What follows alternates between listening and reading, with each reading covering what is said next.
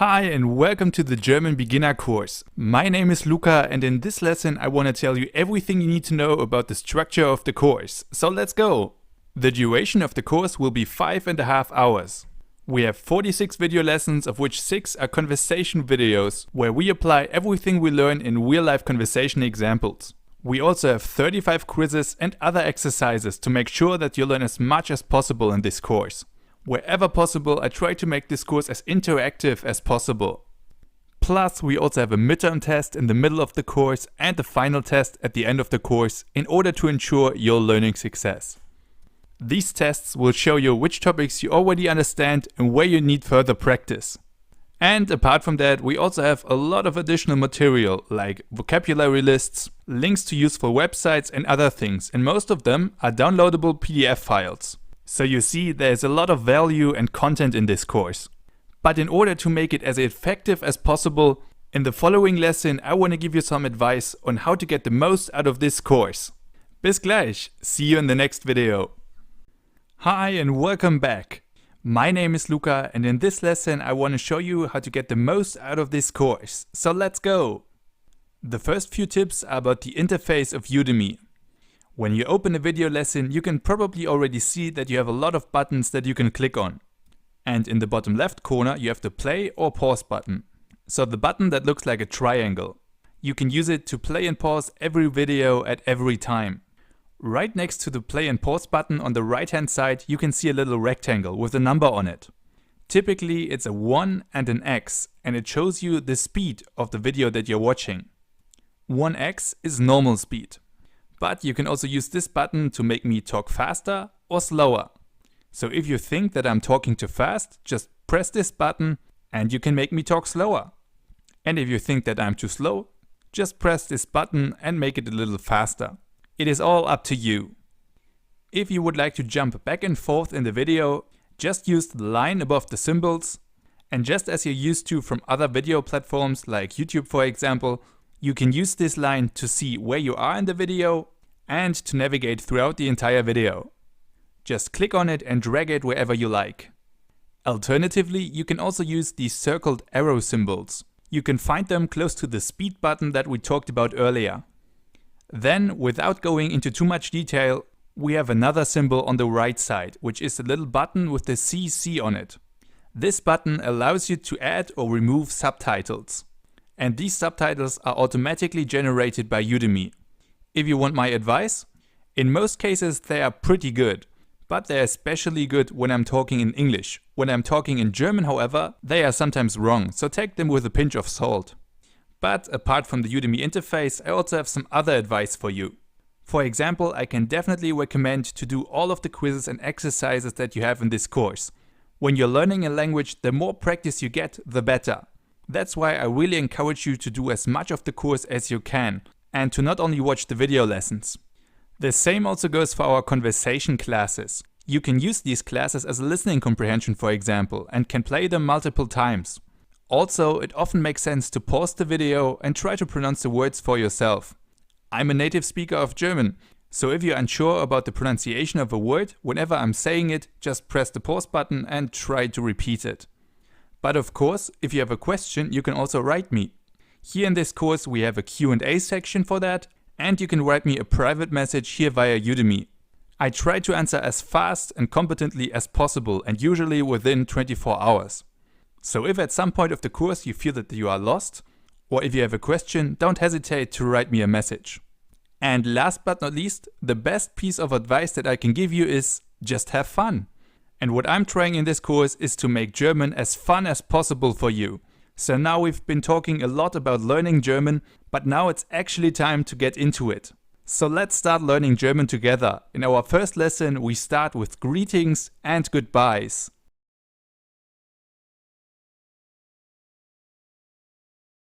Hi and welcome to your very first lesson. My name is Luca and in this lesson we will take a look at the greetings and goodbyes in German. So let's go! Just like in most languages, in German there's more than just one way to say goodbye or hello.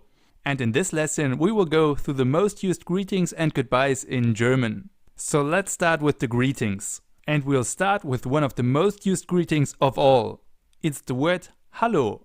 the German term for hello. Hallo.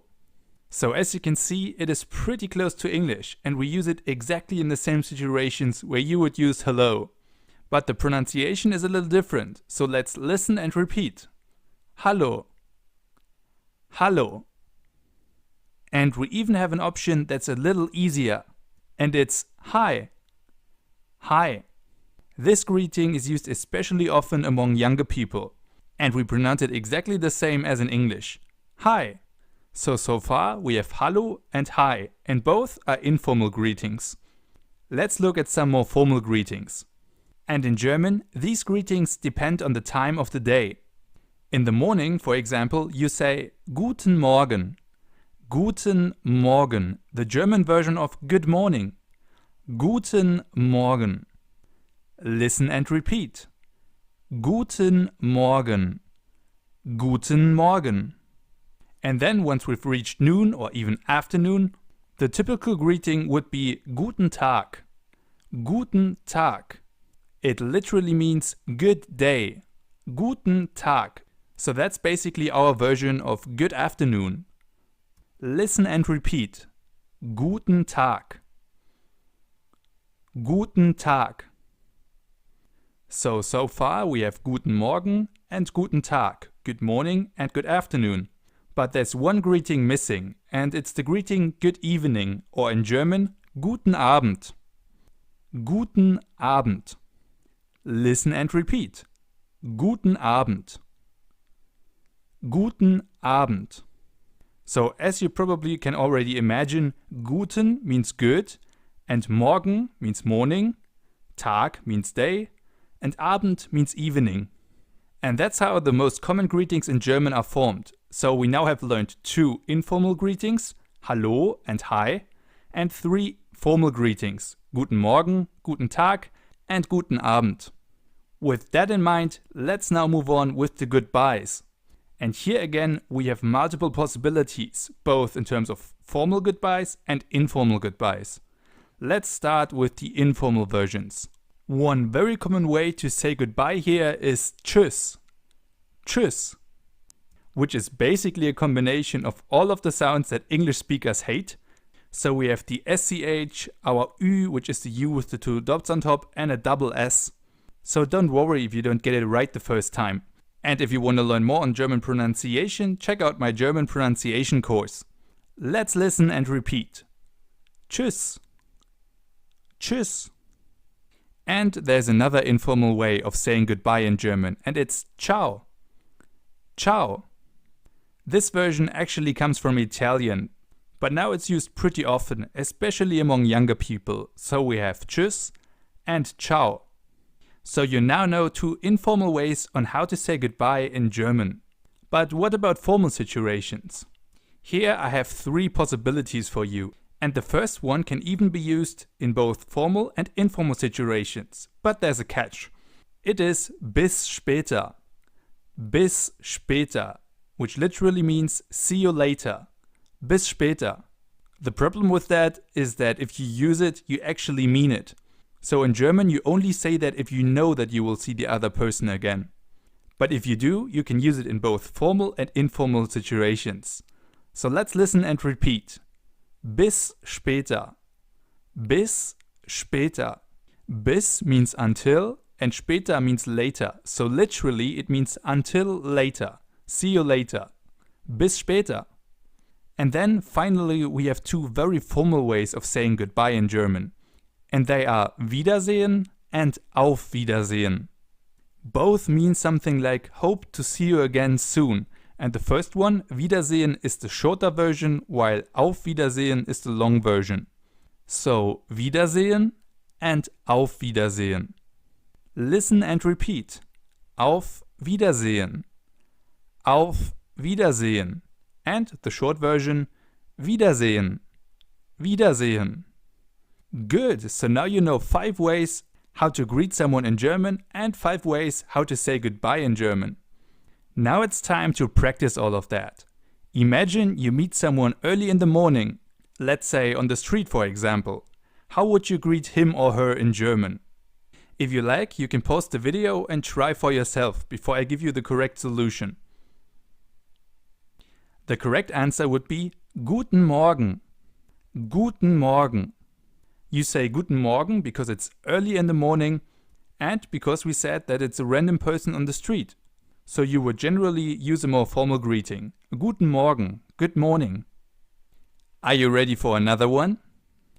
Imagine you meet a good friend in a cafe. How would you greet him or her in German? Again, if you like, you can pause the video and try for yourself. In this situation, as it's a good friend, you would either say Hallo, Hallo, or Hi, just like in English.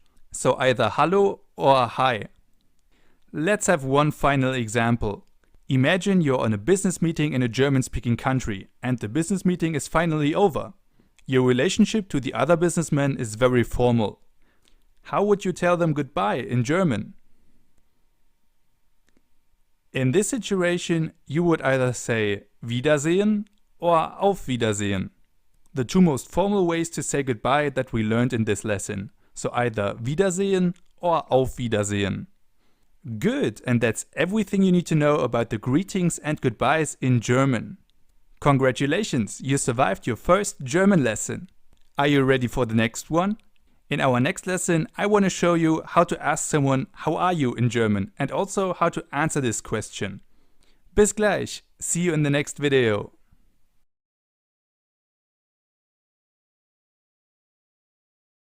Hi and welcome back. In today's lesson you will learn how to ask someone how are you in German and also how to answer this question. You will learn many different possibilities and we will practice everything in a dialogue at the end. So let's go! In German, asking someone how are you depends on the formality of the situation. In a formal situation, for example, you would ask Wie geht es Ihnen? Wie geht es Ihnen? In a more informal situation, on the other hand, you would ask Wie geht es dir? Wie geht es dir? Or you would use the short form Wie geht's? Wie geht's? It's like the difference between how are you and how are you. So, now that we know how to ask someone how are you in German, now we'll take a look at how to answer this question. If you're feeling good, you could say, for example, Mir geht es gut. Mir geht es gut. I'm feeling good. Listen and repeat. Mir geht es gut. Mir geht es gut. Alternatively, you can also shorten the phrase and simply say gut, good, gut. So if someone asks you, Wie geht es dir? You simply say gut. In a typical conversation, you would also add und dir, and you, gut, und dir, good, and you. Listen and repeat. Wie geht es dir? Gut, und dir? Wie geht es dir? Gut, und dir? Another way to answer this question is by simply saying super. Super, which means great or awesome. Super. Like in the last case, you can also add und dir? Super, und dir? Great. And you? Super, und dir? Listen and repeat. Wie geht es dir? Super, und dir? Wie geht es dir? Super, und dir? So, now you know what to answer if you're feeling good. But what if you don't feel that good? In this case, you could answer, for example, Mir geht es schlecht. Mir geht es schlecht. I'm feeling bad or I'm feeling not so good. Listen and repeat. Mir geht es schlecht. Mir geht es schlecht. So, if we make a whole conversation out of it, we can start with Wie geht es dir? And the answer is Mir geht es schlecht. Wie geht es dir? Mir geht es schlecht. In spoken language, it's more usual to shorten the whole thing and just say schlecht, bad, schlecht. Alternatively, you can also reply nicht so gut, not so good, nicht so gut. Listen and repeat. Wie geht's? Nicht so gut. Wie geht's? Nicht so gut. Very good. A more neutral possibility would be to say so la la. So la la, which means something like so so. So la la. Listen and repeat. Wie geht's? So lala. Wie geht's? So lala. Very good. Let's practice all of that with a little dialogue. In this dialogue we will meet Max and his friend Sandra. Let's listen what they say. Hi Sandra, wie geht es dir? Hallo Max, mir geht es gut und dir? Mir geht es auch gut, danke. Did you understand everything they said? If not, don't worry. If yes, great, awesome job. Let's break it down piece by piece. In the first sentence, Max says, Hi Sandra, wie geht es dir? Hey Sandra, how are you? Hi Sandra, hey Sandra, wie geht es dir? How are you? Sandra replies, Hallo Max, mir geht es gut. Und dir? Hello Max, I'm fine. And you? Hallo Max, hello Max, mir geht es gut. I'm fine. Und dir? And you? Max answers, mir geht es auch gut, danke. I'm fine too, thanks. Mir geht es auch gut. I'm fine too. Danke, thanks. If you would like to repeat the dialogue, just jump back a minute or so and listen to the dialogue again. Alternatively, you can also read it out loud, which will help your pronunciation. Alright guys, that's it for this lesson. In our next lesson, we will move on with thanking someone. There you will learn the German terms for thank you, you're welcome and please. Until then, danke fürs Zuschauen, thanks for watching und bis gleich. See you soon.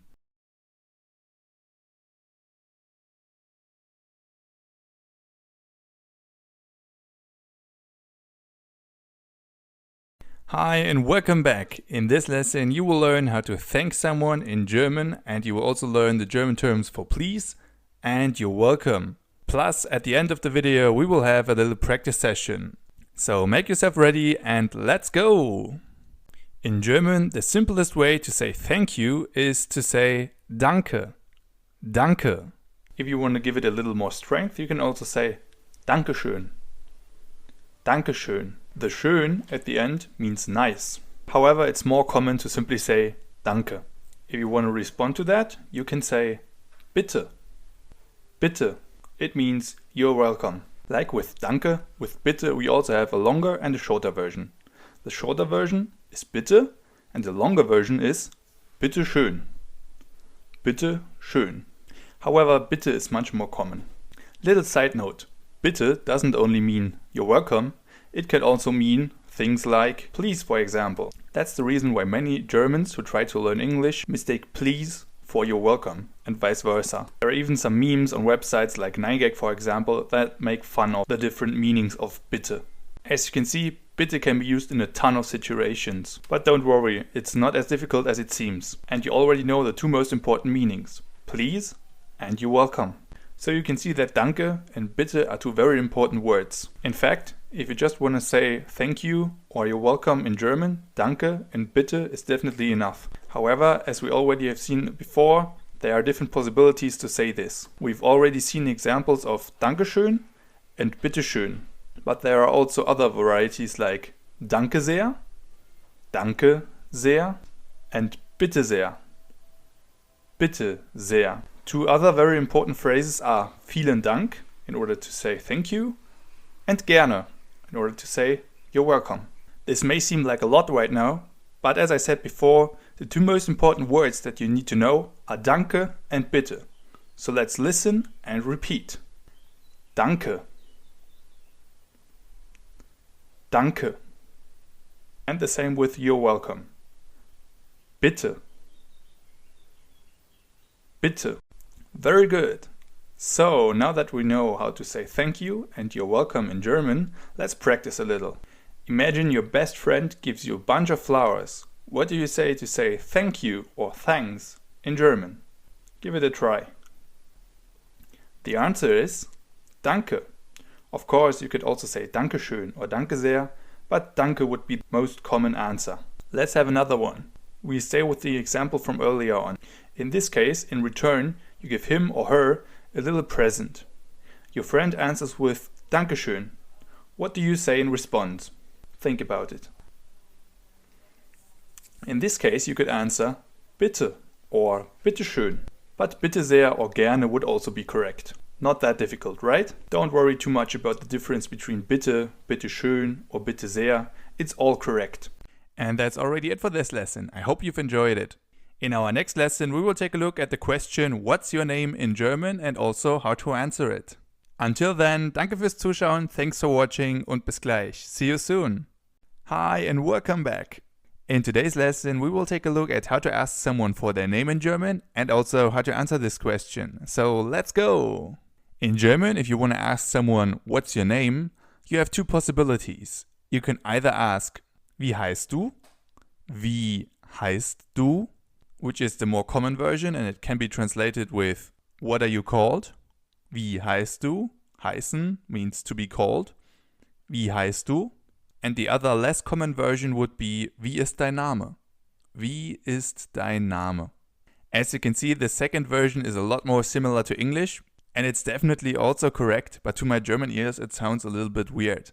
So if you can, try to use the first version. Wie heißt du? Wie heißt du? You can answer this question by either saying, ich heiße, for example, ich heiße Luca, or mein Name ist, as in, mein Name ist Luca. Here there's no real difference between the two, so both are pretty common. You can either say, ich heiße, or mein Name ist, So now you can try it out for yourself. What is your name? Wie heißt du, or wie ist dein Name? You can tell me in our next exercise. And once you're done with the exercise and the corresponding quiz, we will move on with the question, where are you from in German, and also how to answer it. Until then, danke fürs Zuschauen, thanks for watching und bis gleich. See you soon. Hi and welcome back. In this lesson, we will take a look at how to ask someone, where are you from in German, and also how to answer this question. You will learn country names, city names, and a lot more. So let's go! So in German, if you want to ask someone, where are you from, you have two possibilities. You can either ask, wo kommst du her? Wo kommst du her? Or you can ask, woher kommst du? Woher kommst du? Both sentences mean basically the same. They ask, where are you from? So if you want to answer this question, in English you would say, I'm from In German, this I'm from is ich komme aus. Ich komme aus And then after that you can add country names, city names and whatever you like. For example, if you're from Germany, you could say ich komme aus Deutschland. Ich komme aus Deutschland, the German term for Germany. The same of course also goes for other countries. Let's say you're from France. In this case you could say ich komme aus Frankreich. Ich komme aus Frankreich. Or if you're from the US, you could say ich komme aus den Vereinigten Staaten. Or ich komme aus den USA, if you want to use the short form. Ich komme aus den USA, or ich komme aus den Vereinigten Staaten. Or one last example, let's assume you're from China. In that case, you could say, ich komme aus China. Ich komme aus China. I'm from China.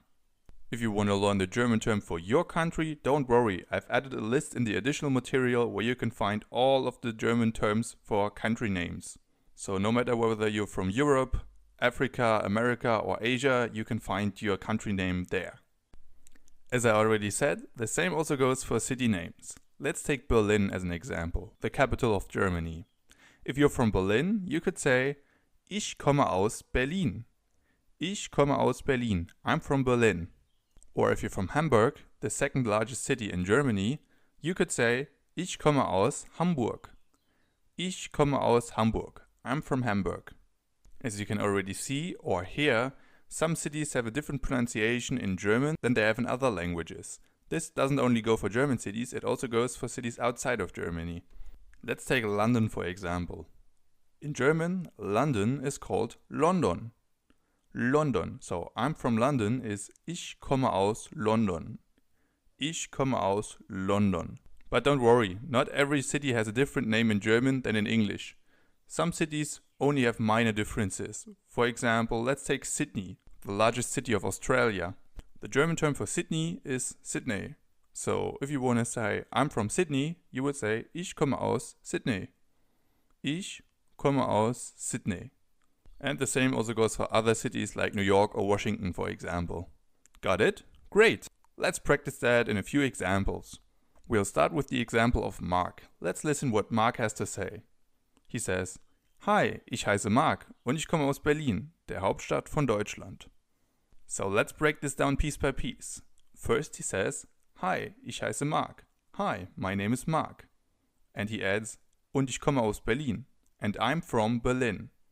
Hi, ich heiße Marc und ich komme aus Berlin. Hi, my name is Marc and I'm from Berlin. And then he adds, der Hauptstadt, the capital, von Deutschland, of Germany. Der Hauptstadt von Deutschland, the capital of Germany. Hi, my name is Marc and I'm from Berlin, the capital of Germany. So you can see, Hauptstadt is the German term for capital. Die Hauptstadt, the capital. So let's listen to it one more time. Hi, ich heiße Marc und ich komme aus Berlin, der Hauptstadt von Deutschland. Ready for another one? This time we have Annika. Let's listen what Annika has to say. Hallo, ich heiße Annika und ich komme aus Wien, der Hauptstadt von Österreich. Alright, let's break this down again. Annika starts by saying, Hallo, ich heiße Annika. Hi, my name is Annika. Und ich komme aus Wien. And I'm from Vienna. Und ich komme aus Wien. And I'm from Vienna.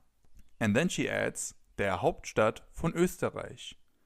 Die Hauptstadt, as you now know, means the capital. So, der Hauptstadt von Österreich means the capital of Austria. The capital of Austria. Hallo, ich heiße Annika und ich komme aus Wien, der Hauptstadt von Österreich. Hi, my name is Annika and I'm from Vienna, the capital of Austria. As some of you may already know, German is not only spoken in Germany but also in other countries like Switzerland and Austria. Let's listen to Annika again. Hallo, ich heiße Annika und ich komme aus Wien, der Hauptstadt von Österreich. Did you understand everything she said? If yes, great! Alright guys, that's it for today. In our next lesson, our topic will be Do You Speak, where you will learn how to ask someone whether he or she can speak your language. Until then, danke fürs Zuschauen, thanks for watching und bis gleich. See you soon. Hi and welcome back. In this lesson, you will learn how to ask someone if they speak your language. You will also learn the German names for different languages and we will practice everything in a little dialogue at the end. So let's start. In English, if you want to ask someone if they speak your language or any other language, you normally ask, do you speak French, for example? Or do you speak Chinese? Or do you speak English? So what you need is the phrase, do you speak? And in German, there are two possibilities to translate that. We have an informal version and a formal version. Let's start with the more common formal version. The formal version of do you speak would be sprechen Sie, as in sprechen Sie Deutsch, for example. Do you speak German? Sprechen Sie Deutsch? But, as I already mentioned, there is also an informal version. And that version is using the structure sprichst du, for example, sprichst du Deutsch? Do you speak German? Sprichst du Deutsch? So you use sprechen Sie in formal situations, especially if you don't know the person, and sprichst du if you already know the person a little bit. And then you can add the German term for the name of the language. For example, Deutsch, German. Sprichst du Deutsch? Or sprechen Sie Deutsch? But you can do the same thing with any other language as well. For example, sprechen Sie Englisch? Or sprichst du Englisch?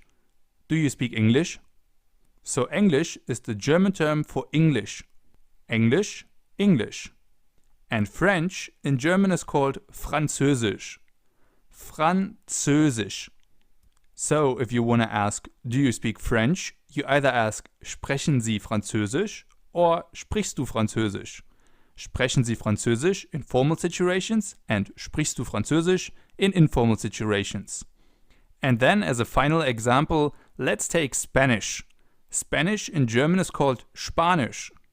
Spanisch. And here again we have the two possibilities, either sprechen Sie Spanisch, sprechen Sie Spanisch, or sprichst du Spanisch, sprichst du Spanisch, and you can use the same structure for any language out there. In order to make it easier for you, I compiled a list with all of the German country terms and the corresponding languages, and you can find it as a downloadable PDF file in the additional material of this lesson.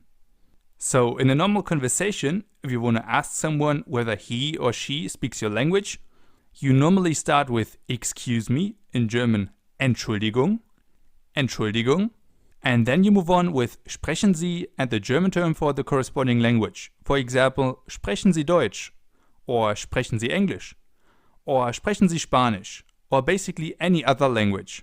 And then the other person will either say ja, yes, ja, or nein, no, nein, ja or nein. Let's look at that more closely in a little dialogue. In this dialogue, we will meet our friends Max and Sandra again. Let's listen to their conversation. Entschuldigung, sprechen Sie Französisch? Nein, tut mir leid, aber ich spreche Englisch. Did you understand everything they said? Let's listen to the dialogue one more time. Entschuldigung, sprechen Sie Französisch? Nein, tut mir leid, aber ich spreche Englisch. So Max is asking Sandra, Entschuldigung, sprechen Sie Französisch? Excuse me, do you speak French? Entschuldigung, excuse me, sprechen Sie Französisch? Do you speak French? And Sandra answers, Nein, tut mir leid. No, sorry. Aber ich spreche Englisch. But I speak English. Or but I can speak English. So the whole dialogue in English would be, Excuse me, do you speak French? No, I'm sorry, but I speak English. Dialogues like these are a great way to see how language is actually used in practice. That's why throughout this course we have many more of these dialogues. And in our next lesson, our first conversation lesson, we even have a larger one. And there you will also meet Max and Sandra again. Bis gleich, see you soon.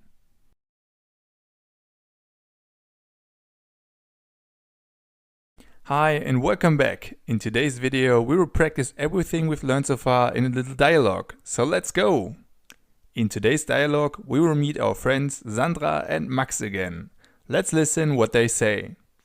Hi, ich heiße Sandra. Wie heißt du? Hallo, mein Name ist Max. Freut mich, dich kennenzulernen. Mich auch. Wie geht es dir, Max? Mir geht es gut, danke. Und dir? Auch gut, danke. Wo kommst du her? Ich komme ursprünglich aus Paris, aber jetzt wohne ich in Berlin. Und du? Ich komme aus Berlin. Wow, du bist aus Paris. Wie cool. Sprichst du Französisch? Ja, ich spreche Französisch, Deutsch, Englisch und Spanisch. Super. Did you understand everything they said? If yes, awesome job. If not, don't worry, we'll break it down piece by piece. The dialogue starts with Sandra saying, Hi, ich heiße Sandra. Wie heißt du? Hi, my name is Sandra. What's your name? Max answers with, Hallo, mein Name ist Max. Freut mich, dich kennenzulernen. Hello, my name is Max. So, freut mich, dich kennenzulernen means nice to meet you. Freut mich, dich kennenzulernen. Sandra answers, mich auch. Wie geht es dir, Max? Nice to meet you too. How are you, Max? Mir geht es auch gut, danke. Und dir? I'm fine too, thanks. And you? To which Sandra replies, auch gut, danke. I'm fine too, thanks. Or me too, thanks. Then Max asks, wo kommst du her? Where are you from? Sandra answers, ich komme ursprünglich aus Paris, aber jetzt wohne ich in Berlin. Und du? I'm originally from Paris, but now I live in Berlin. And you? So, ursprünglich means originally. Ursprünglich. And the phrase, aber jetzt wohne ich in Berlin means, but now I'm living in Berlin. Or, but now I live in Berlin. Max replies, ich komme aus Berlin. Wow, du bist aus Paris, wie cool. Sprichst du Französisch? I'm from Berlin. Wow, you're from Paris. Cool. Do you speak French? Sandra answers, ja, ich spreche Französisch, Deutsch, Englisch und Spanisch. Yes, I speak French, German, English and Spanish. To which Max simply replies, super, great, or awesome. So, now that you know what they say, let's listen to the dialogue again. Hi, ich heiße Sandra. Wie heißt du? Hallo, mein Name ist Max. Freut mich, dich kennenzulernen. Mich auch. Wie geht es dir, Max? Mir geht es gut, danke. Und dir? Auch gut, danke. Wo kommst du her? Ich komme ursprünglich aus Paris, aber jetzt wohne ich in Berlin. Und du? Ich komme aus Berlin. Wow, du bist aus Paris. Wie cool. Sprichst du Französisch? Ja, ich spreche Französisch, Deutsch, Englisch und Spanisch. Super. This time I'm sure that you've understood a lot more than the first time round. If you want to practice a little more, listen to the dialogue again, or you can read the dialogue out loud. This will both help you to learn the phrases in the text and also to improve your pronunciation.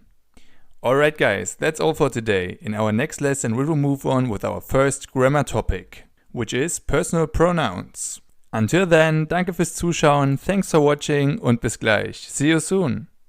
Hi and welcome back. In today's video we will take a look at the personal pronouns in German. This video is the first one of our new section Grammar 1, where you will learn your first grammar topics in German. So without further talking, let's start with the personal pronouns. Let's go! So what are personal pronouns? A personal pronoun is a short word that we use as a simple substitute for a person or a group of people. In English, they are I, you, he, she, it, we, you, and they. As I already mentioned, they are used as a short word in order to substitute a specific person or a group of people. Take the sentence, Tim is running, for example. In this case, you could substitute Tim with the personal pronoun he. So you would get the sentence, he is running. And you can do the same thing for the other personal pronouns as well. So now let's look at their German counterparts, the Personalpronomen, personal pronouns. Let's start with the first one, I. In German, I means ich. Ich. As in, ich heiße Luca. My name is Luca. Ich heiße Luca. If you translate it literally, it would be I am called Luca. So the I in this case is ich. And ich is our Personalpronomen or personal pronoun. The next one, you, in German is called du. Du. Pretty similar, right? Now we have what is known as the third person singular. He, she, and it. He in German is called er. She can be translated with sie, and it means es. So we have er, sie, and es. He, she, it. So far we have ich, du, er, sie, and es. I, you, he, she, and it. So now let's take a look at the plural forms. First of all, we have the English personal pronoun we. We in German means wir. Wir. Pretty similar, right? Wir. The next one is a little more difficult. It is you. So the plural form of you. And the plural form of you in German is called ihr. Ihr. So we have wir, which means we, and ihr, which means you. So now there's only one form missing, one personal pronoun, which is the German equivalent of they. The German equivalent of they is sie. Sie. And that's already it. Those are all of the personal pronouns in German. So let's repeat them one more time. We have ich, du, er, sie, and es for the singular forms, and wir, ihr, and sie for the plural forms.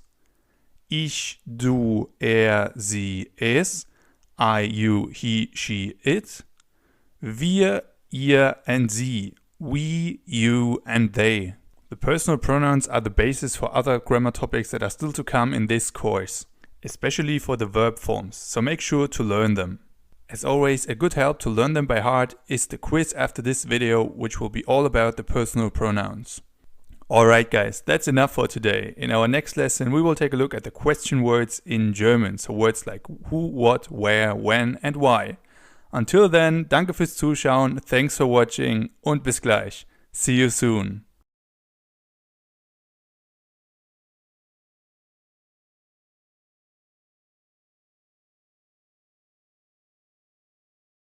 Hi and welcome back. In this lesson we will take a look at the question words in German. So let's go! So what are question words, you ask? Question words or Fragewörter are words like where, what, when, why and how. They kind of introduce a question. In German it's exactly the same. So let's look at their German counterparts. So let's start with where. Where in German is wo. Wo. As in, where is it? Wo ist es? Wo ist es? The second question word is what. In German, what means was. Was? What? Pretty similar, right? The next one is even more similar. It's the word when. The German translation of when is wann. Wann. Almost the same. You only swap the I sound with an A sound and tada, you have the German word. Wann instead of when. The next word is a little more difficult. It's the question word why. Why? In German, why means warum. Warum? This one is definitely one of the tougher question words. The same also goes for our next question word, which is how. How in German can be translated with wie. Wie. Do you remember? The German translation of the phrase how are you is wie geht es dir or wie geht's. So wie means how. As you can probably see, all of these German question words or Fragewörter start with a W. That's why in German they're also called W-Fragen or W questions. W-Fragen. Let's look at some more W-Fragen. This time we have the words who, how much, how many, and whose. Let's start with who. Who in German means wer. Wer. If you still remember the German question word for where, you can see that those words are kind of messed up because where in German means wo and who in German means where. Those are kind of false friends. So be careful, but once you know about that, it's actually pretty easy to remember. Wer means who and wo means where. Up next we have how much. How much in German means wie viel. Wie viel, as in wie viel Wasser möchtest du? How much water would you like? Wie viel, how much. How many, on the other hand, means wie viele. Wie viele. The difference between wie viel and wie viele, or how much and how many, has to do with countable nouns. If, for example, you take milk, milk is not countable. That's why you say, how much milk would you like? Wie viel Milch möchtest du? If you take a bottle of milk, on the other hand, this is countable. That's why you say, how many bottles of milk would you like? Wie viele Flaschen Milch möchtest du? So always ask yourself, is it countable or is it not countable? But if you know the difference between how much and how many, you also know the difference between wie viel and wie viele, because it's exactly the same. Now let's come to our final question word. It's one that is not used that often, and it's the word whose. Whose in German is called wessen. Wessen. So let's repeat all of the question words or Fragewörter one more time. In the first row you can already see the two words where and who. As I already mentioned, they are kind of messed up in German because where means wo and who means wer. Below that you can also see all of the other question words. So let's repeat all of them one more time. We had where, wo, what, was, when, wann, why, warum, how, wie, who, wer, how much, wie viel, how many, wie viele, and whose, wessen. So wo, was, wann, warum, wie, wer, wie viel, wie viele und wessen. Don't worry, you don't need to learn them all at once, but this slide is great to come back to if you have difficulties with one of these question words. That's why I've also attached it for you in the additional material to this lesson, so feel free to check it out. Alright guys, that's all for today. In our next lesson we will take a look at the possessive pronouns in German. Until then, danke fürs Zuschauen, thanks for watching und bis gleich. See you soon! Hi and welcome back. In this lesson we will take a look at the possessive pronouns in German. So let's start! So you probably still remember the personal pronouns that we had 2 lessons ago. This time we use possessive pronouns. But what are possessive pronouns or Possessivpronomen in German? Possessive pronouns or Possessivpronomen are used to say that something belongs to someone without mentioning that person. For example, if you say that's his stuff instead of that's Marcus's stuff. In this case, you substitute Marcus's stuff with his stuff. So his is the possessive pronoun. So let's look at the English possessive pronouns first. In English they are my, your, his, hers and its in the singular forms, and our, your and their in the plural forms. So my, your, his, hers, its, our, your, and their. Now let's take a look at their German counterparts. The German counterpart for my is mein or meine. Whether you use mein or meine depends on the grammatical gender of the word that you're referring to.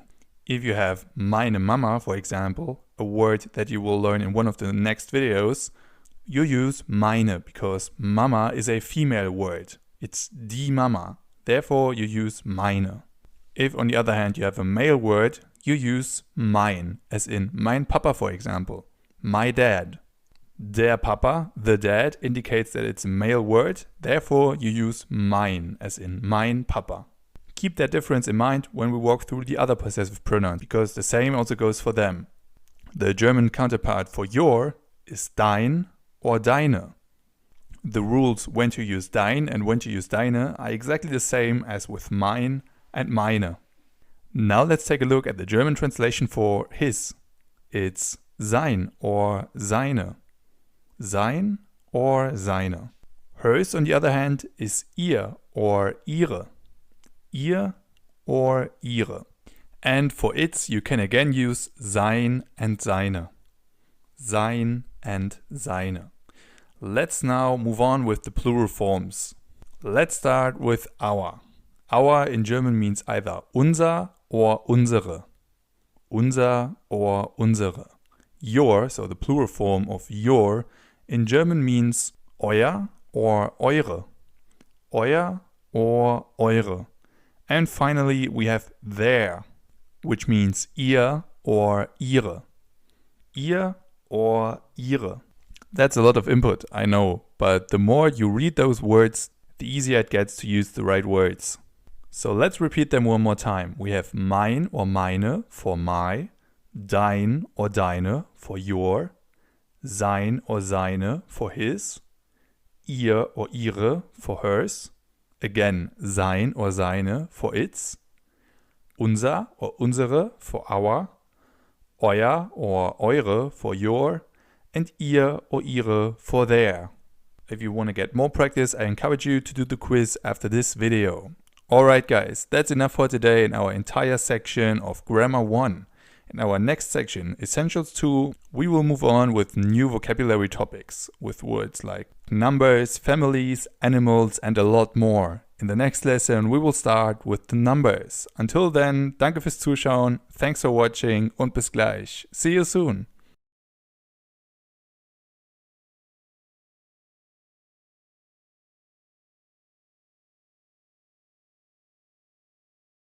Hi and welcome back. In today's video we will take a look at the numbers in German. We will start with the numbers 1 to 20. So let's go! The word number in German means Zahl. So the plural, numbers, in German is called Zahlen. Zahlen. Let's start with the first few.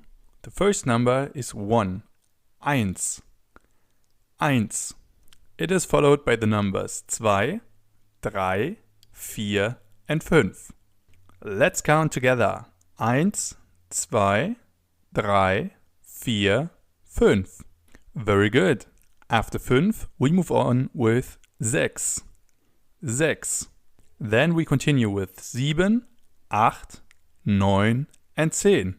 So let's count together from 1 to 10.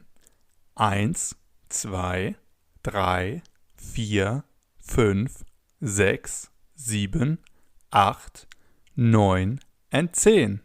As you can see, many of these numbers are actually quite similar to the ones in English. For example, 10, 10 or 9, 9 or also 4, 4. Don't worry too much about the pronunciation unless you want to sound like a native. If, for example, you say zwei instead of zwei, people will usually understand you, so don't worry. So let's repeat them one last time. We have 1, 2, 3, 4, 5, 6, 7, 8, 9 and 10. Let's do some maths.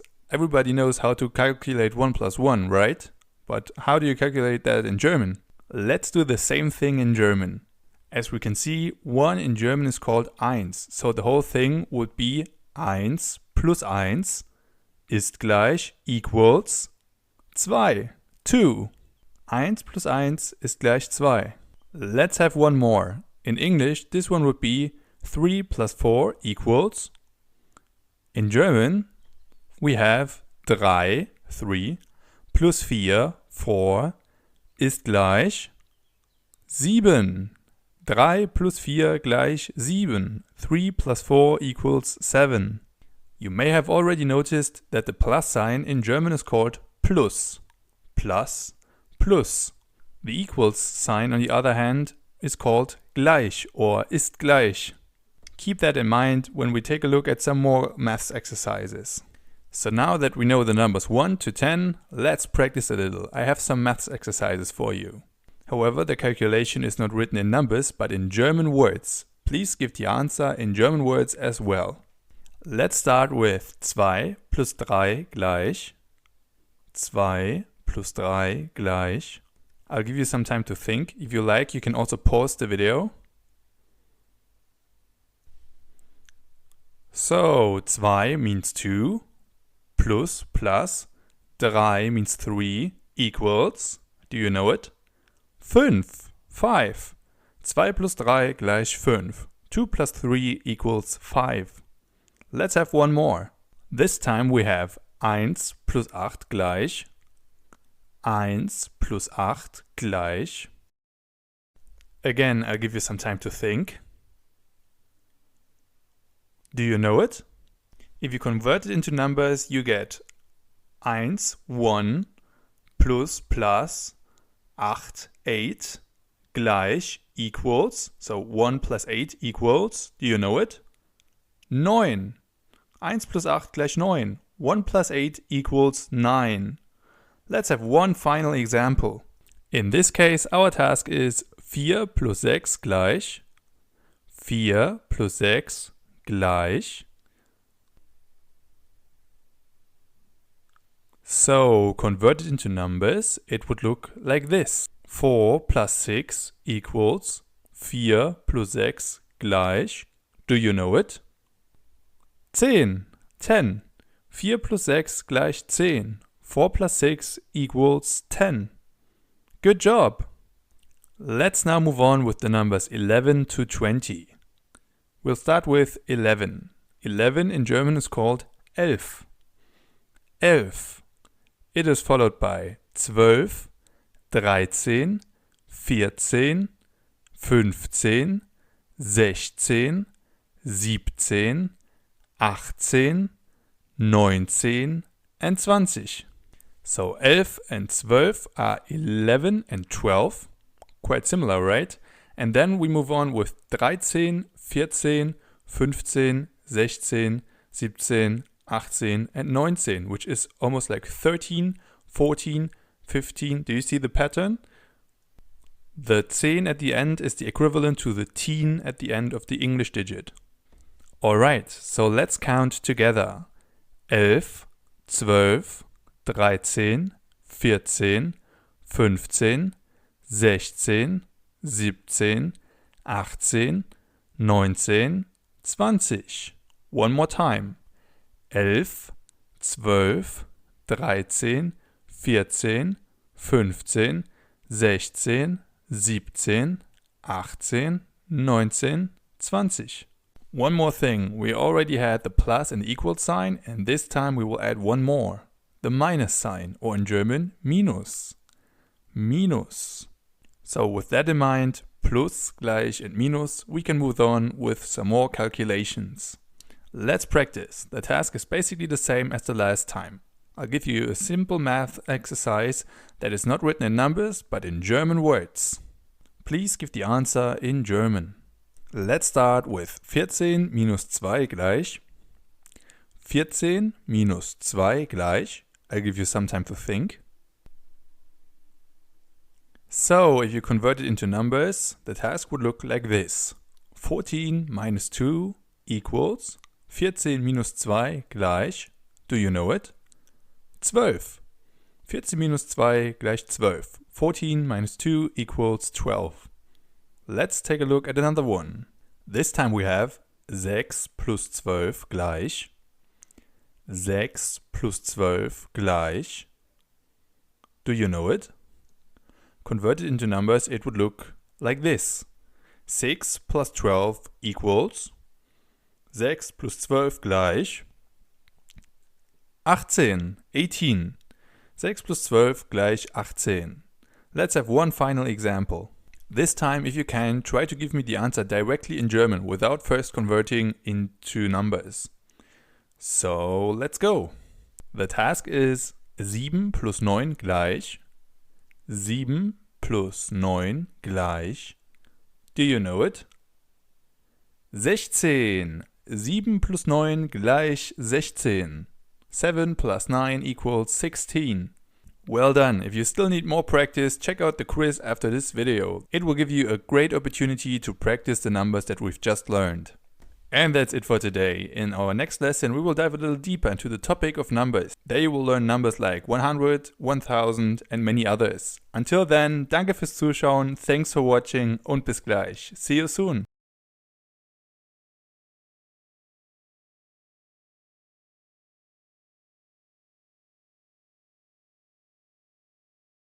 Hi and welcome back. In this video we will dive a little deeper into the topic of numbers. You will learn the numbers from 20 to 100 and from 100 to 1000. So let's go! Let's continue where we left off in the last session. So as you now know, the German term for 20 is 20. 20. Now let's move on with 30. 30 in German is 30. 30. It is followed by 40, 50 and 60. As you can see, all of these numbers are built up in the same way. They all start with the German number for the left digit. For example, 3, 4 or 5. And then you simply add a zig. So you get 40, 50 or 60. And Germans also tend to pronounce it sich instead of zig. So 40, 50, 60. By the way, in English the structure is almost the same. 30, 40, 50, 60, 30, 40, 50, 60. Now that we know this, let's continue with 70. The German term for 70 is 70. 70. It is followed by 80, 90 and 100. 100. 100. Almost the same as in English, right? Now, if you add one more zero, you get 1000, 1000, 1000, 1000. Let's take a look at some example numbers. We will take 24 and 32 as example numbers. In German, they are 24 and 32. As you can see, both numbers start with the German term for the second digit, like the 4 in 24 and the 2 in 32. It is followed by an und, the German word for and, und. Then finally you add the value of the first digit, in this case 20 and 30, 20 and 30. So you kind of switch sides, 24 becomes 24 and 32 becomes 32. So if you would translate them literally, they would be 4 and 20 and 2 and 30. So let me repeat this one more time. You first take the second digit, then you add an und, which means and then you add the value of the first digit, for example 30 or 40. Let's practice that a little. We'll start with the number 54. 54. So we start with the second digit, which is 4 in German, 4. Then we add the und then we take the first digit, which is 5 or 50 in this case. So the number overall is 54, 54. 54. Let's have another one. This time our number is 71. I'll give you some time to think. Do you have it? The correct answer would be 71. 71. The more you practice, the easier it becomes. Let's have another one. Our next example is 89. 89. If you like, you can pause the video and try for yourself. So 89 would be 89. You take the second digit, which is 9, add an und then you add the value of the first digit, which is 80. So 89. Let's have a more difficult example. This time we have 132. 132. In this case, we start with the first digit, which is 100. 100. And then things are exactly like before. You take the last digit, which is the 2 or 2 in 32. Then you add the and then you take the second digit, which is 30. 132. 132. Got it? Great. Then I have one final example for you. It is 466. 466. Got it? So this time, again, we start with the first digit, which is 400, 400. And then things are exactly like before. We have 6 und 60, 66. 466, 466. As you can probably imagine, practice is key to learning this. I had the same problems when I was learning English and also had to switch the numbers the other way around. So don't worry if you're making mistakes at first. German people would usually also understand you if you switch the numbers. But of course it's better to do it right. I mean, if I would say 4 and 70 instead of 74 because I wouldn't know any better, it would sound pretty wrong, right? But there still could be a fair chance that people could understand me. Alright guys, so now that we know the numbers, it's time to apply that. And we will start applying it by taking a look at the question, how old are you in German, and how to answer it. This will be the topic of our next lesson. Until then, danke fürs Zuschauen, thanks for watching und bis gleich. See you soon.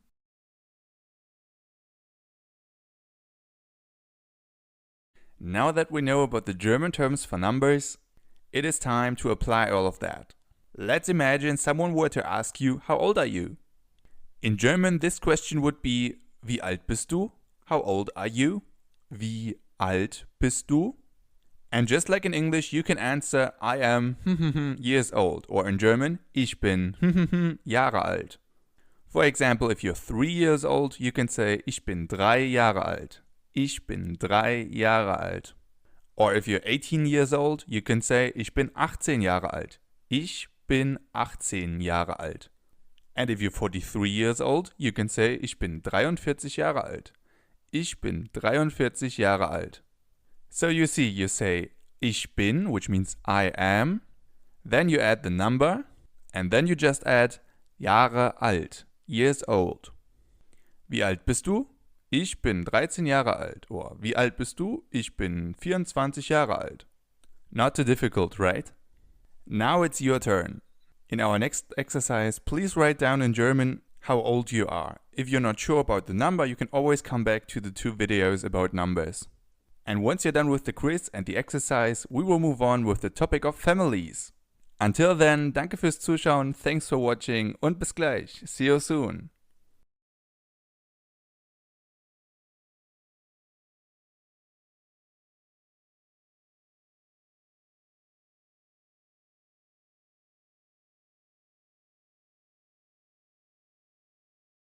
Hi and welcome back. In this video we will take a look at the German terms for family members and families. You will learn the German terms for mother, father, brother, sister and many more, so let's go.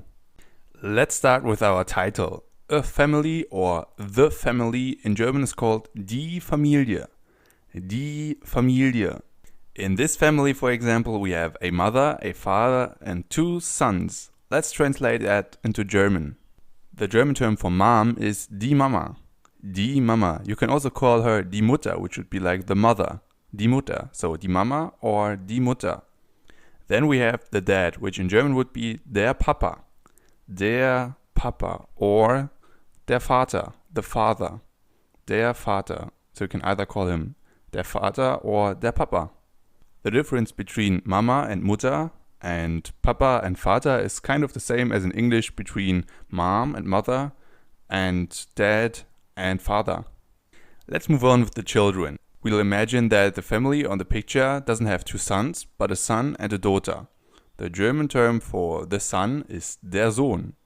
Der Sohn. And the German term for the daughter is die Tochter. Die Tochter. Pretty close to English, right? Der Sohn, the son, and die Tochter, the daughter. As you know, a son and a daughter can also be referred to as the siblings. In German, the siblings are called die Geschwister. Die Geschwister. and die Geschwister consist of der Bruder, the brother, der Bruder, and die Schwester, the sister, die Schwester. Again, very close to English. The brother, der Bruder, and the sister, die Schwester. Don't worry too much about the articles. This will be a topic for a later video. Let's take a look at the older generation. In German, you would call them die Großeltern, the grandparents. Die Großeltern. You've probably already noticed this weird letter that I highlighted in blue. It is called scharfes S or sharp S, and it can be pronounced like this. S. In German, we have different S sounds, for example, Z or S or S. The sharp S always represents the hardest of them, the S, as in Großeltern. So as you probably know, the grandparents consist of the grandmother or grandma and the grandfather or grandpa. In German, the grandmother is die Großmutter, or you can use the more common term, die Oma, which would be like the grandma or granny, die Oma, and the grandfather is called der Großvater, or the more common term, der Opa, the grandpa. So we have die Großmutter and der Großvater, or die Oma and der Opa. Großvater or Großmutter is the formal version, and Oma or Opa is more informal. However, it's much more common to use Oma and Opa, even in formal situations. So, now that we know the German terms for mother, father, brother, sister, grandma, and grandpa, let's practice all of that. Please translate the following sentence. I have 2 siblings, 1 brother and 1 sister. You can pause the video and try for yourself. Got it? Great! The correct answer would be: Ich habe 2 Geschwister, einen Bruder und eine Schwester. Ich habe 2 Geschwister, I have 2 siblings, einen Bruder, 1 brother, und eine Schwester, and 1 sister. Let's have one more. This time our sentence is: I live with my mom, my dad, and my grandma. I live with my mom, my dad, and my grandma. If you like, you can again pause the video and try for yourself. Alright, so the correct solution in this case would be: Ich wohne mit meiner Mama, meinem Papa und meiner Oma. Ich wohne mit, I live with, meiner Mama, my mom, meinem Papa, my dad, und meiner Oma, and my grandma. Ich wohne mit meiner Mama, meinem Papa und meiner Oma. If you need more practice, feel free to do the quiz after this video. And that's all for today. In our next lesson, we will move on with some more family terms. There you will learn the German terms for aunt, uncle, cousin, and many, many more. Until then, danke fürs Zuschauen, thanks for watching, und bis gleich. See you soon. Hi and welcome back. In this lesson, we will dive a little deeper into the topic of families. You will learn the German terms for words like aunt, uncle, cousin, and many more. So let's go. So let's start with something that we've already learned in the last lesson. The mom, as you know, in German can be either called die Mutter or die Mama. Die Mutter would be like the mother and die Mama would be like the mom. The father, on the other hand, is called der Vater or der Papa. Der Vater, the father, or der Papa, the dad. Mama und Papa, so mom and dad, are die Eltern, the parents, die Eltern. And the Eltern or the parents usually have children, Kinder. In this example, we have 1 child, das Kind. Das Kind. So let's repeat. Die Mama und der Papa sind die Eltern. Sie haben ein Kind.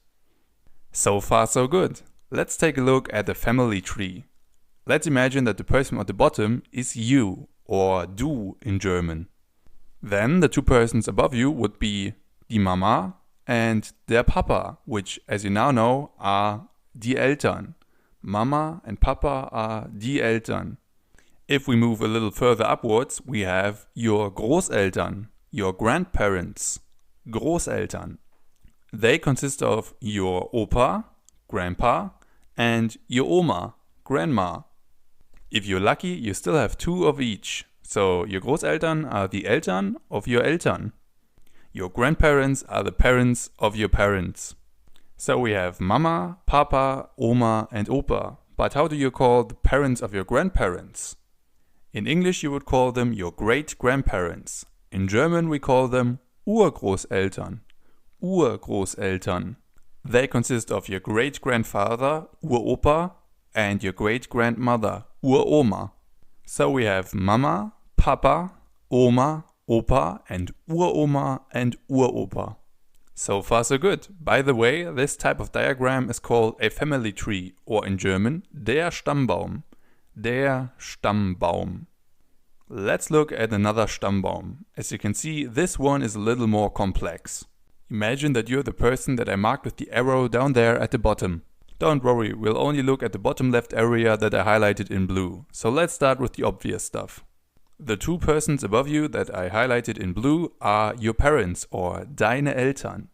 Deine Eltern. Captain Obvious strikes again, but what about their brothers and sisters? In English you would call them your uncle and your aunt. In German, at least the term for uncle is pretty close. Your uncle in German is called dein Onkel. Dein Onkel. Your aunt, on the other hand, is called deine Tante. Deine Tante. Little fun fact, small corner shops in German are also called Tante Emma Laden. So Auntie Emma shops. Tante Emma Laden. Funny, right? So we have uncle and aunt. Onkel und Tante. Good, but what about their children? How are they related to you? As you probably know, in English you would call them your cousins. The German translation is actually pretty close. It is dein Cousin for your male cousin and deine Cousine for your female cousin. Dein Cousin, your male cousin, deine Cousine, your female cousin. So you can see both words, the English and the German, are quite similar. That's because they both have the same origin, the French word cousin or cousine, which also means cousin, or cousin und Cousine in German. So let's summarize the words that we've learned in this video and the video before. We'll start with the mom. In German, die Mama. Die Mama. Then we also had the dad, which in German means der Papa. Der Papa. Die Mama und der Papa. The mom and the dad. The more formal versions of these words are the mother, die Mutter, and the father, der Vater. Die Mutter and der Vater. Now let's have a look at their offspring. The son in German is called der Sohn. Der Sohn. The daughter, on the other hand, is die Tochter. Die Tochter. So we have der Sohn and die Tochter. If we then take a look at the parents of your parents, so your grandparents, we have the grandma, die Oma, and the grandpa, der Opa. Die Oma and der Opa. We also learned that the parents in German are called die Eltern and the grandparents are die Großeltern. Die Eltern and die Großeltern. And we also learned that the child in German is called das Kind. Das Kind. The plural form, the children, is die Kinder. Die Kinder. Das Kind, die Kinder. Do you know the chocolate sweet Kinderschokolade or Kinder Surprise? Now you know what that's all about.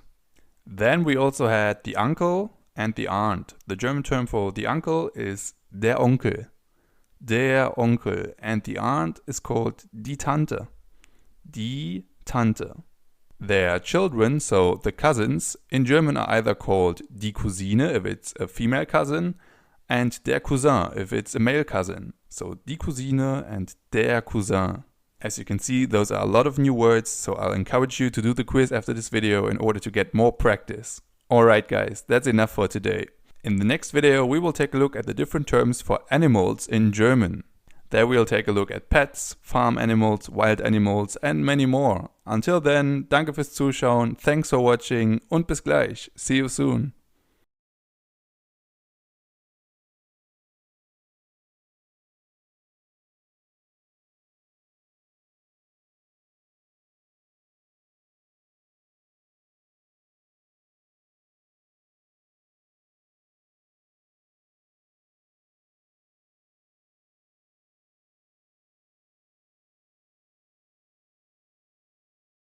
Hi and welcome back. In this video we will take a look at the German terms for animals. We will take a look at pets, wild animals and farm animals. So let's go! The German term for animals is die Tiere. Die Tiere. We are now going to distinguish them into pets and wild animals. So pets in German are called Haustiere. Die Haustiere. They are animals like rabbits, cats and dogs. Wild animals, on the other hand, are called die wilden Tiere in German. Die wilden Tiere. They are animals like polar bears, elephants and snakes. Let's start with the pets, or die Haustiere in German. No video about pets would be complete without man's best friend, the dog. In German, der Hund. Der Hund. Another very popular pet is the cat. Die Katze. Die Katze. So we have der Hund and die Katze. Now let's have another one with long ears and a small tail. It's the rabbit. Der Hase. Der Hase. The next one is even smaller, but it has a long tail. It's the mouse, or in German, die Maus. Die Maus. Pretty similar, right? Let's have another one. It has feathers and it can fly. It's the parrot, or der Papagei. Der Papagei, the parrot. A little anecdote from my childhood. As you know from the last two videos, the German term for dad is der Papa. And when I was younger, I always thought if there is a papa guy, there also would need to be a mama guy. Because, you know, papa means dad and mama means mom. But it turns out there's only a papa guy and those words have nothing to do with each other. But it's still funny sometimes how children think. Our next pet cannot fly, but it can swim. It's the fish, or in German, der Fisch. Der Fisch. Let's practice. Please translate the following sentence into German. I have two pets, a cat and a dog. You can pause the video and try for yourself. Got it?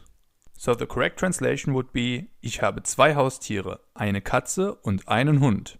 Ich habe zwei Haustiere. I have two pets, eine Katze, a cat, und einen Hund, and a dog. Ich habe zwei Haustiere, eine Katze und einen Hund. Let's have another one. My grandpa has a parrot, 4 rabbits, and 10 fish. Again, you can pause the video and try for yourself. My grandpa has a parrot, 4 rabbits, and 10 fish. The correct solution would be: Mein Opa hat einen Papagei, 4 Hasen und 10 Fische. Mein Opa hat, my grandpa has, einen Papagei, a parrot, 4 Hasen, 4 rabbits und 10 Fische, and 10 fish. With these sentences you can practice the numbers, animal terms and family vocabulary. Great, so let's move on with our next group of animals, the farm animals, or in German, die Bauernhoftiere. Die Bauernhoftiere. Long word, right? The word consists of 3 parts. The first one, Bauer, means farmer. Hof is the German term for yard, and Tiere means animals. So Bauernhoftiere means something like farmer yard animals, if you translate it literally. One example for a Bauernhoftier is the horse, or das Pferd. Das Pferd. Another one would be the pig. Das Schwein. Das Schwein. By the way, Schwein is also a pretty common swear word in German. So if somebody calls you a Schwein, that's not a good sign. Our next farm animal or Bauernhoftier cannot be used as a swear word. It's the cow, or in German, die Kuh. Die Kuh. Almost the same as in English, right? Die Kuh. The next one is a little more difficult. It's the chicken, or in German, das Huhn. Das Huhn. Another difficult word is the German translation for donkey. Der Esel. Der Esel. Finally, we have a word that is a little easier again, and it's the German term for sheep. Das Schaf. Das Schaf. The sheep. So we have das Pferd, das Schwein, die Kuh, das Huhn, der Esel, and das Schaf. So again, let's practice. Please translate the following sentence. The farmer has 1 horse and 2 cows. The farmer has 1 horse and 2 cows. If you like, you can pause the video and try for yourself. The correct answer is: Der Bauer hat ein Pferd und 2 Kühe. Der Bauer, the farmer, hat ein Pferd, has 1 horse, und 2 Kühe, and 2 cows. Let's have another one. The next sentence is: I have 3 pigs 20 chicken and 1 donkey. You can pause the video and try for yourself. So, the correct solution would be: Ich habe 3 Schweine, 20 Hühner und einen Esel. Ich habe 3 Schweine, I have 3 pigs, 20 Hühner, 20 chicken und einen Esel and 1 donkey. Let's move on with the wild animals. In German, die wilden Tiere. Die wilden Tiere. We'll start with a very large one. It's the elephant, or in German, der Elefant. Der Elefant. Up next, we have the king of the jungle, the lion, der Löwe. Der Löwe. As you can see, this O letter with the 2 dots on top is pronounced Ö. Ö. You can find more about that in our video on the Umlaute, Ä, Ö and Ü. So for now, it's just important that the animal is pronounced Löwe. Up next, we have the snake, die Schlange. Die Schlange. Little fun fact, a queue, for example in front of a shop, is also called Schlange in German. So if, for example, a German tells you that at the supermarket there was a very long snake, am Supermarkt gab es eine sehr große Schlange, he actually means at the supermarket there was a very long queue. But that's just a little side note. Let's take a look at another wild animal. It lives in the forest. And it's the fox. In German, der Fuchs. Der Fuchs. Almost the same as in English, right? The same goes for the next animal, which is der Bär. The bear. Der Bär. And finally, we have our last animal for today. The deer, or in German, das Reh. Das Reh. The Reh is probably the most common wild animal that you can come across when you're in Germany, Austria or Switzerland. Alright guys, that's enough about animals. In our next lesson we will take a look at the different colors. This will also allow us to practice some of the animal terms that we just came across. Until then, danke fürs Zuschauen, thanks for watching und bis gleich. See you soon.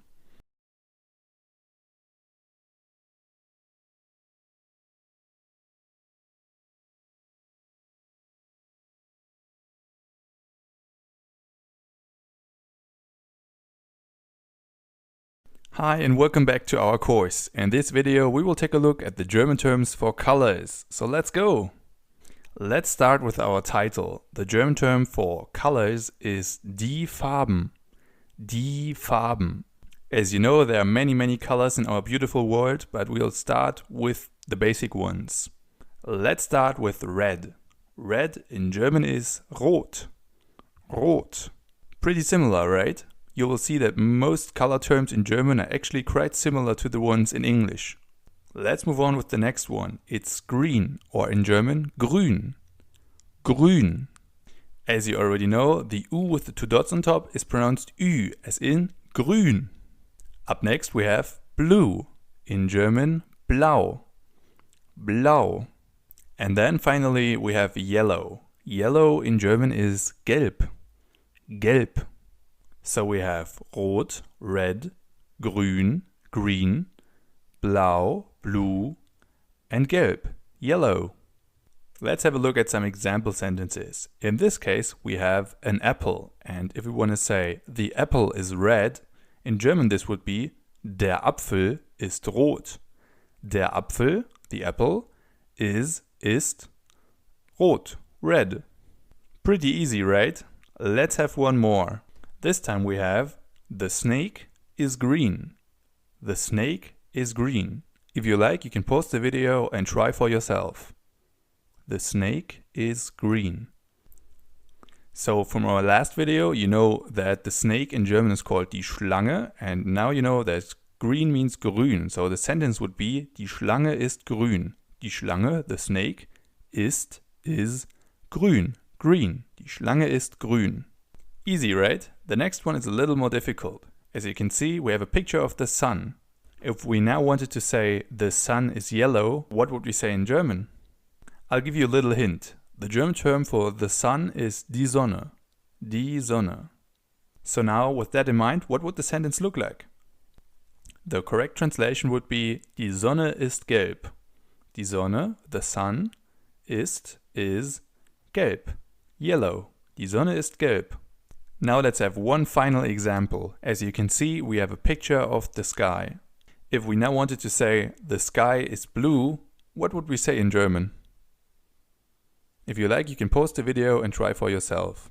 Again, a little hint, the German term for the sky is der Himmel. Der Himmel. So with that in mind, the correct solution would be der Himmel ist blau. Der Himmel, the sky, ist, is, blau, blue. Der Himmel ist blau. Great, so now let's move on with some less common colors. We'll start with black. Black in German means schwarz. Schwarz. This is probably one of the hardest ones. As you know, the opposite of black is white. And white in German is called weiß. Weiß. So schwarz means black and weiß means white. Our next color is often seen in nature. The soil, for example, has this color. It's brown, or in German, braun. Braun. Again, very similar, right? Braun, brown. The same is also true for our next color, which is orange, or in German, orange. Orange.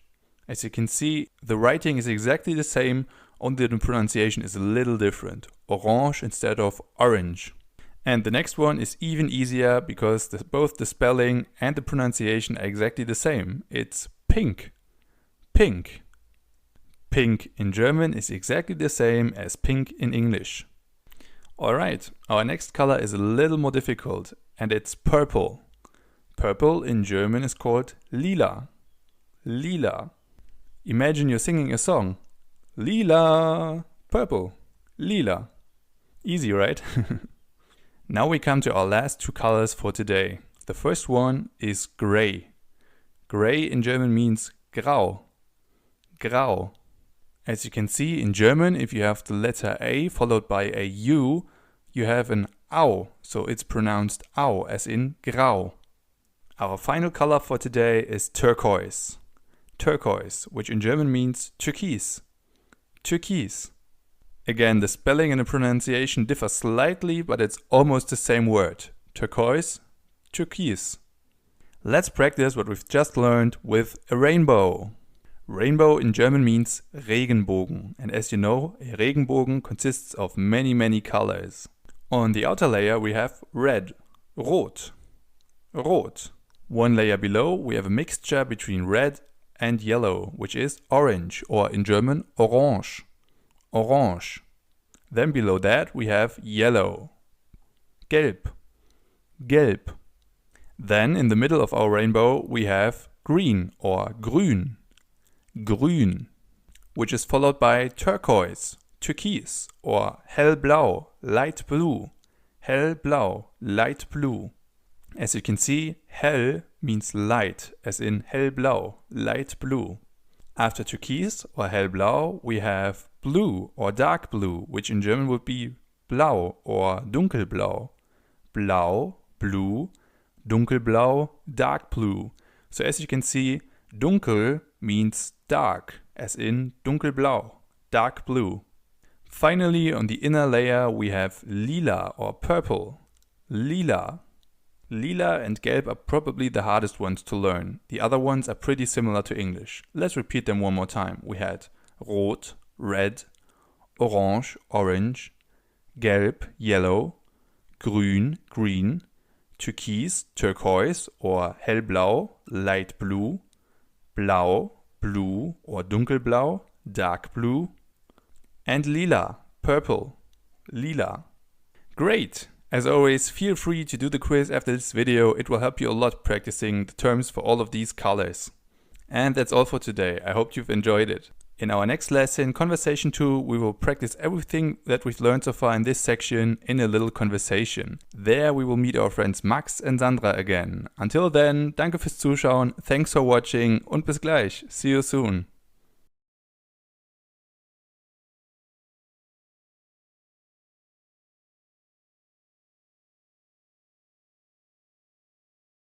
Hi and welcome back. In this lesson we will practice everything we've learned so far in this section in a little dialogue. So let's go! So in this lesson we are gonna meet our friends Sandra and Max again. Let's listen what they say. Max, wie viele Geschwister hast du eigentlich? 3, einen Bruder und 2 Schwestern. Und du? Keine, ich bin Einzelkind. Hast du Haustiere? Ja, ich habe einen Hund und eine Katze. Und du? Ich habe einen Papageien. Cool, welche Farbe hat dein Papagei? Mein Papagei ist rot. Welche Farbe haben dein Hund und deine Katze? Mein Hund ist schwarz und meine Katze ist braun. Sie sind wirklich süß. Mein Onkel hat auch einen schwarzen Hund. Der ist auch total süß. Cool. Did you understand everything they've said? If not, don't worry, we'll break it down piece by piece. In the first sentence, Sandra asks Max, Max, wie viele Geschwister hast du eigentlich? Max, how many siblings do you have? Max answers, 3, einen Bruder und 2 Schwestern. Und du? 3, one brother and 2 sisters. And you? Sandra answers, keine, ich bin Einzelkind. Hast du Haustiere? None, I'm an only child. Do you have any pets? So as you can see, ich bin Einzelkind means I'm an only child. As I already mentioned, Sandra then asks Max, do you have any pets? Hast du Haustiere? Do you have any pets? Max answers, ja, ich habe einen Hund und eine Katze. Und du? Yes, I have a dog and a cat. And you? Sandra replies, ich habe einen Papagei. I have a parrot. Ich habe einen Papagei. To which Max replies, cool, welche Farbe hat dein Papagei? Cool, what color is your parrot? Cool, welche Farbe hat dein Papagei? Sandra responds, mein Papagei ist rot. Welche Farbe haben dein Hund und deine Katze? My parrot is red. What color are your dog and your cat? Max says, mein Hund ist schwarz und meine Katze ist braun. Sie sind wirklich süß. My dog is black and my cat is brown. They are really cute. As you can see, the sentence Sie sind wirklich süß means they are really cute. Sie sind wirklich süß. If you translate it literally, süß means sweet. Sandra says, mein Onkel hat auch einen schwarzen Hund. Der ist auch total süß. My uncle also has a black dog. It is also really cute. So, der ist auch total süß means it is also really cute. Total in this case is a synonym for wirklich, so really. Finally, Max answers cool, as in cool, awesome. So let's listen to the dialogue again. This time try to understand as much as you can. If you like, you can either stick to the text or you can try to listen to the dialogue without looking at your text. It's your choice. So let's listen to the text one more time. Max, wie viele Geschwister hast du eigentlich? 3, einen Bruder und 2 Schwestern. Und du? Keine, ich bin Einzelkind. Hast du Haustiere? Ja, ich habe einen Hund und eine Katze. Und du? Ich habe einen Papageien. Cool, welche Farbe hat dein Papagei? Mein Papagei ist rot. Welche Farbe haben dein Hund und deine Katze? Mein Hund ist schwarz und meine Katze ist braun. Sie sind wirklich süß. Mein Onkel hat auch einen schwarzen Hund. Der ist auch total süß. Cool. Did you understand everything they said? If yes, great. If you like, you can also use this dialogue and read it out loud. It will help you a lot, not only with your pronunciation, but also with learning the words that are in the text. And as always, you can also practice by doing the quiz after this video. Alright guys, that's enough for today. In our next section, we will move on with some more grammar topics. In our next lesson, we will start with the negative statements in German. Until then, danke fürs Zuschauen, thanks for watching und bis gleich. See you soon. Hi and welcome back. In today's video, we will take a look at the negative statements in German. So let's start. First of all, what are negative statements? Negative statements are used to express an opposing idea. This can be things like I totally disagree, but it can also be easy things, like just a negative form of a normal sentence. Let's take, for example, the sentence I have a dog. This is a positive statement because you have the dog, right? Now, if you want to convert this sentence into a negative statement, you would say I have no dog. So you would insert a no. I have a dog versus I have no dog. Or you could say I don't have a dog. I have no dog or I don't have a dog. Now, what you've just performed is called a negative statement. So you would use the word no or don't in order to negate the sentence. In German, you would do it similarly. I have a dog. In German would be Ich habe einen Hund. Ich habe einen Hund. And if you wanted to make a negative statement out of it, you would say Ich habe keinen Hund. Ich habe keinen Hund. I have no dog. The word keinen has the same function as the words no and don't in English. Not too difficult, right? If you want to form negative statements, you need to use negative words. They are words like no, nobody, nothing, never, none, and not. And these negative words are also used in German. No, for example, means nein. Nein. Never, on the other hand, means nie. Nie. Up next we have not, which means nicht. Nicht. Our next word even has two translations. Nobody can be translated with either niemand or keiner. So nobody can be niemand or keiner. The next one is a little more difficult. None can be translated with both kein and keine, depending on the following word. Then finally we have nothing, which in German means nichts. Nichts. Good, so now let's repeat our negative words in German. We had nein, which means no, nie, which means never, nicht, which means not, niemand or keiner, which is the German equivalent of nobody, kein or keine, which means none, and nichts, which means nothing. So nein, nie, nicht, niemand or keiner, kein or keine, and nichts. Of course, you don't need to learn them all by heart, but it's good to understand them, because, as you know, there's a big difference between I have a dog and I don't have a dog, right? Let's have a look at some example sentences. We'll start with the example from earlier. If in German you wanted to say I don't have a dog or I have no dog, in German you would say Ich habe keinen Hund. Ich habe keinen Hund. As you can see, keinen and no mean the same thing. They are the negative words that make our statement a negative statement. Alright, let's have another one. Let's imagine that you have a cold or that you have fever. In this case, you could say something like I feel sick. Or if you want to say it as a negative statement, you could say I don't feel well. I don't feel well. In German, you would say mir geht es nicht gut. Mir geht es nicht gut. I am not well, or if you want to translate it literally, it is not going well.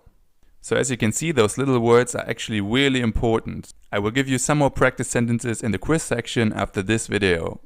There you can find both translation exercises and exercises where you need to convert a positive statement into a negative statement and vice versa.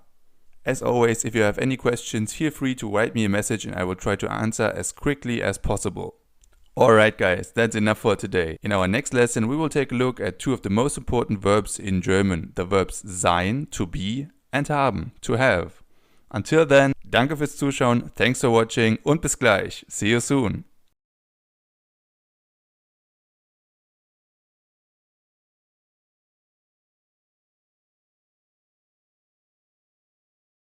Hi and welcome back. In this video we will take a look at two of the most important verbs in German, sein and haben, to be and to have. So let's go! Throughout the video we will conjugate both verbs and we will practice everything in a few example sentences. So let's start with our first verb, the verb sein, or in English, to be. Sein. As you already know, the personal pronouns in German are ich, du, sie, es, wir, ihr, and sie. We will now try to conjugate the verb sein. That means that we try to find the corresponding form of the verb sein for each of these personal pronouns. Let's start with ich. In English you would say I am, and in German you say ich bin. Ich bin. For example, if you wanted to say I am 17 years old, in German you would say ich bin 17 Jahre alt. Ich bin, I am, 17 Jahre alt, 17 years old. Ich bin 17 Jahre alt. Let's now move on with the second personal pronoun, du. In English you would say you are. In German you say du bist. Du bist. Let's take the sentence you are my brother, for example. In German you would say du bist mein Bruder. Du bist, you are, mein Bruder, my brother. Du bist mein Bruder. Let's move on to the third person singular, which in German is sie, and es. In English you would say he, she, it, is, and in German you say sie, es, ist. So you basically just add a t. Sie, es, ist. Let's look at some example sentences. If, for example, you wanted to say he is 21 years old, you would say ist 21 Jahre alt. ist, he is, 21 Jahre alt, 21 years old. Or if we wanted to form a sentence with the sie, we could say, for example, she's my sister. Sie ist meine Schwester. Sie ist, she is, meine Schwester, my sister. Sie ist meine Schwester. Or finally, if you want to have an example sentence for es ist, you could say, es ist ein schöner Tag. It's a beautiful day. Es ist, it is, or it's, ein schöner Tag, a beautiful day. Es ist ein schöner Tag. So far we have ich bin, du bist, and sie es ist. So now let's move on with the plural forms. We move on with wir. In English you would say we are. In German you say wir sind. Wir sind. For example, the sentence we are a happy family in German would be wir sind eine glückliche Familie. Wir sind, we are, eine glückliche Familie. A happy family. Wir sind eine glückliche Familie. So as you can see, glücklich means happy, and as you already know, Familie means family. So we have two more forms to come. Our next one is you are, or in German, ihr seid. Ihr seid. One possible example sentence would be, ihr seid toll. Like, you are great, or you are amazing. Ihr seid toll. Now let's come to our final form, which is they are, or in German, sie sind. Sie sind. One example sentence could be, sie sind meine Haustiere. They are my pets. Sie sind, they are, meine Haustiere. My pets. Sie sind meine Haustiere. Great. Let's move on to our next verb, the verb haben. In English, to have. Haben. The personal pronouns stay the same, so we can jump right in. The first person in English would be I have, and in German it is ich habe. Ich habe. It is followed by du hast, sie es hat, wir haben, ihr habt, and sie haben. So far so good. Listen and repeat. Ich habe, du hast, sie es hat, wir haben, ihr habt, sie haben. Now again, let's have a look at some example sentences. An example sentence for ich habe could be, for example, ich habe einen Papagei. I have a parrot. Ich habe, I have, einen Papagei, a parrot. Ich habe einen Papagei. If you like, you can pause the video and read it out loud. By the way, you can do that with any of our example sentences. Let's move on with du hast. An example sentence for du hast could be, for example, du hast zwei Katzen. You have two cats. Du hast, you have, zwei Katzen, two cats. Du hast zwei Katzen. Great, so for our next form I actually have three example sentences because we have three personal pronouns, sie, and es. So I have one for each.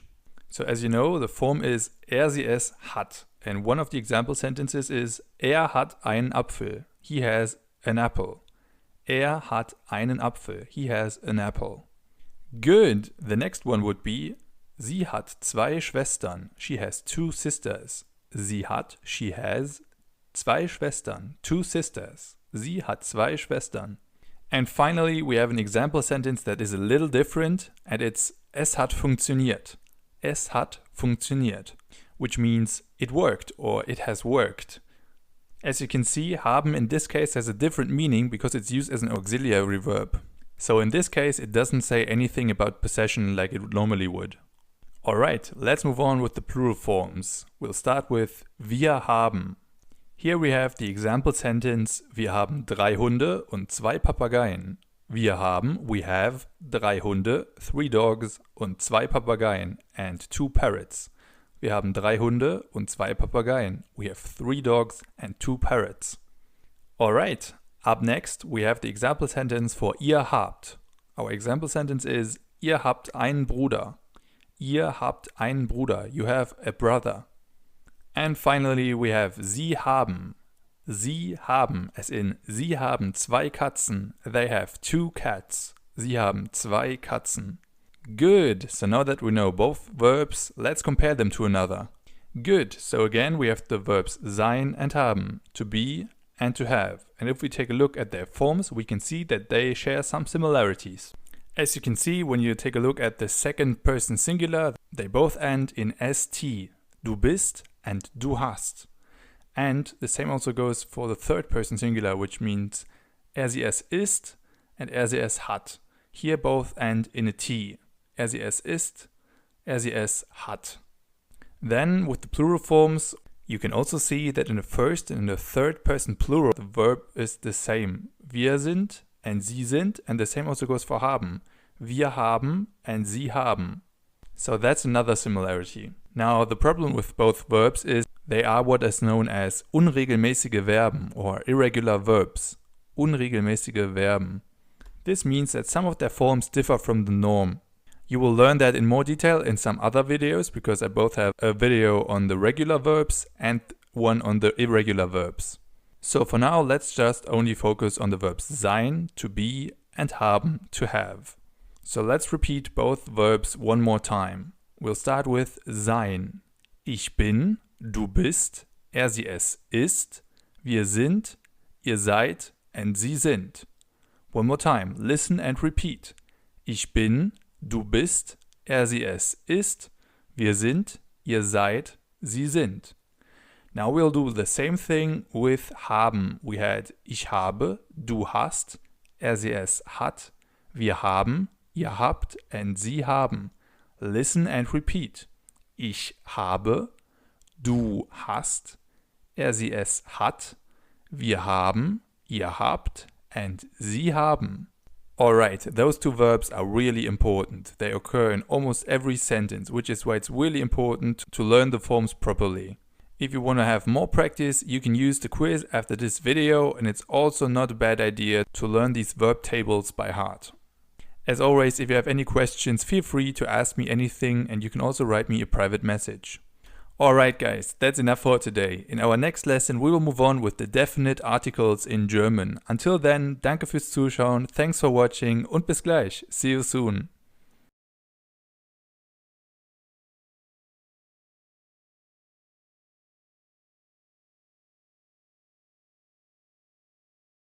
Hi and welcome back. In today's video we will take a look at the definite articles in German. So let's go! In English, definite articles or bestimmte Artikel as they are called in German are pretty easy because there's only one, the. In German, unfortunately, this is a little different because this is probably one of the hardest things that there are in the German language. We don't have just one definite article, but three definite articles, der, die, and das. And whether you use der, die, or das depends on the grammatical gender of the corresponding word. For example, der is the definite article for masculine words. Let's take der Bruder for example, the brother. As you know, the brother or der Bruder is a male person, which is why it has a male gender and you use the definite article der. Die, on the other hand, is used for feminine words. Let's take die Schwester for example. This is an easy example because as you know, the sister or die Schwester is a female person, which is why its grammatical gender is also female. So you use the definite article die Schwester. Finally, we have das, the definite article for gender-neutral words. It is mainly used for things, for example, das Auto, the car, das Auto. Not too difficult, right? Der for masculine words, die for feminine words, and das for neutral words. The problem, or das Problem in German about this, is that it's not always that way. There are many exceptions to this rule. Let's take the table for example. The table is a neutral word because it's a thing. So if you follow the rules, it should be das Tisch. The problem is, it's not das Tisch, it's der Tisch. So the table in German doesn't have a neutral gender, but a male gender. So it's der Tisch. Weird, right? The same can also go in the other direction. If you take the fork for example, which is also a neutral word, if you follow the rules, it should also have the definite article das. But it doesn't. It has the definite article die Gabel, because in German the fork or die Gabel is a feminine word. Weird, right? And the problem about this is that there's no real logical explanation for these exceptions. Most of the time it has historical reasons, so you would need to be a linguist in order to make sense of it. So the easiest way to probably learn the articles is to learn the article to each word. So for example, if you learn the word die Gabel for the fork, you learn that it's die Gabel.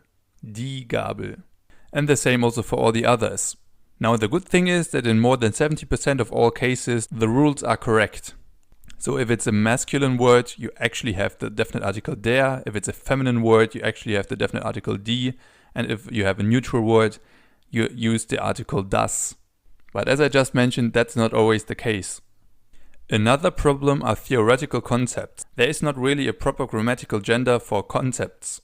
So it depends. For example, the rule in German is die Regel, but the law, which almost means the same, is das Gesetz. So in one case you use the feminine gender, and in the other case a neutral gender. The rule, die Regel, the law, das Gesetz. But don't worry, not everything is that difficult. Like I said, those are just a few exceptions, but as I said, those exceptions make it a lot more difficult. Most words though have a logical explanation for their grammatical gender. So that's all for now. In our next lesson we will take a look at the indefinite articles in German. Don't worry, those ones will be easier. Until then, danke fürs Zuschauen, thanks for watching und bis gleich. See you soon.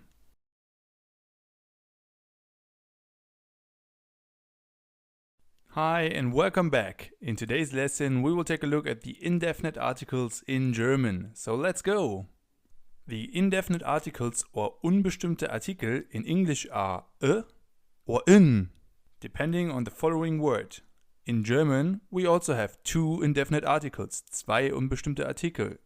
We have ein for masculine and neutral words and eine for feminine words. For example, if you have der Bruder, the brother, a masculine word, the indefinite article would be ein. So you have ein Bruder. If you have a feminine word on the other hand, like die Schwester for example, the die would be converted into eine and you have eine Schwester. Ein Bruder and eine Schwester. Ein is the indefinite article for male or neutral nouns and eine is the indefinite article for female nouns. Finally, if we have a neutral word, like das Auto for example, the indefinite article would be ein. Das Auto would become ein Auto. The car would become a car. Das Auto, ein Auto. So as you can see, the male word der Bruder becomes ein Bruder and the neutral word das Auto becomes ein Auto. So as I already mentioned, we have ein for male and neutral words. Die Schwester, a feminine word, on the other hand becomes eine Schwester. So eine is the indefinite article for feminine words.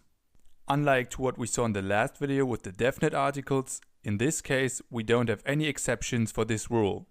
So the indefinite articles are a lot easier. Got it? Great! Let's practice that. In the following exercise I will give you a word with its definite article and I would like you to convert it into the same word with an indefinite article. For example, if I give you the word der Apfel, the apple, you should convert it into ein Apfel, an apple. You just need to follow the rule that der and das become ein and that die becomes eine. Alright, so let's go! We'll start with die Tante. Die Tante. If you like, you can pause the video and try for yourself. So, with die Tante, we have the definite article die, which indicates that it's a feminine word. So if we want to use an indefinite article instead, we would need to use eine. Eine Tante. Die Tante becomes eine Tante. Great! In the next example, we have das Tier. Das Tier. Again, you can pause the video and try for yourself. So, if we follow the rules, das would need to be converted into ein, so the whole thing would be ein Tier. Das Tier becomes ein Tier. Up next we have der Tisch. Der Tisch. Again, please convert the definite article into an indefinite article. So, because der indicates that it's a masculine word, we use the indefinite article ein. So, der Tisch becomes ein Tisch. Ein Tisch. We have two more to come. Up next we have die Katze. Die Katze. I'll give you some time to think. So, die Katze is a feminine word, so if you convert it into an indefinite article, we would use eine Katze. Eine Katze. Great. And finally we have das Kind. Das Kind. So if you would like to convert the child into a child, in German you would use ein Kind instead of das Kind, because das indicates that it's a neutral word, and as we learned before, if we have a masculine or a neutral word, we use ein. So the whole thing would be ein Kind, a child. Perfect. As always, if you need more practice, I encourage you to do the quiz after this video. As you can see, if you use this rule, it's pretty easy to determine the correct indefinite article in German. In our next lesson, we will move on with the plural forms in German. Until then, danke fürs Zuschauen, thanks for watching und bis gleich. See you soon.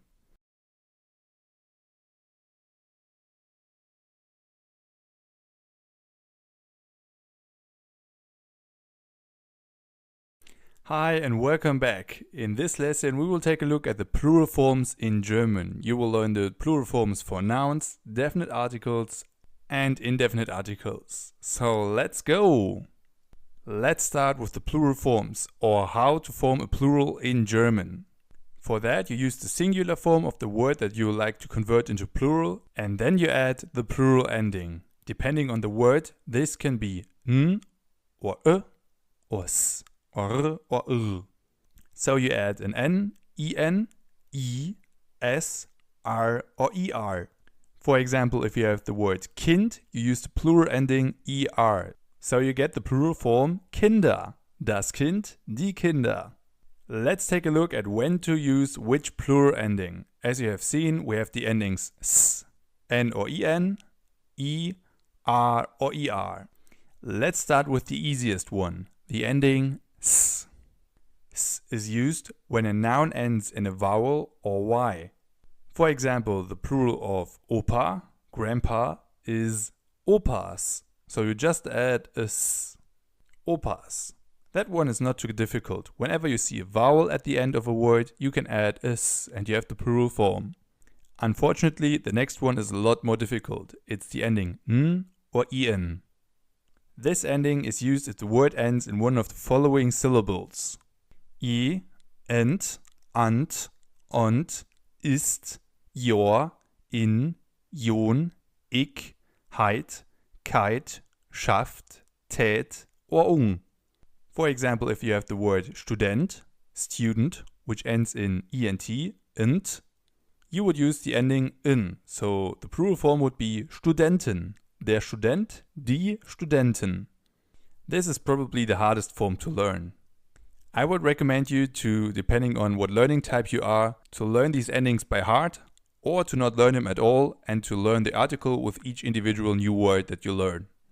For example, if you learn the word Wort, word, you learn that the corresponding plural form is Wörter, words. The same also goes for the other two endings. It's your choice whether you want to learn these rules by heart or if you want to learn the plural form with each word individually. The plural ending I, or in German is used for nouns that end in the syllables ich, ihr, ich, ing and as well as many single syllable nouns. For example, Freund, friend, a single syllable noun, becomes Freunde. So you simply add an Freund becomes Freunde. Or let's take an example for the first case. Here we have Friseur, for example, hairdresser, which has the ending Here the plural form would be Friseure, hairdressers. So you simply add an Friseur becomes Friseure. Good, let's come to our final plural ending. This one is a little easier again. It's the ending r or er, r or er. This ending is used for many single syllable neuter nouns, so only for neuter nouns. So only for nouns that have the article das. For example, das Kind. Das Kind, the child, would become die Kinder, the children. So far so good. If you want my advice, the first and the last ending are not too difficult, so it would make sense to learn the rules for those two categories. The other two are a lot more difficult, so here I would prefer to learn the plural forms with each new word individually. But it's up to you whether you learn the rules or whether you learn it with each word individually. Good! Now let's have a look at the plural forms of articles. Luckily, this one is a lot easier. If you have the singular form of a definite article, for example, so der, die, or das, the plural form would always be die. Die. So the plural form for all of the definite articles is the same, no matter whether the grammatical gender of the corresponding word is masculine, neuter, or feminine. You always use die. The same goes for the indefinite articles ein and eine. The plural form of these two articles is viele. Viele. So die is the plural form for definite articles and viele is the plural form for indefinite articles. I'll give you one example. If you have eine Katze, for example, a cat, and would like to convert it into a plural, you would need to use the plural form of the indefinite article, so viele instead of eine, and you would need to add the plural ending. So we have viele Katzen. Eine Katze becomes viele Katzen. Great! Now let's have some more examples. Let's start with das Kind. Das Kind. If we wanted to get the plural form of das Kind, we would need to convert the definite article das into the plural form of das, which is die, and we would need to add the corresponding plural form. Now, as I already mentioned, the plural form of das Kind is die Kinder, because das Kind is a one-syllable neuter word, so it gets the ending r or er, in this case er, so das Kind becomes die Kinder. Good, let's have another one. This time we have der Hund. Der Hund. The plural of der Hund is die Hunde. Die Hunde. Again, we have a definite article, so der becomes die in the plural form. So we only need to add the corresponding plural ending. Now comes the harder part for me as a teacher, because there's no logical explanation why the plural form of der Hund is die Hunde. It's an exception which probably has historical reasons. So keep in mind, the plural of Hund is Hunde. Der Hund becomes die Hunde. Now let's take a look at the dog's best friend, a cat, or eine Katze. The plural of eine Katze is viele Katzen. Viele Katzen. Eine becomes viele because it's the plural of the indefinite article, and Katzen is the plural of Katze. Katze is a word that ends with an so it gets the plural ending en. Katzen. Good, we're halfway done. 3 more examples to come. The next one is der Tisch, the table. Der Tisch. The plural of der Tisch is die Tische. Die Tische. As you know, we use the plural form for definite articles die because der is also a definite article, and Tische gets the plural ending I or because Tisch ends in ish, which requires the plural ending or en. In this case, Tische. The same also goes, for example, for the plural form of fish, Fische. Good. The next one is a little more difficult. It's the German term for a house. It's ein Haus. Ein Haus. The plural form of ein Haus is viele Häuser. Viele Häuser. So let's start with the easy part. Ein is an indefinite article, so it gets the plural form viele. Now we have 2 difficulties. The first one is that there is no rule that says that words that end in s require an r or er, as in Häuser. And the second thing is that, as you probably already noticed, the a in Haus has become an ä in Häuser. Now again, unfortunately, there's no logical explanation for this. But this case actually doesn't happen that rarely. For example, let's take our last one. Ein Glas would become viele Gläser. Viele Gläser. So again, the easy part, ein becomes viele because it's an indefinite article.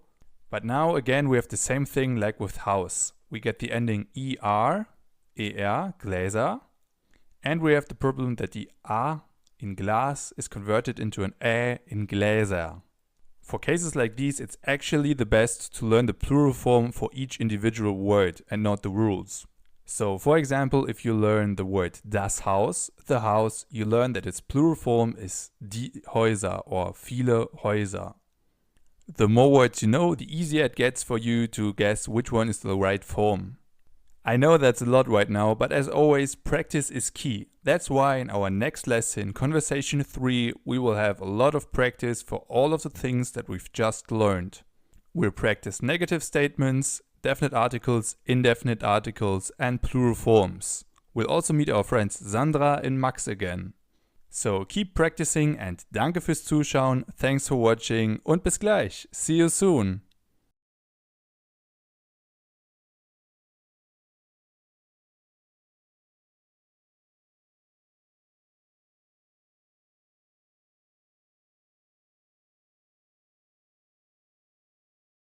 Hi and welcome back. In this lesson we will practice everything we've learned so far in this section in a little dialogue.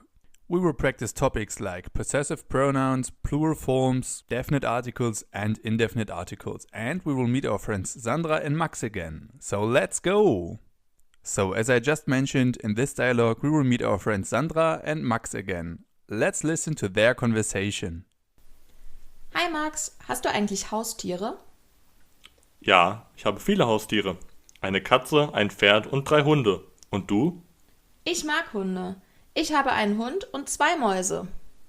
Toll. Wie heißen dein Hund und deine Mäuse?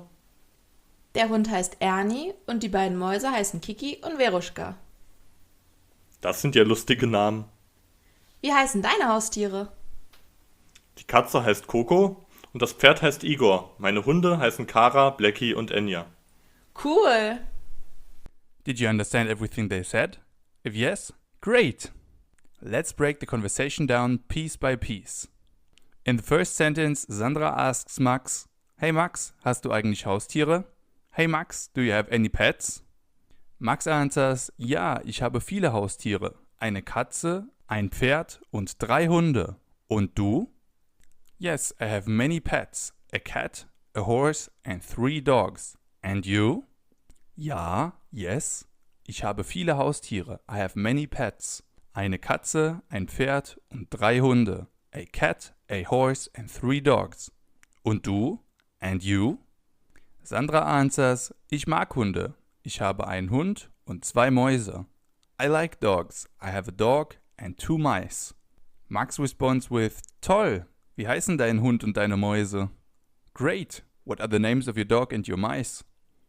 Sandra responds, der Hund heißt Ernie und die beiden Mäuse heißen Kiki und Veruschka. The dog's name is Ernie and the 2 mice are called Kiki and Veruschka. Das sind ja lustige Namen, says Max. Those are funny names. Sandra asks, wie heißen deine Haustiere? What are the names of your pets? To which Max replies, die Katze heißt Coco und das Pferd heißt Igor. Meine Hunde heißen Kara, Blackie und Enya. The cat's name is Coco and the horse is called Igor. My 2 dogs are called Kara, Blackie and Enya. Sandra answers, cool, which means cool.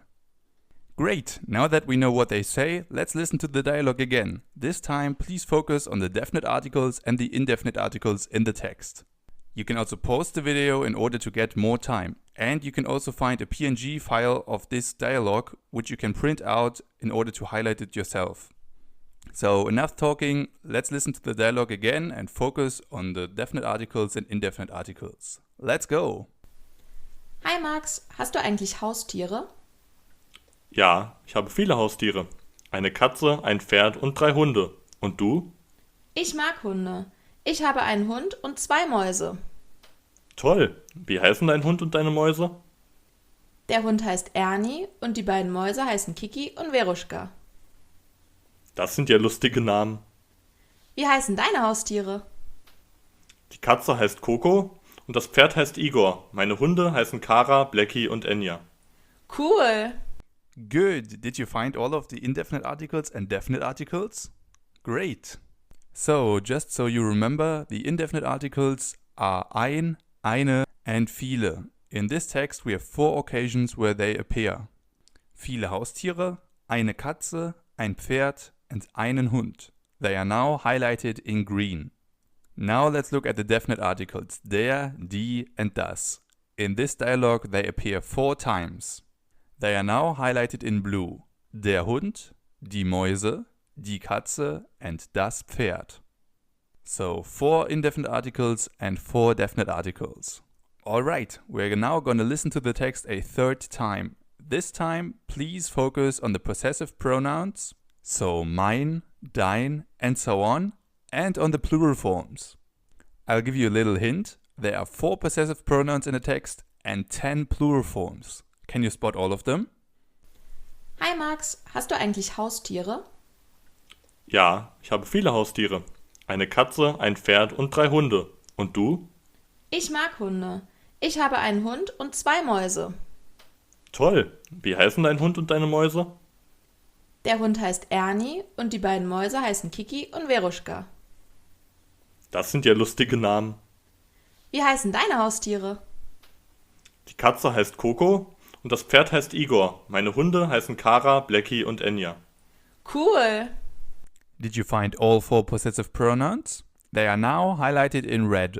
They are dein Hund, deine Mäuse, deine Haustiere, and meine Hunde. Your dog, your mice, your pets, and my dogs. Good! And finally, let's look at the final task. Did you find all of the plural forms? All 10 of them? Let's check. They are now highlighted in blue. They are Haustiere, Haustiere, Hunde, Hunde, Mäuse, Mäuse, Mäuse, Namen, Haustiere, and again, Hunde. If you spotted all of them, you did a really good job.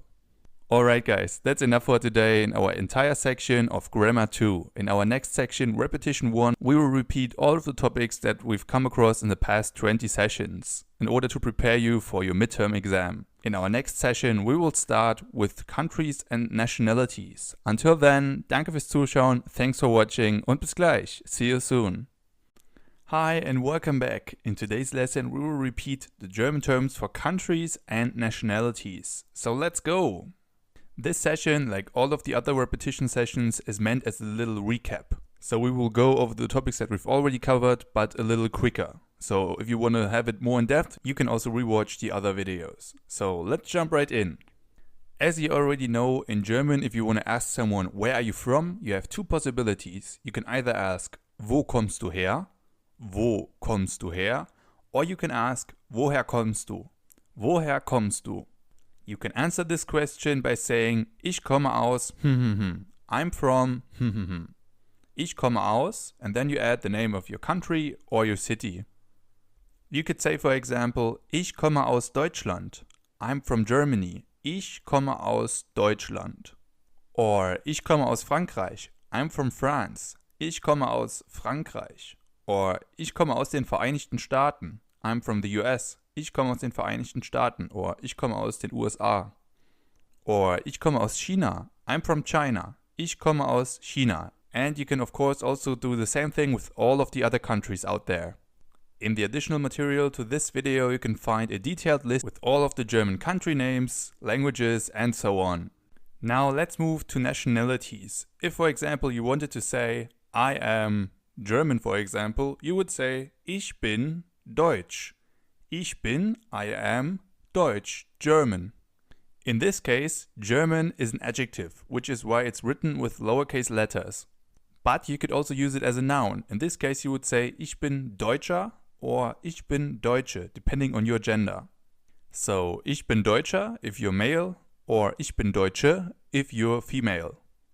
The same goes for other languages as well. For example, if you wanted to say I am French, you would say ich bin Französisch. Ich bin Französisch. Or you could use the noun, which would be ich bin Franzose if you're male, and ich bin Französin if you're female. Ich bin Franzose, ich bin Französin. If you're Spanish, for example, you could say ich bin Spanisch. Ich bin Spanisch. Or again, you could use the noun, which would be ich bin Spanier or ich bin Spanierin, depending on your gender. Ich bin Spanier if you're male, and ich bin Spanierin if you're female. And the same also goes for other languages. It's more common to use the nouns Deutscher, Deutsche, Franzose, Französin, and Spanier, Spanierin, but you can also use the adjective, which would be Deutsch, Französisch, or Spanisch. Let's take another example. This time we have Chinese, which would be Chinesisch if you use the adjective and Chinese or Chinesin if you use the noun. Ich bin Chinese or Ich bin Chinesin, depending on your gender. Little fun fact, in German, if someone doesn't understand what you're saying, you could say, spreche ich Chinesisch? Do I speak Chinese? Which means something like, why don't you understand me? Okay, let's move on. If you're American, for example, you could say, ich bin amerikanisch. Ich bin amerikanisch. Or you could use the noun, I am an American, ich bin Amerikaner, or ich bin Amerikanerin.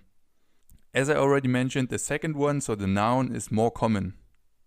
And finally, if you're Russian, you can say, ich bin Russisch, or ich bin Russe, ich bin Russin, depending on your gender.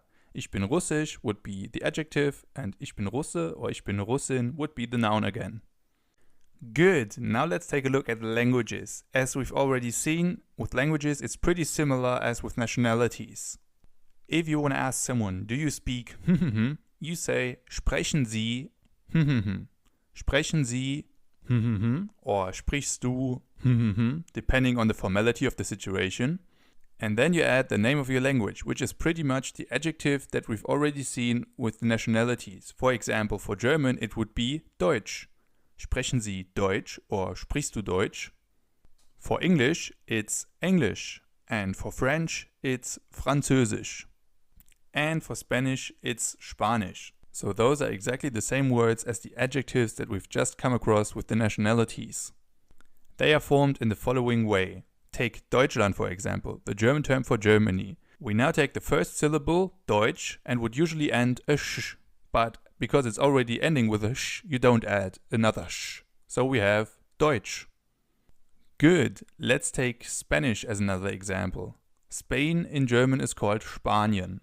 Spanien. So the first syllable is Span. Now if we want to have the language, we take this first syllable and add a ish. So the corresponding language is Spanish. Spanish. Pretty similar as in English, right? Speaking of English, the German term for England is England. England, and the corresponding language is English. English. Let's have 3 more examples. China in German is called China, and the corresponding language is Chinesisch. Chinesisch. Russia is Russland, and the corresponding language is Russisch. And finally, Japan in German is called Japan, and the corresponding language is Japanisch. Japanisch. Good. As you can probably see, the first letter of the languages is not written in capital letters as it is in English, but in lowercase letters. Then the second thing that is striking is that all the languages end in sh. So almost the same as in English, but we don't write them with sh, but with sch. So if you wanted to use this in a conversation, you could start by saying Entschuldigung, excuse me, Entschuldigung. Sprechen Sie Deutsch or English or Spanish, for example? And then this person could answer with either ja, yes, or nein, no. Not too difficult, right? Entschuldigung, excuse me, sprechen Sie, and then you add the language. As I already mentioned in the additional material to this video, you can find a list with all of the German country names and the corresponding languages. In our next repetition lesson, we will move on with the numbers and family terms in German. Until then, danke fürs Zuschauen, thanks for watching und bis gleich. See you soon. Hi and welcome back. In today's repetition session, we will repeat the German terms for numbers and families. So let's go. Let's start with the numbers, or Zahlen in German. Let's start with the numbers 1 to 10. They are 1, 2, 3, 4, 5, 6, 7, 8, 9 and 10. Let's repeat them one more time. 1, 2, 3, 4, 5, 6, 7, 8, 9, 10. Good. Let's move on with the numbers 11 to 20. We'll start with the number 11, which is 11 in German.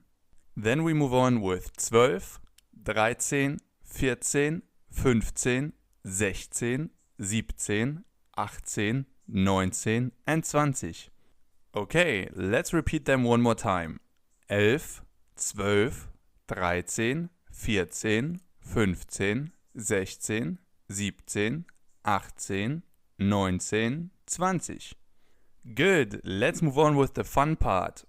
We already had the German term for 20, which is 20, and now we'll move on in steps of 10. So 20, 30, 40, 50, 60, 70, 80, 90, and 100. One more time. 20, 20, 30, 30, 40, 40, 50, 50, 60, 60, 70, 70, 80, 80, 90, 90, and 100, 100. If you add one more zero to 100, you get 1000. In German, 1000 or 1000. 1000. Great, let's move on to some more complex numbers. Let's take these two numbers for example. In German they are 24 and 32. 24 and 32. These numbers are built up in the following way. They start with the German term for the second digit, so the 4 and 24 and the 2 and 32. Then you add an und, which means and then we move on to the German term for the first digit, which is 20 in the case of 24 and 30 in the case of 32. So we get 24 and 32. Good. Let's repeat that. So you start with the second digit, then you add an und, and then you move on with the first digit, which is something like 20, 30, 40, and so on. Good. Let's move on with the family terms. As you already know, the German term for the family is die Familie. Die Familie. And a typical family consists of die Mama, die Mutter, the mother, der Papa, der Vater, the father, der Sohn, the son, and die Tochter, the daughter, die Tochter. So we have die Mama or die Mutter, der Papa or der Vater, and der Sohn and die Tochter. As you know, der Sohn and die Tochter are also called die Geschwister, the siblings, die Geschwister. They consist of the brother, der Bruder, and the sister, die Schwester, die Schwester. Let's have a look at the family tree. As you can see, the person at the bottom is you, or du in German. Then the two persons above you are your Eltern, your mom and your dad. Eltern, parents. One stage above you have your grandparents, or Großeltern in German. Großeltern. Die Großeltern are die Großmutter, or better known as die Oma, the grandma, and der Großvater, or der Opa, the grandpa. Die Großmutter, the grandmother, die Oma, the grandma, der Großvater, the grandfather, and der Opa, the grandpa. Good, but what about the parents of your grandparents? They are called Urgroßeltern. Urgroßeltern, great-grandparents. Alright, let's summarize the family vocabulary that we've had so far. We had the mom, die Mama, the dad, der Papa, the mother, die Mutter, the father, der Vater, the son, der Sohn, the daughter, die Tochter, the grandma, die Oma, the grandpa, der Opa, the parents, die Eltern, the grandparents, die Großeltern, and we had the child, which in German means das Kind, and the plural, the children, which in German means die Kinder. Das Kind, die Kinder. If you take a look at an even larger family tree, you can see that you also have uncles and aunts. The German term for your uncle is dein Onkel. Dein Onkel, your uncle. And your aunt in German is called deine Tante. Deine Tante, or die Tante if you want to say the aunt. So we have Onkel, uncle, and Tante, aunt. And their children are called your cousins in English. In German, this depends on their gender. Your male cousins are called dein Cousin, your cousin, or your male cousin, and deine Cousine, your female cousin. Cousin, Cousine. So let's summarize. We had the uncle, der Onkel, der Onkel, the aunt, die Tante, and we had the female cousin, die Cousine, and the male cousin, der Cousin, die Cousine, der Cousin. Very good, we've got one more repetition session to come. In our next lesson we will move on with the German terms for animals and colors. Until then, danke fürs Zuschauen, thanks for watching und bis gleich. See you soon. Hi and welcome back to our final repetition session before the midterm exam. In this lesson we will repeat the German terms for animals and colors. So let's go! As you know, the German term for animals is die Tiere. Die Tiere. And now we can distinguish in die Haustiere, the pets, and die wilden Tiere, the wild animals. Die Haustiere, like for example the rabbit, the cat or the dog, and die wilden Tiere like the polar bear, the snake and the elephant. Let's take die Haustiere for example. Pets. Die Haustiere. Here we have der Hund, the dog, die Katze, the cat, der Hase, the rabbit, die Maus, the mouse, der Papagei, the parrot, and der Fisch, the fish. But those are just a few examples, so let's repeat them one more time. Der Hund, die Katze, der Hase, die Maus, der Papagei, and der Fisch. Let's move on to die Bauernhoftiere, the farm animals, die Bauernhoftiere. Here we have das Pferd, the horse, das Schwein, the pig, die Kuh, the cow, das Huhn, the chicken, der Esel, the donkey, and das Schaf, the sheep. So, das Pferd, das Schwein, die Kuh, das Huhn, der Esel, and das Schaf. Finally, we have a few examples for the wild animals, or die wilden Tiere in German. Die wilden Tiere. We have der Elefant, the elephant, der Löwe, the lion, die Schlange, the snake, der Fuchs, the fox, der Bär, the bear, and das Reh, the deer. So, der Elefant, der Löwe, die Schlange, der Fuchs, der Bär, and das Reh. As you know, there are many more animals, but those are just a few examples. Now let's have a look at their colors and colors in general. We'll take the example of a rainbow. On the outer layer we have rot, or red. Then if we move on we have orange, orange, gelb, yellow, grün, green, türkis, turquoise or hellblau, light blue, blau, blue or dark blue, dunkelblau, and lila, purple. So let's repeat them one more time. Rot, orange, gelb, grün, türkis or hellblau, blau or dunkelblau, and lila.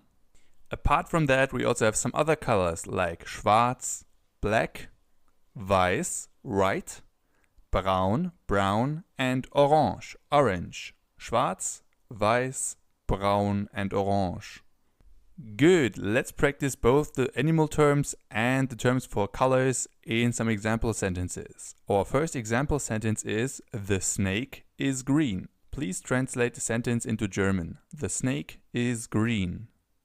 So, the snake in German is called die Schlange, means ist, and green means grün. So the whole sentence is, die Schlange ist grün. The snake is green. Die Schlange ist grün. Let's have another one. Our next sentence is, the fox is red. The fox is red. If you like, you can pause the video and try for yourself. So, the German term for the fox is der Fuchs, as we know, means ist, and red is the German term for rot. So, the fox is red means der Fuchs ist rot. Der Fuchs ist rot. Good, let's have one final example sentence. This time our sentence is, the rabbit is white. The rabbit is white. In German, this sentence would be, der Hase ist weiß. Der Hase, the rabbit, ist white. Weiß. Der Hase ist weiß. Awesome, good job. And that's all for our repetition video on animals and colors. Now it's time for your midterm test. In our next video, I will tell you everything you need to know before taking the test. Until then, danke fürs Zuschauen, thanks for watching und bis gleich. See you soon. Hi and welcome back. In this video, I will tell you everything you need to know before taking the midterm test. Don't worry, it won't be as difficult as you think. So, your midterm test consists of 20 questions, which are either multiple choice, where you have to tick the right answer, or tick the box questions, where there can be multiple possible answers. Those questions will cover all of the topics that we've had so far. So, all of the grammar topics, all of the vocabulary topics, and also some of the conversation topics.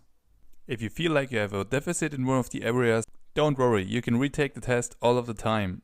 But of course, it would also make sense to repeat those things first before you take the test. So for example, if you feel like you're not well prepared when it comes to the animal terms, you can repeat that, for example. But don't worry, as I already mentioned, you can repeat the test multiple times. Overall, you need 60% to pass the test. So, of all the 20 questions, you need to answer 12 correctly. But don't worry, if you were prepared, you will see that most of the questions are actually fairly easy. Don't be nervous about taking the test, rather use it as a means to analyze your strengths and your weaknesses. This test will show you your learning progress and it will show you the areas where you still need some more work. So enough about the test. I'm sure you will do a great job. I wish you viel Glück, good luck and see you in the next video.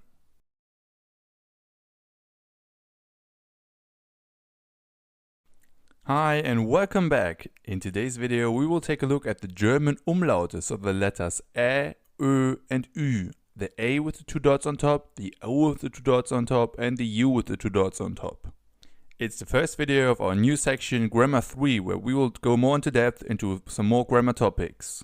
So grab yourself some popcorn and let's go! So as I already mentioned, the Umlaute are the letters Ä, Ö and Ü, the vowel sounds with the 2 dots on top. They can be divided into lange Umlaute or long umlauts and kurze Umlaute or short umlauts. As with the vowels, this has to do with their length. For example, if we take the word Mädchen, girl, we see that it's a long umlaut, Mädchen. If we take the word Hände on the other hand, the German term for hands, we have a short umlaut, Hände. Mädchen, Hände. One is long, one is short. Hände, Mädchen. Mädchen, Hände. Can you see the difference? And the same of course also goes for the other Umlaute as well. Now we'll go through them each individually. We'll start with Ä.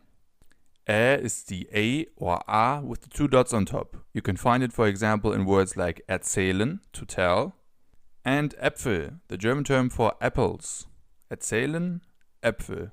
Here we already have examples for both the long and the short form. In erzählen we have a long umlaut, erzählen, and Äpfel on the other hand is a short umlaut, Äpfel. Also we can see that the letter Ä is often used in verbs and in the plural forms of nouns. For example, der Apfel becomes die Äpfel and der Mann, the man, becomes die Männer, the men. Also using the umlaut Ä. When it comes to the pronunciation of this letter, just think of the English term bat. And now use the same pronunciation as in the Ä from bat and use it for Äpfel, for example. This would be an example for the pronunciation of a short umlaut. If you have a long Ä sound, use the same sound but stretch it a little longer. Bat, bat, bat.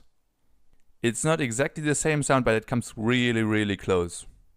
Let's come to our next letter, which is Ö, the O with the 2 dots on top. The pronunciation of Ö is probably the hardest one of all of the 3 Umlaute. That's because there's no real equivalent in English. You can try to make it by pursing your lips halfway in a circle, as if you're trying to say O, but somewhere in between O and Ä, so Ö. Don't worry if you struggle at first, because this is probably one of the hardest ones. If however your native language is Turkish or Hungarian, you will be very fine, because this sound also exists in your language. Funny side note, if you look carefully and with a little creativity, the Ö looks a little bit like a frog. In German, der Frosch, der Frosch. Its plural form, die Frösche, even contains the Ö sound as well, die Frösche. Die Frösche is also a perfect example for a short umlaut, the short Ö. You can also find Ö in other words, like for example, schön, the German term for beautiful, and öffnen, the German word for to open. Schön is an example for a long Ö, because you stretch it. Schön, beautiful. Öffnen on the other hand uses a short Ö. Öffnen. Finally, we have the letter Ü, which, if you look carefully, looks a little bit like a smile. You can find it, for example, in words like Frühstück, breakfast, and Tür, door. The word Frühstück is a perfect example because it contains both a long Ü and a short Ü. Frühstück. The first Ü is a long Ü sound and the second one is a short one. Frühstück. The Ü in Tür, on the other hand, is again a perfect example for a long Ü sound. Tür. Ü is the most common umlaut. It can be found in many nouns, especially in their plural forms. When it comes to its pronunciation, it's again a pretty tough letter. However, you can start by trying to pronounce an E and then rounding your lips, so you get something like E. And this point where you finally end up is something like the Ü sound. Ü. So round your lips and close your mouth a little more and you get the Ü. Again, this sound is pretty difficult for English speakers because this sound doesn't exist in your language. If, however, you speak Dutch or Turkish or any other language that contains this sound, this will be a lot easier for you. So let's repeat our umlaute one more time. We have Ä, Ö and Ü. So the first one, our A or A with the two dots on top, is called Ä. Listen and repeat. Ä. The next one, the O with the two dots on top, is called Ö. Listen and repeat. Ö. Ö. And finally we have the U with the two dots on top, which is our Ü. Listen and repeat. Ü. Ü. As always, practice is key, but this topic, although it may seem a little difficult, is actually one of the things that most people learn pretty quickly. So don't worry, I'm sure you will make it. Alright guys, that's all for today. In our next lesson we will move on with the verbs in German. Until then, danke fürs Zuschauen, thanks for watching und bis gleich. See you soon.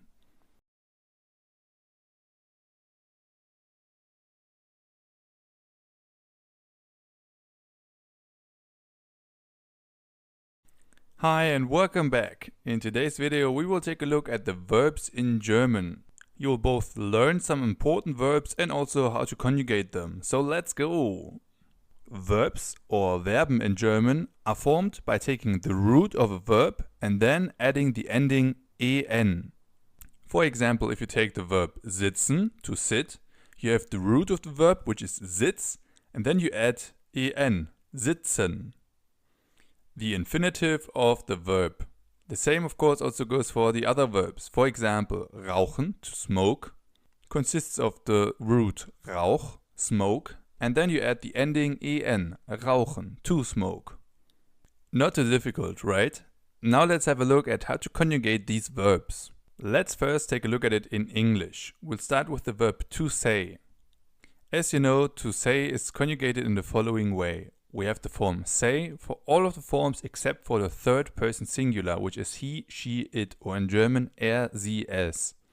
In the third person singular we add a s, so we have says. So you can see that English is a pretty easy language when it comes to conjugating verbs. German, on the other hand, unfortunately is not that easy. Let's take the corresponding German verb as an example. It is sagen. Sagen. As you can see, we have the root of the verb, which is sag, and then we have the ending en, sagen. Now let's conjugate the verb. We have ich sage, du sagst, sie es sagt, wir sagen, ihr sagt, and sie sagen. So the endings are st, t, n, t, and again n. Those endings are the same almost all the time, so let's repeat them one more time. We have for the first person singular, st for second person singular, t for third person singular, n for the first person plural, t for the second person plural, and again n for the third person plural. So you basically just take the root of the verb and then add those endings. For example, if we have the verb gehen, to go, we have the following endings. Ich gehe, du gehst, sie es geht, wir gehen, ihr geht, and sie gehen. Actually not that difficult, right? You just need the root and then add the corresponding endings, and tada, you have the conjugated verbs. The hard thing is to know the corresponding ending. Let's take another verb as an example. This time we have the verb schauen, to watch. It is conjugated in the following way. Ich schaue, du schaust, sie es schaut, wir schauen, ihr schaut, and sie schauen. Not as easy as in English, but still a lot easier than in other languages like French or Spanish, for example, where you have different categories of verbs which have different endings. Now, all of the verbs that follow these rules are called regular verbs. They make up about 95% of all of the verbs in German. The problem is that the remaining 5% are actually some of the most important verbs in German. Those verbs are called irregular verbs. They are verbs like sein, haben, fahren, essen, and many others. Overall, we have about 200 verbs in German that are irregular verbs. But if that sounds a lot right now for you, English even has 238 irregular verbs and French even has 570 irregular verbs. So 200 isn't that bad, isn't it? I mean, that's a lot, and somehow people manage to speak these languages too, so you will be fine with German as well. In an earlier video, we've already come across two of the most important irregular verbs, which are sein, to be, and haben, to have. They are conjugated in the following way. While haben is actually pretty regular and only the first person singular is a little different, sein is pretty confusing. It has three irregular forms in singular. Bin, bist, and ist. It is probably the most confusing of all of the irregular verbs in German because it has three irregular forms. The problem is that it's also one of the most important verbs in German. By the way, to be, the English equivalent, is also an irregular verb in English. Like haben, most of the other irregular verbs only have one person that differs from the norm. But there are also some other irregular verbs where there are two persons that are different, or even three. But it's always the singular persons. The plural persons are always regular. For example, if we take the verbs essen and fahren, to eat and to drive, we can see that both the second and the third person singular are irregular. With essen, this is due to the change from the letter E to the letter I. With fahren, on the other hand, the difference is the A becoming an Ä in du fährst and sie es fährt. This second change from A to Ä or from another vowel to an umlaut is actually one of the most common changes in irregular verbs. Although this may sound difficult, keep in mind that it's the only thing that changes. All of the rest stays the same. So once you understand that, everything else is a piece of cake. Alright guys, that's enough for today. In our next lesson we will move on with the modal verbs in German. Until then, danke fürs Zuschauen, thanks for watching und bis gleich. See you soon.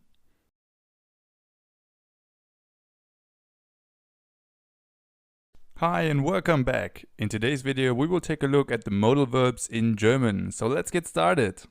So what are modal verbs? Modal verbs are verbs that express ability, necessity, obligation, permission or possibility.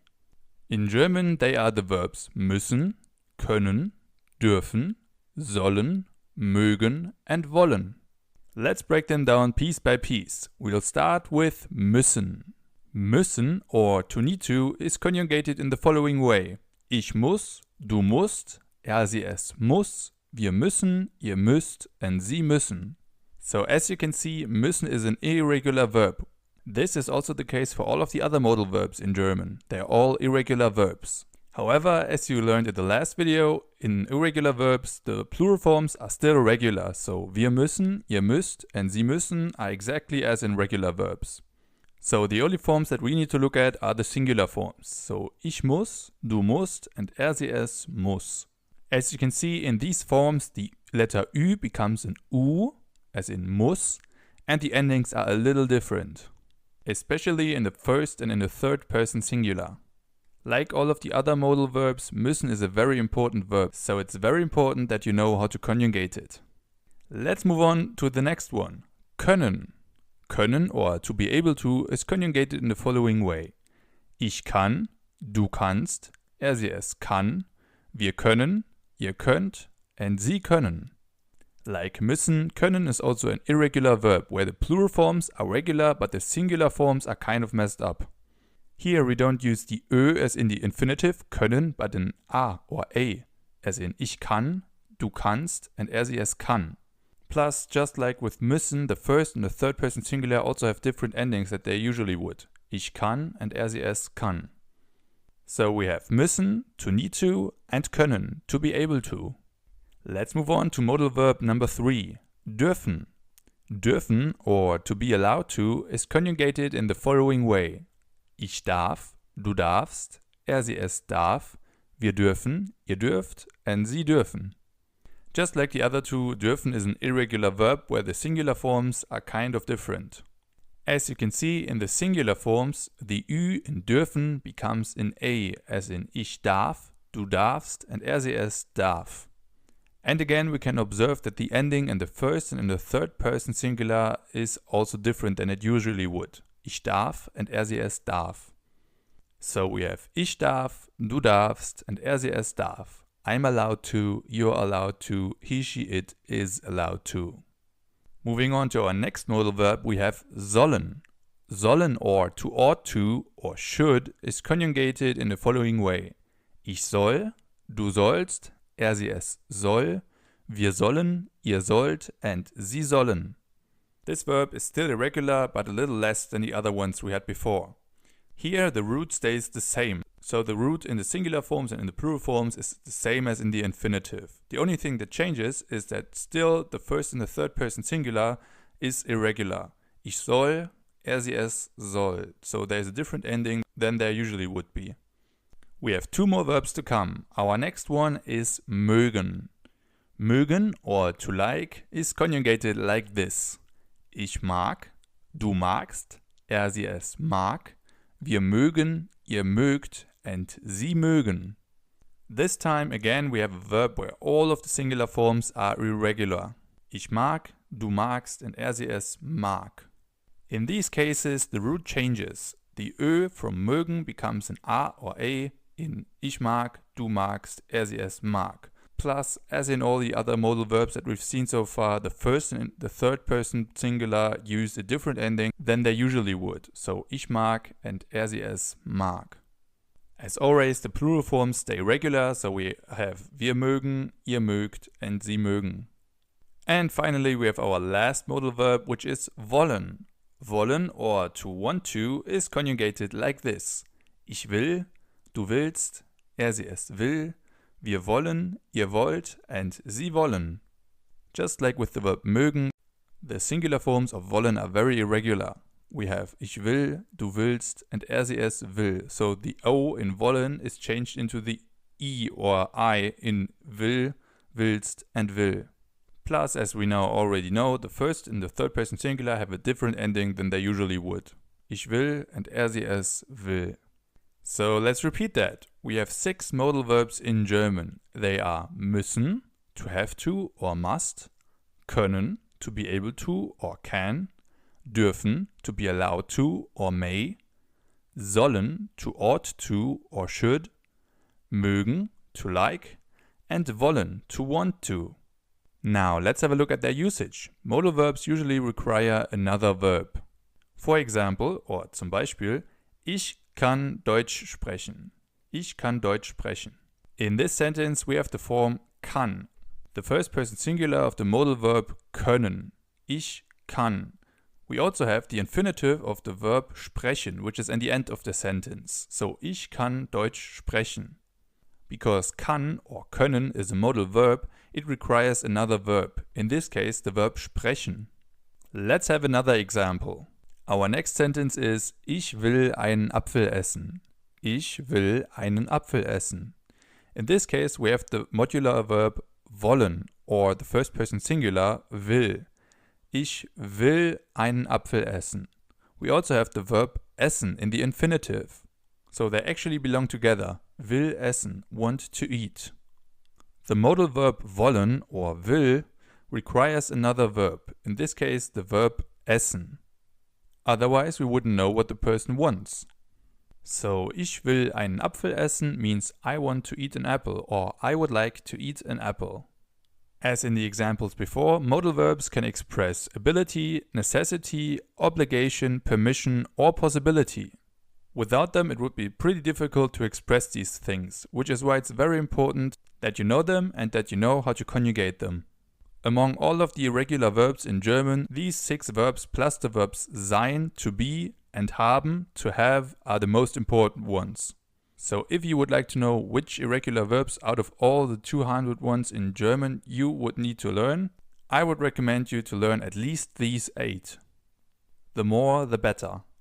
Great! I know that was a lot today, and as always, if you have any questions, feel free to write me a message and I will try to answer as quickly as possible. Also, I encourage you to do the quiz after this video to get more practice with the modal verbs. In our next session, we will move on with the difference between du and sie, a difference that many English speakers struggle with. Until then, danke fürs Zuschauen, thanks for watching und bis gleich. See you soon.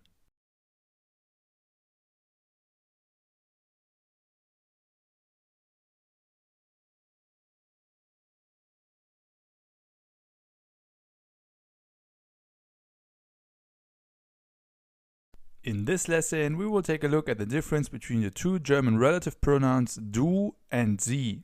This difference is especially difficult for English speakers because this difference doesn't exist in your language. But once you know the difference, it's actually not that difficult. So make yourself ready and let's go!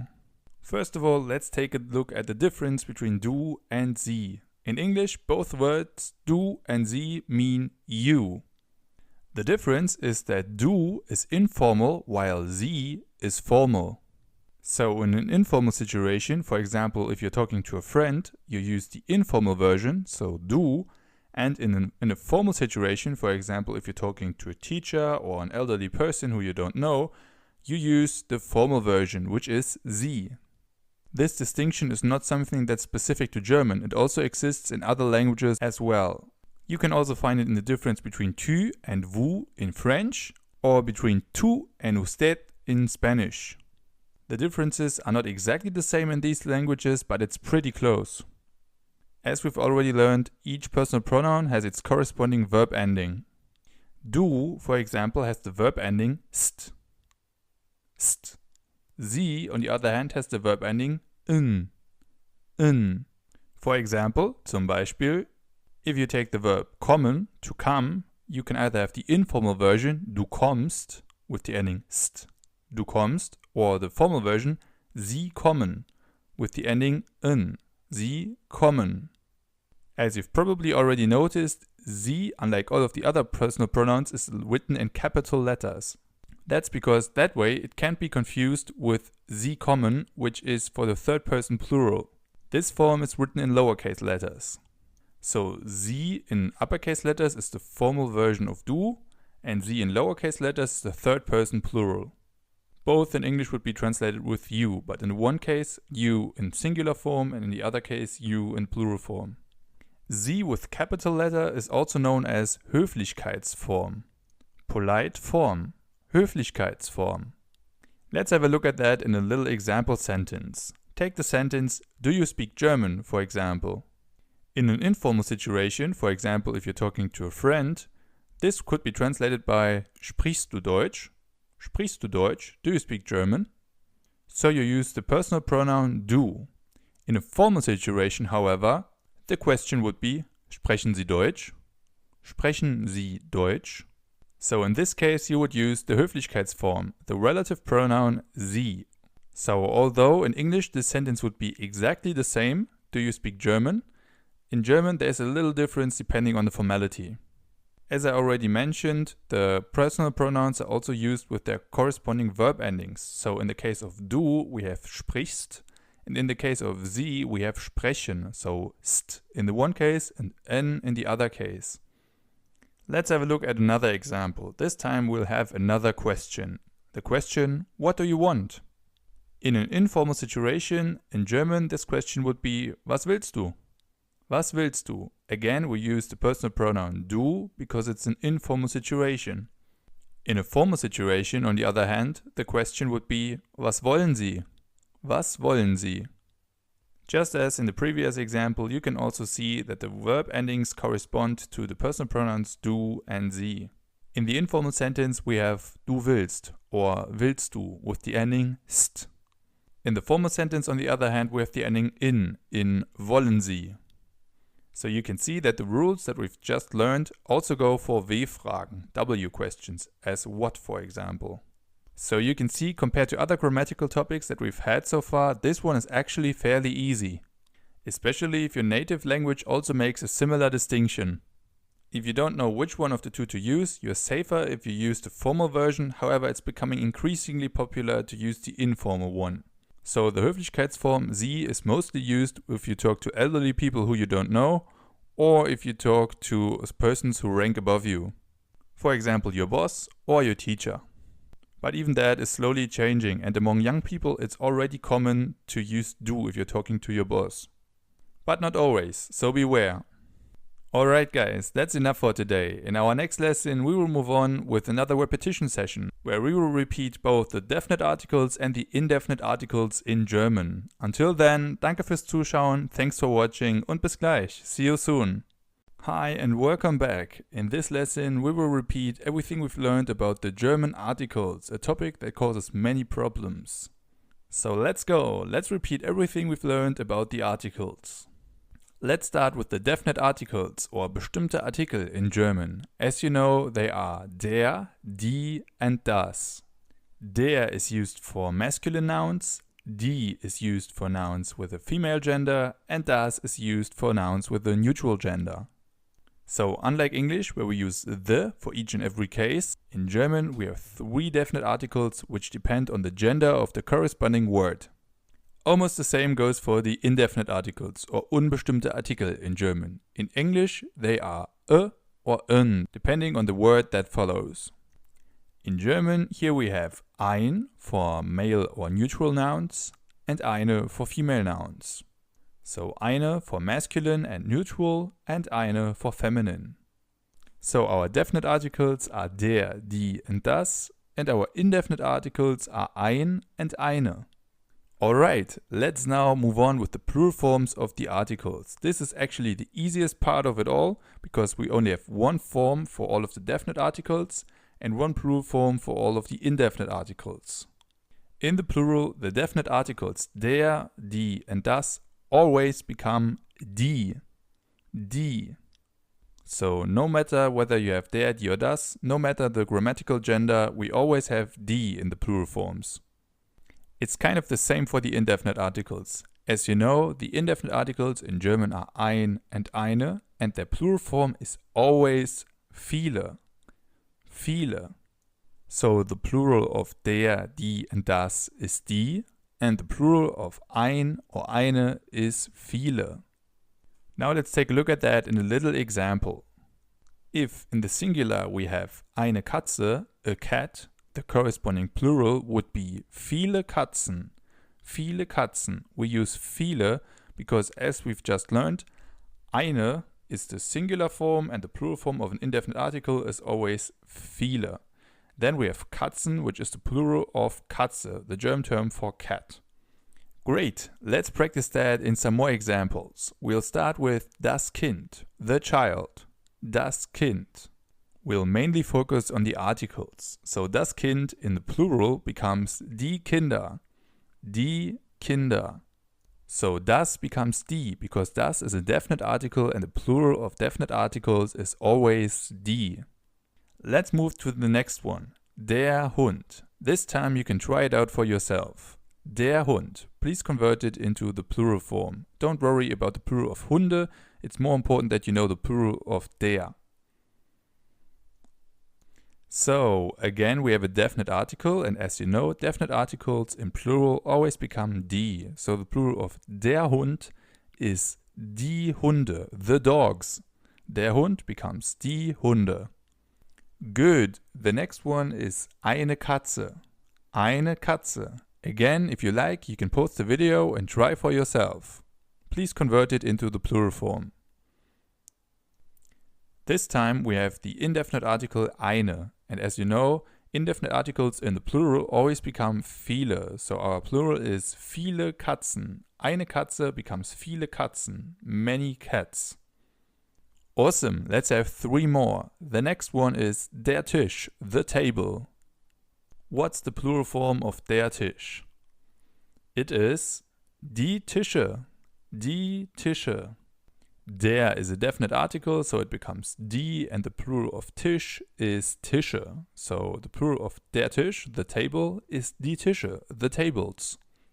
Our next example is the German translation of a house. In German, ein Haus. Ein Haus. But what's the plural of ein Haus? Do you know it? It's viele Häuser. Viele Häuser. Ein is a definite article, so in the plural form it becomes viele, and Häuser was one of the exceptions that we've seen in our plural video. Ein Haus becomes viele Häuser. And finally we have ein Glas, a glass. I'll give you a little hint. The plural of ein Glas is formed exactly the same way as the plural of ein Haus. So if you like, you can try for yourself. So, ein becomes viele and Glas becomes Gläser. So the plural of ein Glas is viele Gläser. Viele Gläser. Good job, guys. If you need more practice, I encourage you to do this quiz after this video, or if you like, you can also repeat the quizzes after the video about indefinite articles or the video about definite articles. And that's it for this video in our entire grammar section. In our next section, food and beverages, we will move on with vocabulary about food, beverages, eating out, meals, and many more. In our next lesson, we will start with the different terms for food. Until then, danke fürs Zuschauen, thanks for watching und bis gleich. See you soon.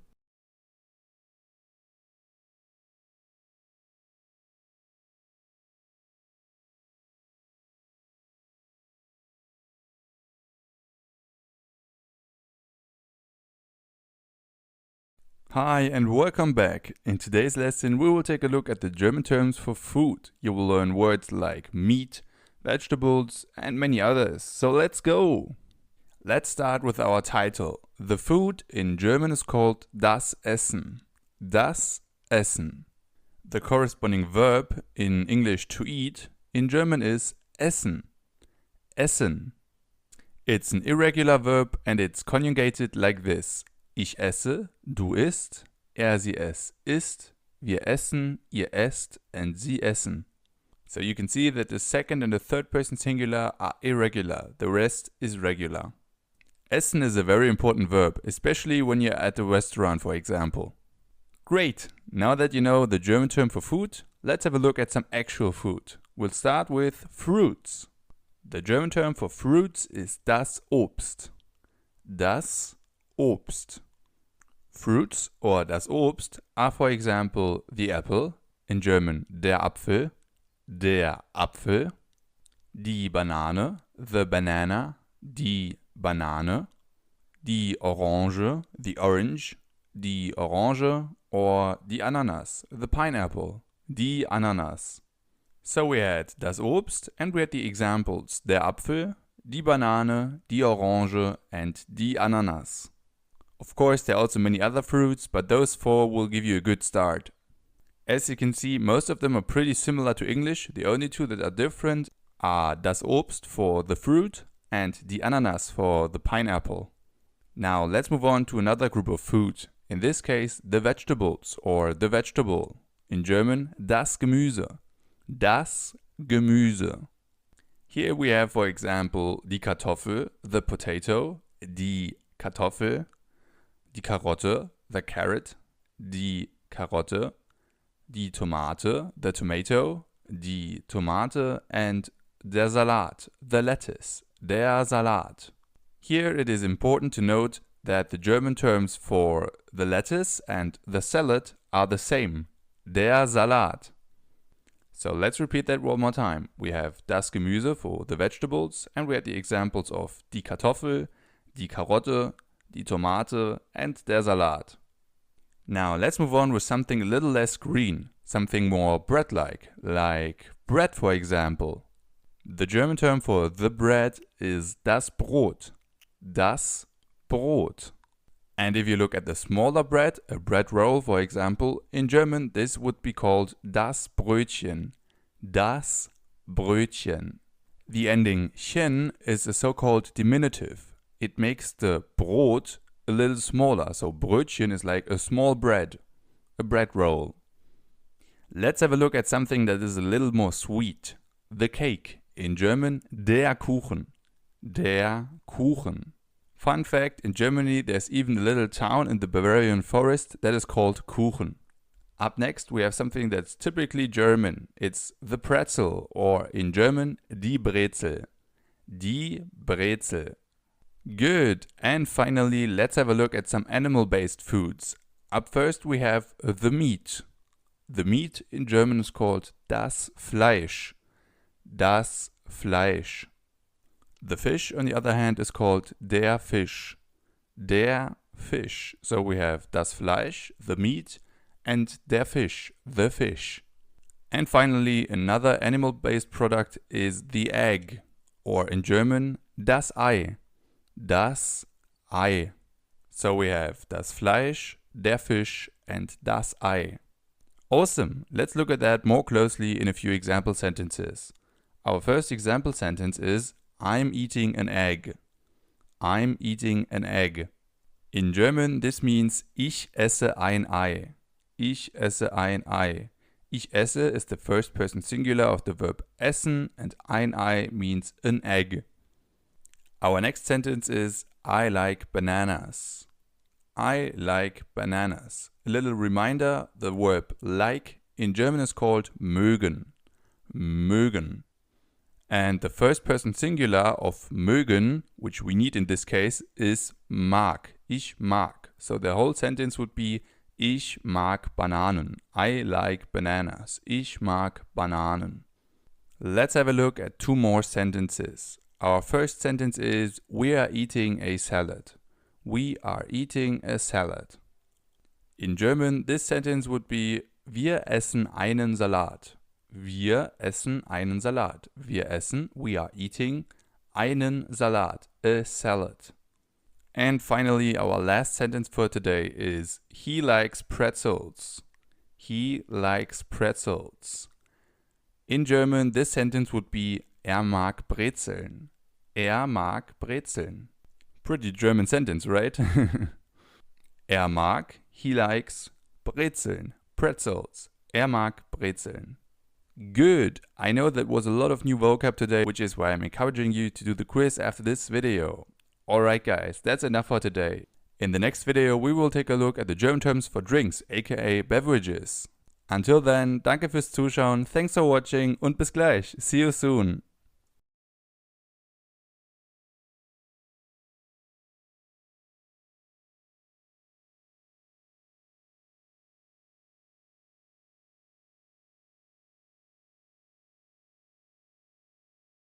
Hello everyone and welcome back to our course. In this lesson we will take a look at the German terms for drinks. So let's go! The German term for drink is das Getränk. Das Getränk. The corresponding verb to drink in German is called trinken. Trinken. It is conjugated like this. Ich trinke, du trinkst, sie es trinkt, wir trinken, ihr trinkt, and sie trinken. As you can see, it's a regular verb, so relatively easy compared to the others that we have had so far.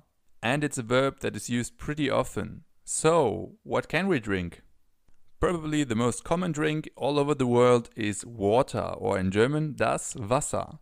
Das Wasser, the water. If, for example, you have a bottle of water, in German this would be eine Flasche Wasser. Eine Flasche, a bottle of water, Wasser. Eine Flasche Wasser. In German, we skip the of and simply say a bottle water. Eine Flasche Wasser. Okay, let's move on to our next drink, which is milk. Milk in German is called die Milch.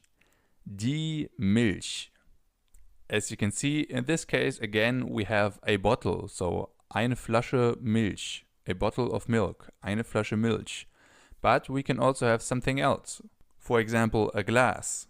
A glass of milk in German would be ein Glas Milch. Ein Glas, a glass, Milch, of milk. Again, we skip the of and simply say ein Glas Milch, a glass milk. So far we have das Wasser, the water, die Milch, the milk, eine Flasche, a bottle, and ein Glas, a glass. Let's move on to our next drink. Juice, in German der Saft. The juice, der Saft. For example, we could have apple juice, in German der Apfelsaft, der Apfelsaft. Or we could have orange juice, der Orangensaft, der Orangensaft. So as you can see, if you're looking for the German term for any kind of juice, you just need to use the term of the fruit and then add Saft, as in Apfelsaft, Orangensaft or Ananassaft or whatever. The only difference to English is that in German it's all one word. Apfelsaft, Orangensaft, and they're written together as one word. Okay, let's move on to hot beverages. The most prominent one of all is probably the coffee, or in German, der Kaffee. Der Kaffee. If, for example, you have a cup of coffee, in German this would be eine Tasse Kaffee. Eine Tasse, a cup, Kaffee, of coffee. Eine Tasse Kaffee. Good. Another very popular hot beverage is tea, or in German, der Tee. Der Tee. Pretty similar to English, right? Der Tee. And again, here we can also have a cup of tea. Eine Tasse Tee. Eine Tasse Tee. So we have eine Tasse Kaffee and eine Tasse Tee. A cup of coffee and a cup of tea. Good. Let's move on to some alcoholic beverages. Here we have Germany's favorite, the beer. In German, das Bier. Das Bier. And as you can see in the picture, here we have a large glass of beer. In German, ein großes Glas Bier. Ein großes Glas, a large glass, Bier, of beer. Ein großes Glas Bier. Good. Another very popular alcoholic beverage is the wine, or in German, der Wein. Very similar, right? Der Wein. And here we both have a bottle of wine and a glass of wine. A bottle of wine would be eine Flasche Wein, and as you already know, a glass of wine would be ein Glas Wein. Eine Flasche Wein, ein Glas Wein. Great. Let's practice that in a few example sentences. Our first sentence is, we are drinking a glass of milk. We are drinking a glass of milk. In German, this sentence would be, wir trinken ein Glas Milch. Wir trinken, we are drinking, ein Glas, a glass, Milch, of milk. Wir trinken ein Glas Milch. So far, so good. Let's have another sentence. This time our sentence is, she likes coffee. She likes coffee. In German, this would be, sie mag Kaffee. Sie mag Kaffee. Sie mag comes from the verb mögen, which means to like. Sie mag is the third person singular, so she likes Kaffee, coffee. Sie mag Kaffee. She likes coffee. Let's have two more. Our next sentence is, I'm drinking a bottle of water. I'm drinking a bottle of water. In German, this is, ich trinke eine Flasche Wasser.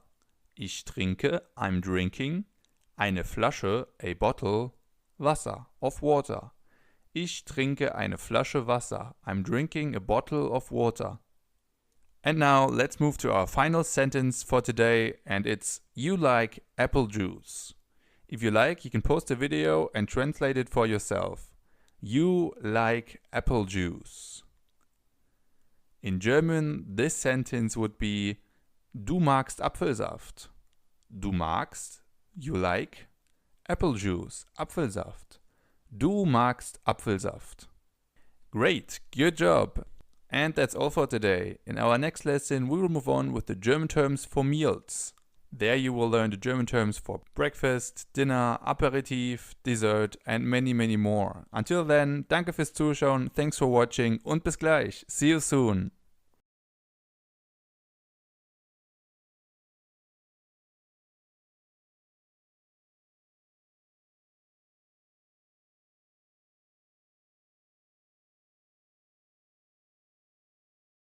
Hi and welcome back to our course. In this lesson we will take a look at the German terms for meals. You will learn the German terms for breakfast, lunch, dinner, dessert and appetizer. So let's go!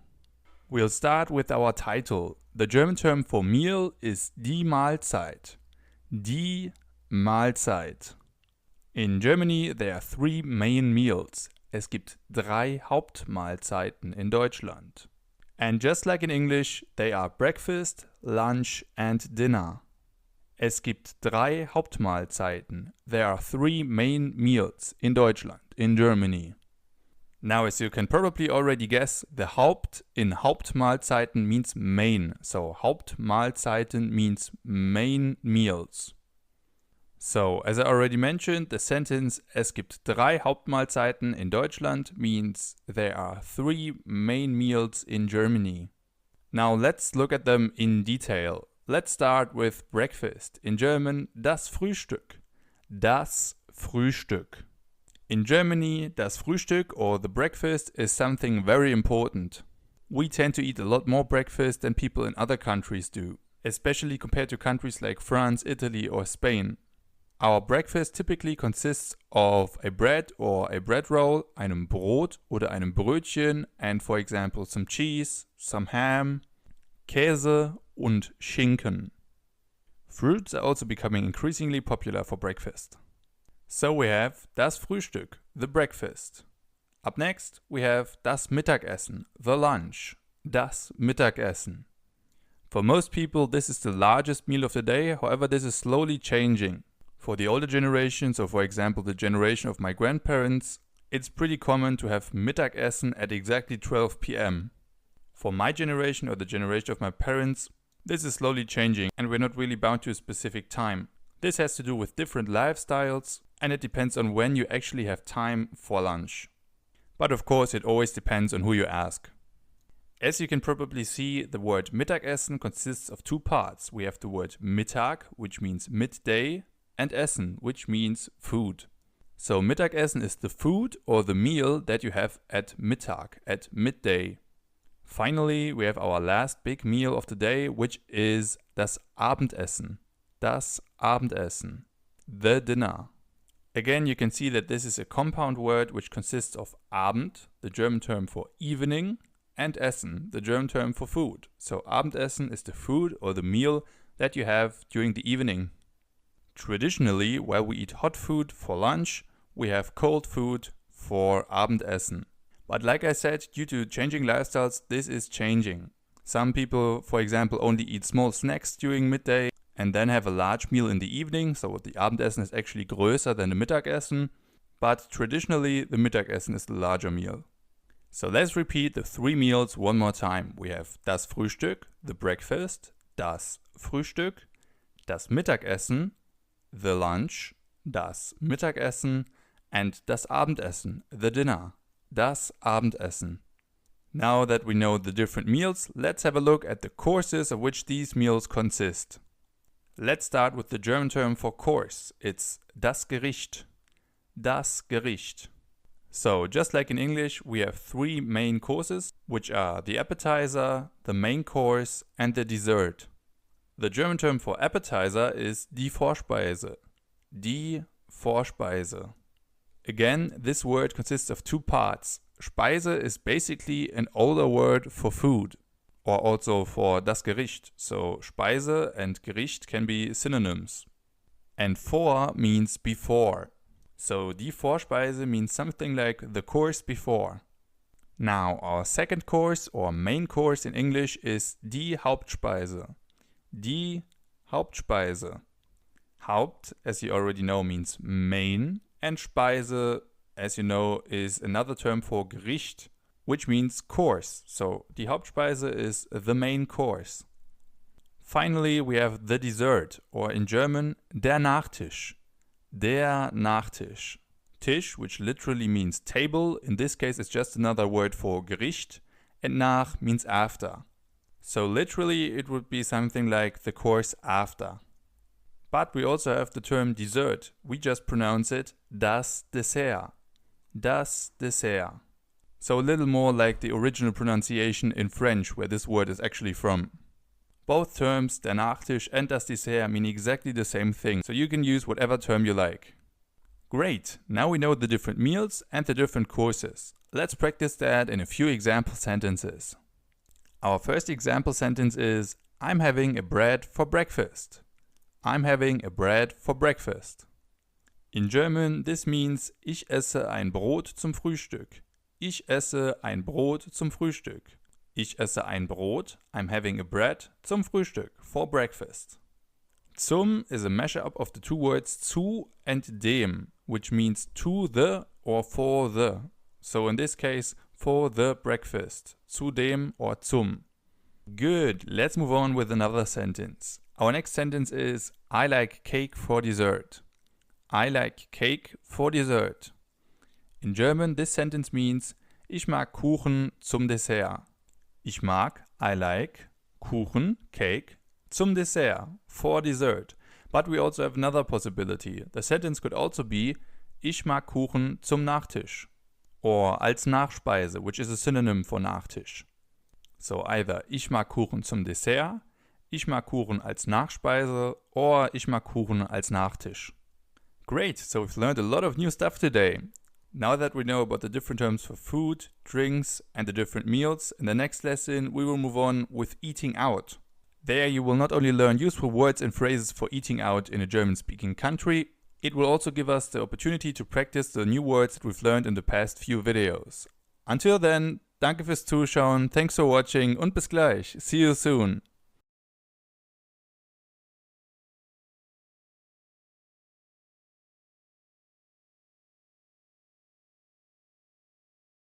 Hi and welcome back. In this lesson our topic will be eating out. You will learn useful words and phrases for eating out in a German-speaking country. So let's go! Let's start with our title. The German term for eating out is essen gehen. Essen gehen. Essen, to eat. Gehen, to go. Essen gehen. Where can you go for eating out? There are many possibilities, but the most common one is probably the restaurant. In German, das Restaurant. Das Restaurant. Or you can go to a pub, for example, which in German would be die Kneipe. Die Kneipe. So we have das Restaurant and die Kneipe. Now, when you're at a bar or at a restaurant, you will likely come across a waiter or a waitress. The German terms are der Kellner for the waiter and die Kellnerin for the waitress. Der Kellner, the waiter, die Kellnerin, the waitress. Now I'm pretty sure that if you go to a bar or to a restaurant that you want to order something. The German verb for to order is bestellen. Bestellen. And if you would like to say, we would like to order please, in German this would be, wir würden gerne bestellen. Wir würden gerne bestellen. We would like to order. And then when you're ordering, you could say, I'd like or I would like to have, which in German would be, ich hätte gerne. Ich hätte gerne. Or you could say, ein or eine bitte. A please. For example, if you want to have a schnitzel, you could say, ein Schnitzel bitte. Ein Schnitzel bitte. Or if you use the phrase from above, you could also say, ich hätte gerne ein Schnitzel. Ich hätte gerne ein Schnitzel. So far so good, but if you don't know what you want to order yet, you might need a menu. The German term for the menu is die Speisekarte. Die Speisekarte. Karte is the German term for map, and Speise, as we already know, is an older word for dish or food. So if you translate it literally, it would be like the dish map. And if you want to ask the waiter for the menu, you could say, for example, die Speisekarte bitte. The menu please. Die Speisekarte bitte. You can use the same structure also in other sentences as well. For example, if you want to have the bill, which in German means die Rechnung, you can say die Rechnung bitte. The bill please. Die Rechnung bitte. Just like die Speisekarte bitte. Or another way to say this in English would be, we would like to pay please. In German, wir würden gerne zahlen bitte. Wir würden gerne, we would like, zahlen, to pay, bitte, please. Wir würden gerne zahlen bitte. Now we'll come to two of the most important expressions when you're eating out in Germany. The first one is pretty odd for English speakers because it doesn't exist in English, and it's the phrase guten Appetit. Guten Appetit, which means something like have a good meal. In Germany, it's common to say this before you start eating. A similar phrase can also be found in other languages like French or Spanish. In German, we say guten Appetit. You just say guten Appetit and then you start eating. Or if you want to sound a little hip, you can also just say guten. guten, and leave the Appetit. This is something that especially younger people do. Alright, and the same ritual also exists when you're drinking a drink. In this case, in German it's called Prost. So before you start drinking, you say Prost. You raise your glass and say Prost, which means cheers.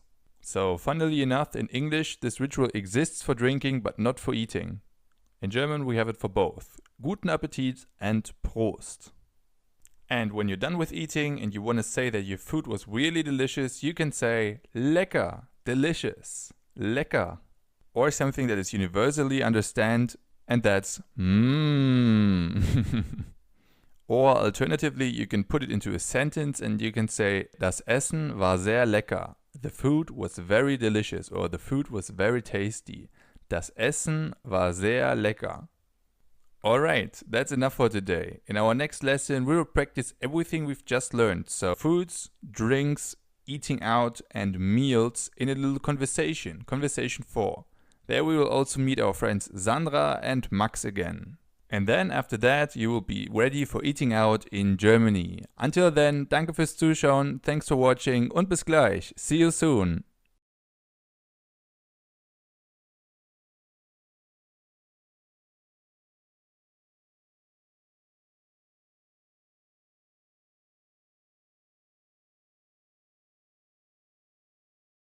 Hi and welcome back. In today's conversation video, we will practice everything we've learned so far in this section in a little dialogue. Actually, we have 2 dialogues to be exact. Those dialogues will cover everything from foods, to drinks, to eating out, and everything we've learned so far in this section. So you see, we've got a lot to cover, so let's get started. We'll start with our first dialogue. In this dialogue, we will meet our friends Sandra and Max again. And not only them, we also have another person, the waiter, or in German, der Kellner. Der Kellner. Let's listen what they say.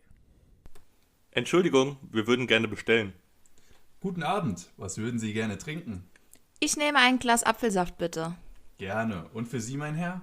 Ich hätte gerne ein Bier, bitte. Gut. Wissen Sie schon, was Sie gerne essen möchten? Also ich nehme ein großes Schnitzel mit Kartoffeln. Und du, Sandra? Ich nehme einen italienischen Salat und dazu etwas Brot. Sehr gerne.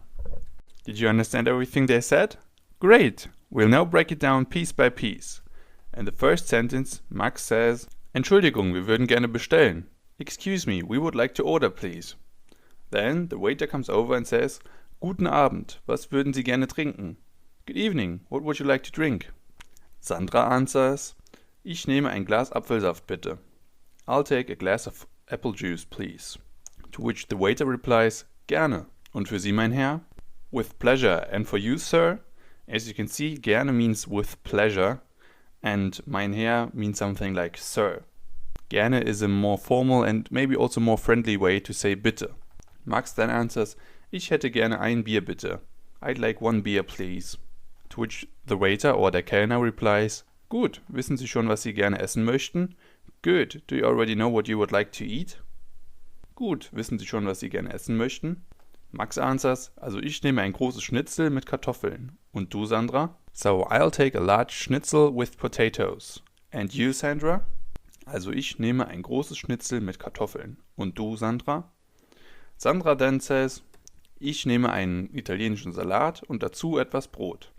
I'll take an Italian salad and some bread. To which the Kellner replies, sehr gerne, with pleasure. Sehr gerne.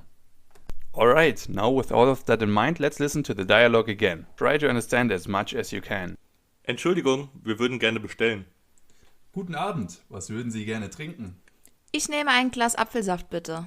Gerne. Und für Sie, mein Herr? Ich hätte gerne ein Bier, bitte. Gut. Wissen Sie schon, was Sie gerne essen möchten? Also ich nehme ein großes Schnitzel mit Kartoffeln. Und du, Sandra? Ich nehme einen italienischen Salat und dazu etwas Brot. Sehr gerne. Awesome. Let's have a look at our second dialogue for today. This one is a little shorter. In this dialogue, again, we have our friends Max and Sandra and the waiter, der Kellner. The dialogue takes place at the end of their dinner, so let's listen to their conversation. Das Essen war sehr lecker. Ja, mir hat es auch sehr gut geschmeckt. Sollen wir zahlen oder hättest du gerne noch ein Dessert? Nein, danke. Wir können ja zahlen und danach noch in eine Kneipe oder ein Café. Klingt gut. Entschuldigung, wir würden gerne zahlen. Sehr gerne. Hier ist Ihre Rechnung. Did you understand what they said? This time again we will break the dialogue down piece by piece. We'll start with Max. In the first sentence, Max says, das Essen war sehr lecker. The food was very delicious. Sandra replies, ja, mir hat es auch sehr gut geschmeckt, which means something like, yeah, I also really liked it. Or if you take it literally, yeah, to me it also tasted really, really good. Then Max asks, sollen wir zahlen oder hättest du gerne noch ein Dessert? Should we pay or would you like a dessert? Sollen wir zahlen? Should we pay? Oder hättest du gerne or would you like a dessert? Noch ein Dessert. Sollen wir zahlen oder hättest du gerne noch ein Dessert? Sandra answers, nein danke. Wir können ja zahlen und danach noch in eine Kneipe oder ein Café. No thank you. We could pay and later go to a pub or a café. Nein danke, no thank you. Wir können ja zahlen und danach noch in eine Kneipe oder ein Café. We could pay and later go to a pub or a café. Max answers, klingt gut. Sounds good. And then he says to the waiter, Entschuldigung, wir würden gerne zahlen. Excuse me, we would like to pay please. The waiter says, sehr gerne, hier ist Ihre Rechnung. With pleasure, here's your bill. Great! Again, with all of that in mind, let's listen to the dialogue again. Try to understand as much as you can. Das Essen war sehr lecker. Ja, mir hat es auch sehr gut geschmeckt. Sollen wir zahlen oder hättest du gerne noch ein Dessert? Nein, danke. Wir können ja zahlen und danach noch in eine Kneipe oder ein Café. Klingt gut. Entschuldigung, wir würden gerne zahlen. Sehr gerne. Hier ist Ihre Rechnung. Alright, this time I'm sure that the dialogue was much easier for you to follow. If you want to have more practice, you can of course also listen to the dialogue again, or you can try to read it out loud. You can also find the dialogue as a PNG file in the additional material to this video. Before our final exam, we will also have a revision session where we will revise all of the words and phrases of this section, so drinks, food, eating out, meals, and so on. The topic of our next section will be traveling, and in our next lesson we will start with transportation. Until then, danke fürs Zuschauen, thanks for watching und bis gleich. See you soon. Hi and welcome back to our course. In today's lesson our topic will be transportation. You will learn the German terms for train, taxi, bus and many more. So let's get started. We'll start with probably the most common type of transport in Germany, which is the car. In German, das Auto. Das Auto. Especially when you're living on the countryside, the car is still mode of transport number one. When you look at the cities, it's different. But I'll get to that in just a second. Another mode of transport that is becoming increasingly popular, especially in the cities, is the bike, or in German, das Fahrrad. Das Fahrrad. Especially in the cities and in the northern part of Germany, this type of transport is very common. So we have das Auto and das Fahrrad. And for both nouns we have the same verb, which is fahren. Fahren. So it doesn't make a difference whether you use the car or the bike, we use the same verb for both of them. In English you would say to drive a car and to ride a bike, but in German you use fahren in both cases. For example, you could say, ich fahre Auto, I'm driving a car. Or ich fahre Fahrrad, I'm riding a bike. We use the same verb for both of them. The same also goes for public transport, but here it's a little different, but we'll see that in just a minute. Let's take a look at 3 examples. The first one is the bus, or in German, der Bus. Der Bus. Another example is the train, or in German, der Zug. Der Zug. And finally we have the tram or streetcar, which in German is called die Straßenbahn. Die Straßenbahn. This is a compound word. Straße is the German term for street and Bahn is just another word for Zug or train. So it's something like the street train. But some people also call it Tram, so a Germanized version of tram. So we have der Bus, der Zug and die Straßenbahn. So as I already mentioned, if you use public transport like der Bus, der Zug or die Straßenbahn, we also use the verb fahren. However, there's a little difference to when you use the verb fahren for das Auto, the car, and das Fahrrad, the bike. And you will see that in our example sentence. Our example sentence is, I'm taking the bus to work. I'm taking the bus to work. In German, this sentence would be, ich fahre mit dem Bus zur Arbeit. So if you translate it literally, I'm driving with the bus to work.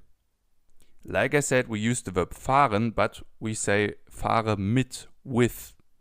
This is due to the fact that you don't drive the bus yourself, that's the job of the bus driver, but you're a passenger. So you're driving with the bus. You're sitting in the bus while somebody else is driving. Ich fahre mit dem Bus zur Arbeit.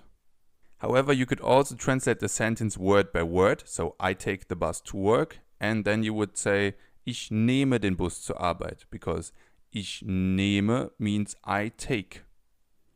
And the same two versions can also be used for our other two types of public transport. You could say, for example, ich fahre mit dem Zug zur Schule.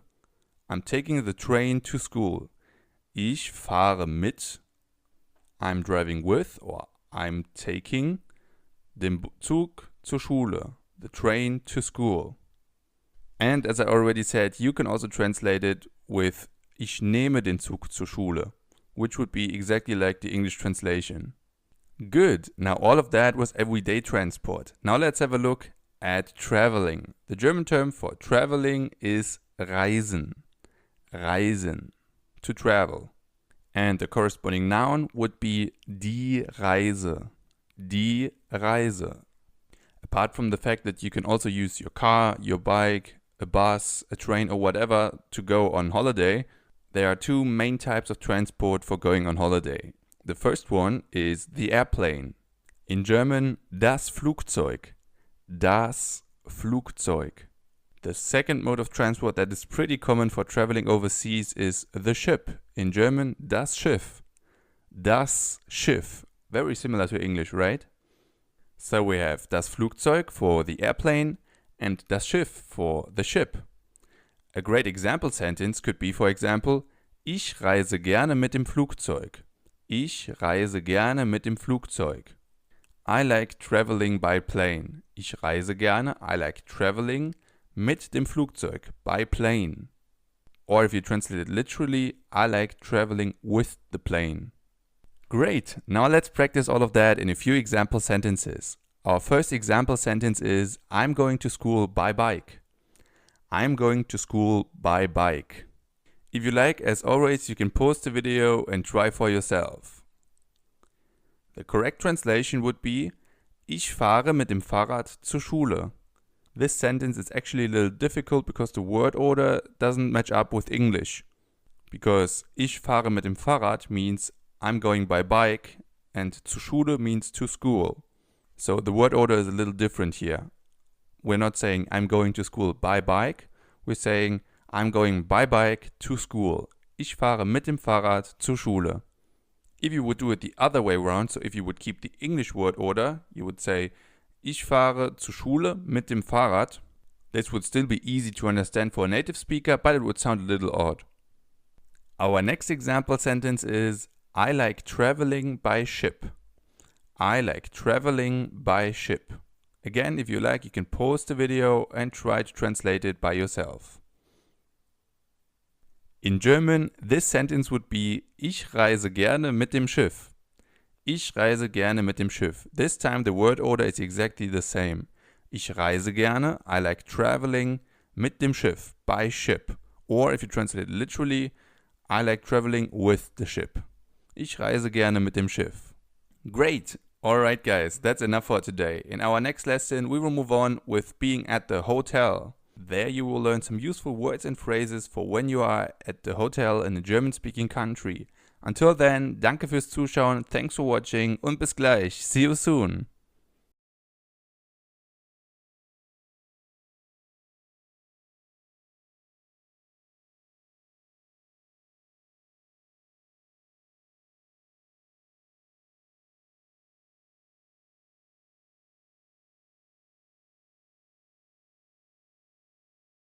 Hi and welcome back. In today's video we will take a look at some useful words and phrases for when you are at a hotel in a German-speaking country. So let's go!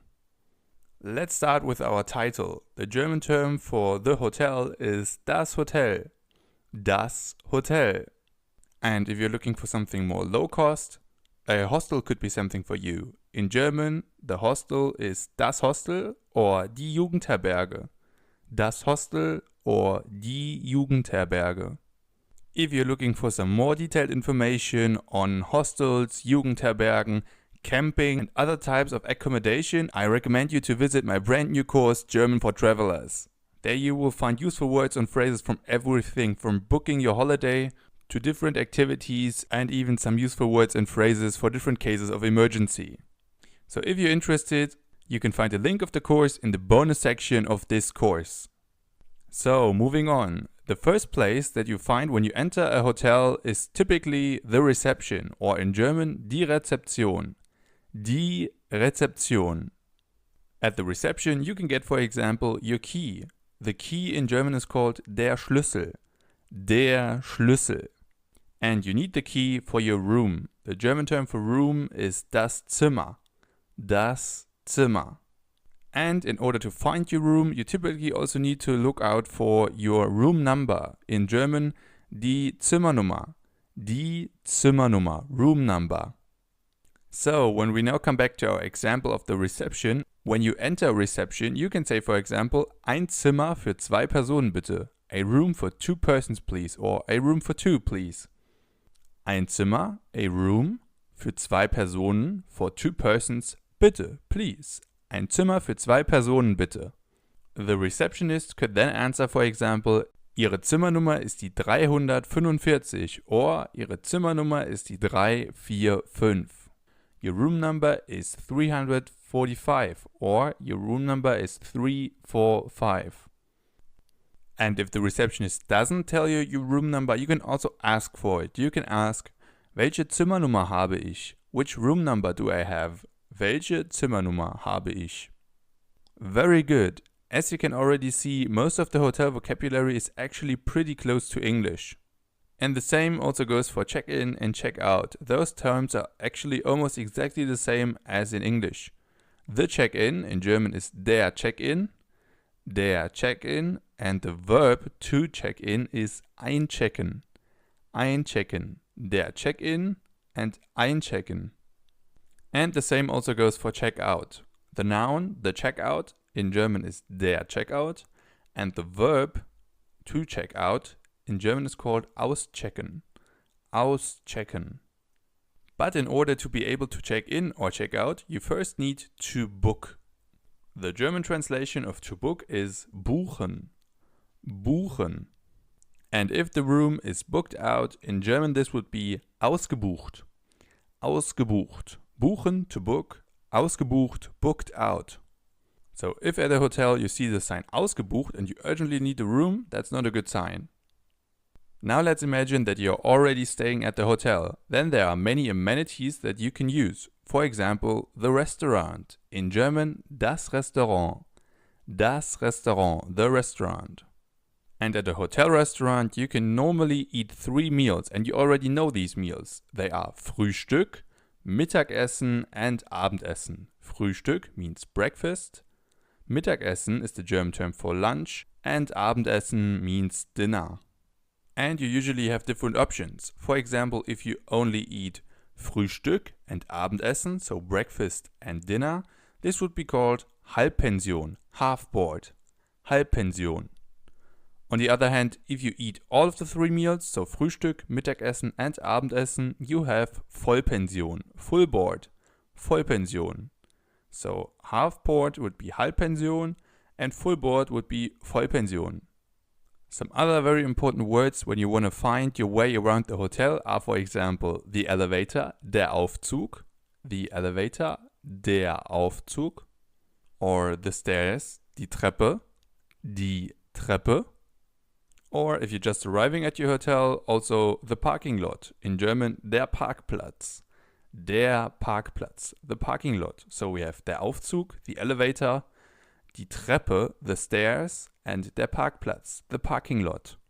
And finally, if you're staying at a hotel that is not low cost, your hotel might also have a swimming pool. In German, das Schwimmbad. Das Schwimmbad. Nowadays, it's also becoming increasingly common to see the term swimming pool also in German. So either look out for a sign for the Schwimmbad, das Schwimmbad, or the swimming pool, swimming pool. Good, let's practice all of those new words. I'll give you 2 example sentences. As always, you can pause the video and try to translate them on your own. Our first sentence is, 1 room for 3 people, please. 1 room for 3 people, please. How would you say that in German? A possible translation would be, for example, ein Zimmer für 3 Personen bitte.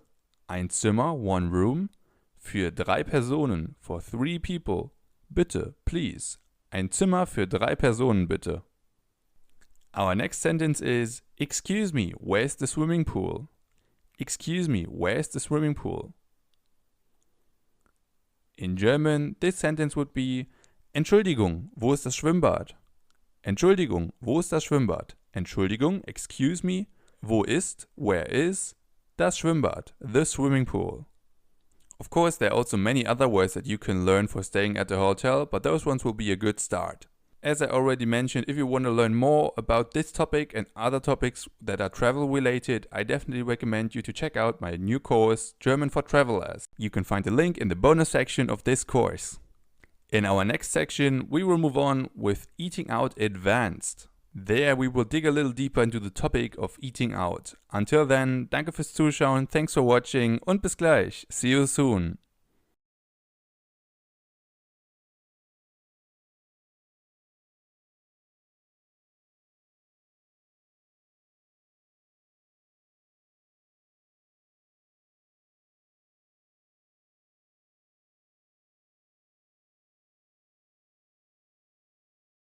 Hi and welcome back to our German beginner course. In this lesson, we will dive a little deeper into the topic of eating out. So let's go! As we've already seen in the last video about eating out, the term eating out in German means essen gehen. Essen gehen. As you know, there are many possibilities where you can go for eating out, and the most prominent ones are probably the restaurant, das Restaurant, the bar or the pub, die Kneipe, die Kneipe, or a food stand, for example. The German term for the food stand is der Imbiss, or the larger version, die Imbissbude. Der Imbiss is the short form, which is something like the bite, and die Imbissbude is the long version. And you could also go to a cafe for eating out. In German, das Café. Das Café. So we have das Restaurant, the restaurant, die Kneipe, the bar or the pub, der Imbiss or die Imbissbude, which means the food stand, and das Café, the cafe. So we have many possibilities for eating out. In this video, we will mainly focus on the restaurant.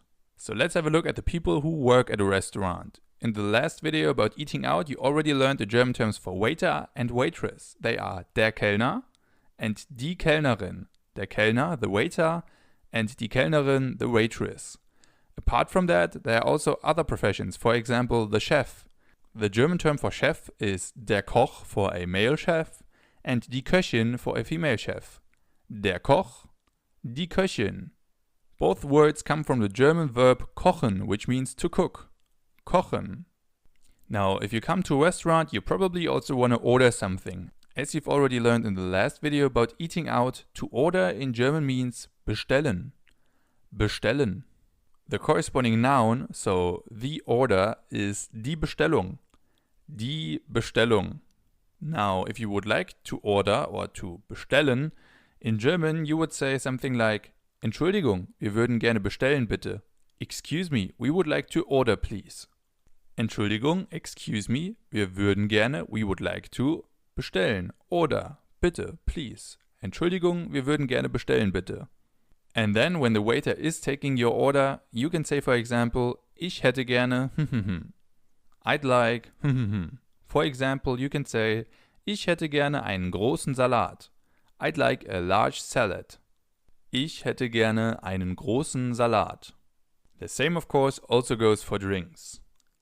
Once you have your food, in German it's very common to say Guten Appetit before you start eating. Guten Appetit. It means something like enjoy your meal. And the same goes before you start drinking. In German then you say Prost. Prost, which means something like cheers. Prost. Once you're done with eating and the food was delicious, you can say lecker, delicious, or simply mmm. Or you can put it into a whole sentence and say das Essen war sehr lecker. The food was very delicious. Das Essen war sehr lecker. And once you're done with eating, you may also want to think about paying. To pay in German is called bezahlen. Bezahlen. Or you can use the short form zahlen. Bezahlen is the long form and zahlen is the short form. Now, if you would like to say to the waiter, excuse me, we would like to pay please, in German this would be Entschuldigung, wir würden gerne zahlen bitte. Entschuldigung, excuse me, wir würden gerne, we would like to, zahlen, pay, bitte, please. Entschuldigung, wir würden gerne zahlen bitte. Excuse me, we would like to pay please. As you've probably already noticed, the same structure can also be used in other sentences that we've already come across. For example, the sentence, Entschuldigung, wir würden gerne bestellen bitte. Excuse me, we would like to order please. So the structure stays the same, the only thing that changes is the verb. Now once you've asked the waiter for the bill, he will likely say something like, das macht dann bitte. For example, das macht dann 13,40 Euro bitte. So that's 13.40 please. So das macht dann bitte means so that's please. And just like in many other countries across the world as well, in Germany we also have a tipping culture. The German term for the tip is das Trinkgeld. Das Trinkgeld. Literally it means the drinking money. Trink, which means drink, and Geld means money. So das Trinkgeld is the drinking money, if you translate it literally. In Germany, people usually tip about 10% of the normal price. So for example, if your bill adds up to about 50 euros, you tip about 5 euros. If you would like to tip, you can say something like stimmt so, which means keep the change. Or if, for example, your bill adds up to 12 euros and you only have a 20 euro note and you don't want to tip 8 euros, you can say, for example, bitte. Like, for example, 14 bitte, 14 please. In this case, the waiter will give you 6 euros back as your change and the rest is the tip. So if the waiter would say, for example, das macht dann 12,34 Euro, you say 14 bitte, and then he would answer usually something like vielen Dank. As you know, the euro is the shared currency of most of Europe, including Germany. Good, so now you know how to order, you know how to tip, you know how to pay, you probably also know how to eat. Let's now talk about some other words that are also very helpful to know in German. Let's start with the German term for plate. It's der Teller. Der Teller. Another important term is the German term for cutlery. It's das Besteck. Das Besteck. And das Besteck consists of das Messer, the knife, das Messer, der Löffel, the spoon, der Löffel, and die Gabel, the fork, die Gabel. So we have der Teller, das Messer, der Löffel, and die Gabel. When it comes to drinks, you already know the German term for the glass, which is das Glas, and the German term for the cup, which is die Tasse. Das Glas and die Tasse. And you know the German term for the bottle, which is die Flasche. Die Flasche. For example, if you would like to order a bottle of water, you could say eine Flasche Wasser bitte. A bottle of water, please. Eine Flasche Wasser bitte. Another term that we haven't had so far is the napkin or the serviette. In German, die Serviette. Die Serviette. So if, for example, you would like to ask the waiter for a napkin, you can say Entschuldigung, könnte ich bitte eine Serviette haben? Entschuldigung, excuse me, könnte ich bitte, could I please, eine Serviette haben? Have a serviette or have a napkin? Entschuldigung, könnte ich bitte eine Serviette haben? Very good, so now you know the main words and the main phrases for eating out in Germany. In our next lesson, we will practice all of that in a little conversation. Also practice the content of the previous 2 videos. Until then, danke fürs Zuschauen, thanks for watching und bis gleich. See you soon.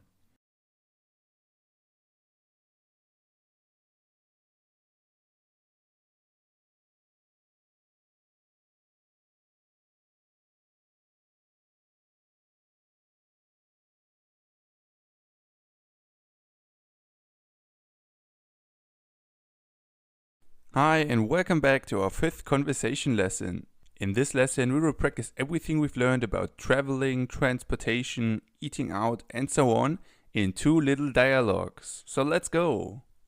We'll start with dialogue number 1. In this dialogue we will meet our friends Sandra and Max again. Let's listen to their conversation. Sandra und Max wollen gerne Urlaub machen. Sie schauen gemeinsam nach einem guten Hotel. Schau mal, Sandra, das Hotel hier hat sogar ein Schwimmbad. Ein Schwimmbad? Cool. Aber gibt es dort auch Vollpension oder nur Halbpension? Nur Halbpension, aber das Restaurant soll sehr gut sein. Klingt gut. Sollen wir mit dem Auto fahren oder Bus und Bahn nehmen? Hat das Hotel einen Parkplatz? Ja, aber der ist ziemlich klein. Dann nehmen wir Bus und Bahn. Did you understand everything they said? If not, don't worry. We have many new words in this dialogue and we will break them down piece by piece. So let's start with the introduction. The introduction sentence is: Sandra und Max wollen gerne Urlaub machen. Sie schauen gemeinsam nach einem guten Hotel.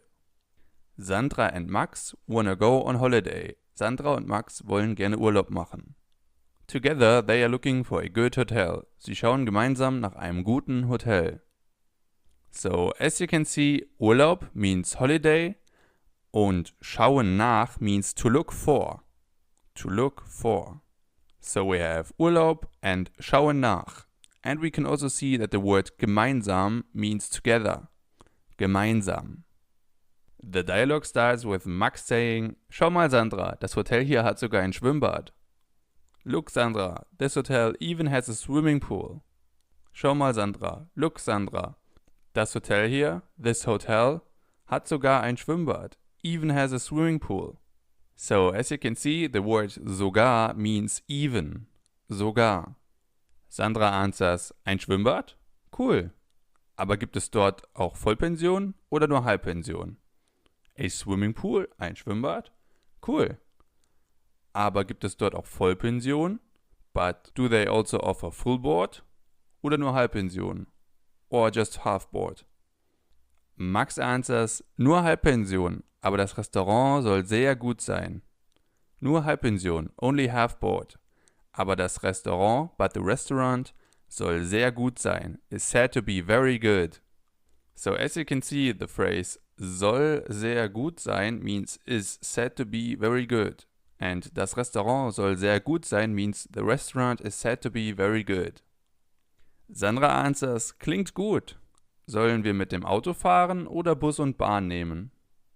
Sounds good. Should we go by car or should we take bus and train? Klingt gut. Sounds good. Sollen wir mit dem Auto fahren? Should we go by car? Oder Bus und Bahn nehmen or take bus and train? Max responds by asking: Hat das Hotel einen Parkplatz? Does the hotel have a parking lot? Hat das Hotel einen Parkplatz? Sandra answers: Ja, aber der ist ziemlich klein. Yes, but it is pretty small. Then Max answers: Dann nehmen wir Bus und Bahn. In that case, we take bus and train. Dann nehmen wir Bus und Bahn. You might be wondering why he's saying Bus and Bahn, so bus and train. In German, that's a short form to say public transport. The German term for public transport is öffentlicher Nahverkehr, which doesn't quite roll over the tongue easily. So, Bus and Bahn, public transport. Great, now let's listen to the dialogue again.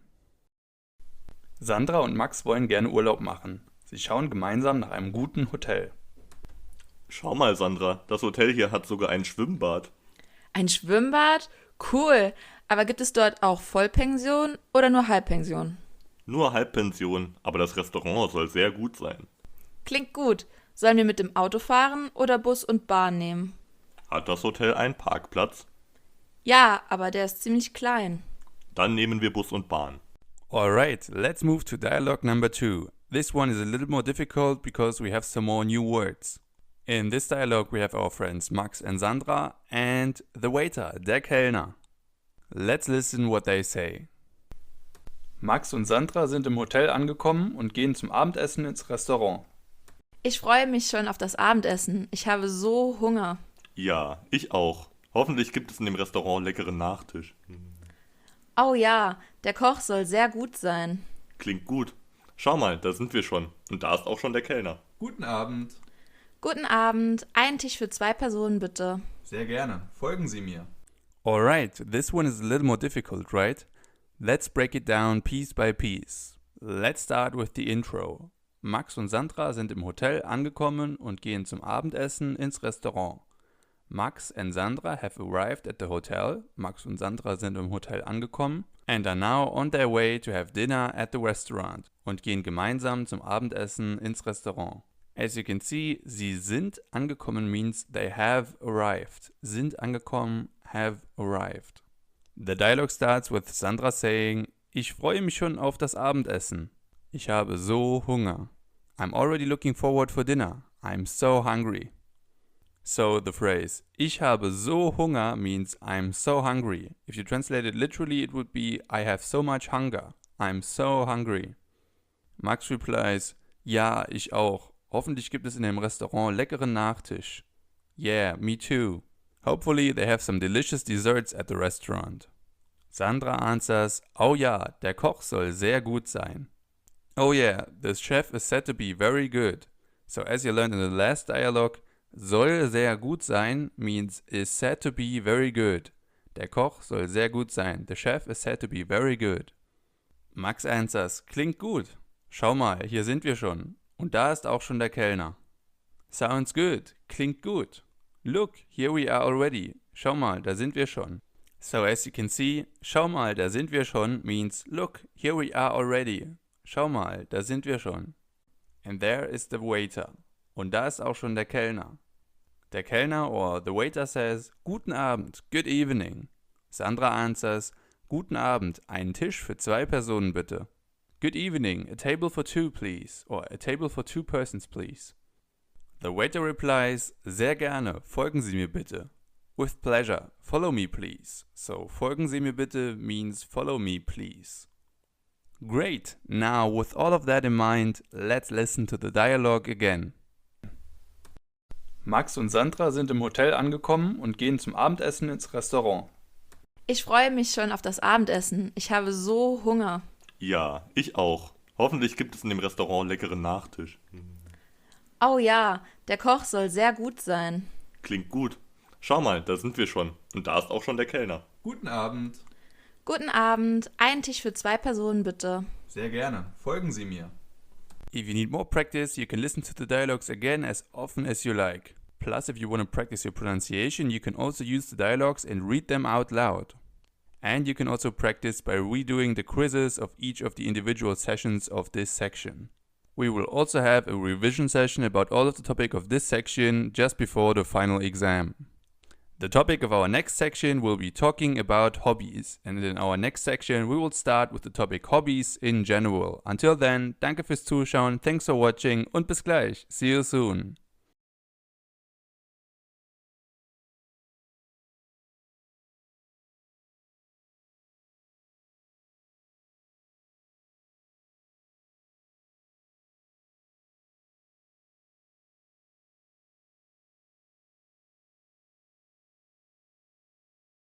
Hi and welcome back to our course. In this lesson we will take a look at the German terms for hobbies. So let's go! So let's start with the word hobby itself. In German, the hobby is called das Hobby. Das Hobby, almost the same as in English. And the plural is also almost the same, but there's a slight difference. Die Hobbys is written with a W instead of IE as in English. So the pronunciation is the same, only the spelling is a little different. Now if you would like to form a question with that, you could ask, for example, was sind deine Hobbys? What are your hobbies? Or which are your hobbies? Was sind deine Hobbys? Another important word that has to do with hobbies is die Freizeit. Die Freizeit, which means spare time or free time. Die Freizeit, the free time. And again, if you want to form a question out of this word, you could ask, for example, was machst du in deiner Freizeit? What do you do in your spare time? Was machst du in deiner Freizeit? Was machst du in deiner Freizeit? So far we have das Hobby and its plural, die Hobbys, and the question, was sind deine Hobbys? What are your hobbies? And we have die Freizeit, the spare time or the free time, and the corresponding question, was machst du in deiner Freizeit? What do you do in your spare time? Now there are many possibilities what you could answer, but let's imagine that you like reading. In that case you could say ich lese gerne. Ich lese gerne. I like reading. Or if you want to make the sentence a little longer, you could say in meiner Freizeit lese ich gerne. In my spare time I like reading. In meiner Freizeit lese ich gerne. Let's have a look at some more activities that you can do in your spare time. For example, the German term for doing sports or to do sports is Sport treiben. Sport treiben. And if you would like to say I like doing sports, in German you would say ich treibe gerne Sport. Ich treibe gerne Sport. In our next video we will dig a little deeper into the different sports, but for this video our focus will be mainly on hobbies. So let's move on with some other hobbies that are not sports related. Another good example could be, for example, drawing. Drawing in German is called zeichnen. Zeichnen. And if you want to say I like drawing, in German this would be ich zeichne gerne. Ich zeichne gerne. I like drawing. Or if you prefer singing, we have the word singen, which is the German term for to sing. So the sentence I like singing would be ich singe gerne. Ich singe gerne.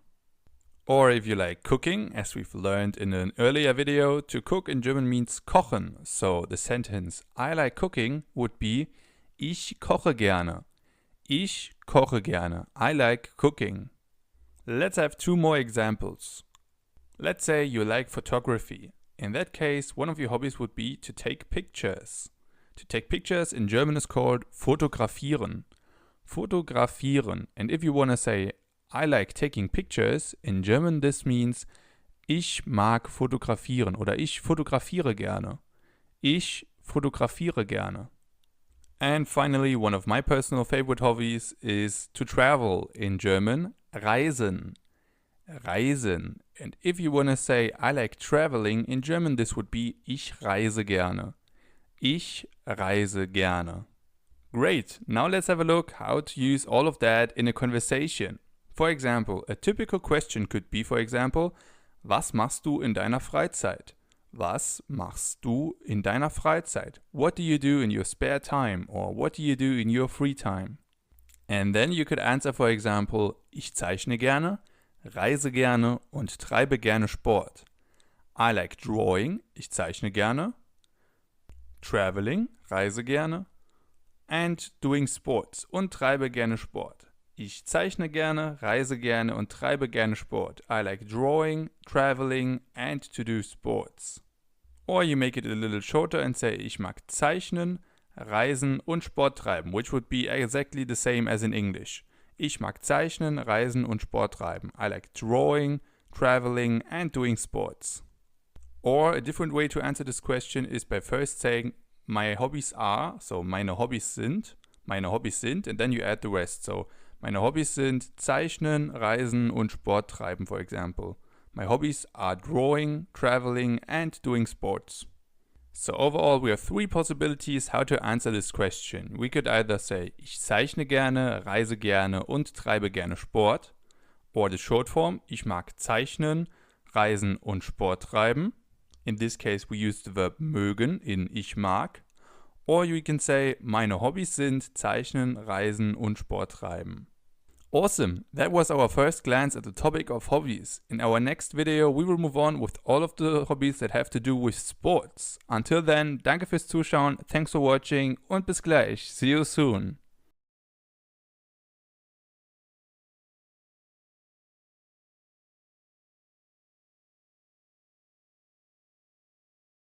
Hi and welcome back. In today's video our topic will be sports. In particular, we will take a look at the different hobbies that have to do with sports. You will learn the German terms for football, volleyball, swimming, dancing and many more. So let's go! Let's start with the term sports itself.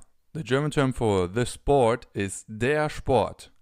Der Sport. And the corresponding verb, so to do sports, in German is Sport treiben. Sport treiben, to do sports.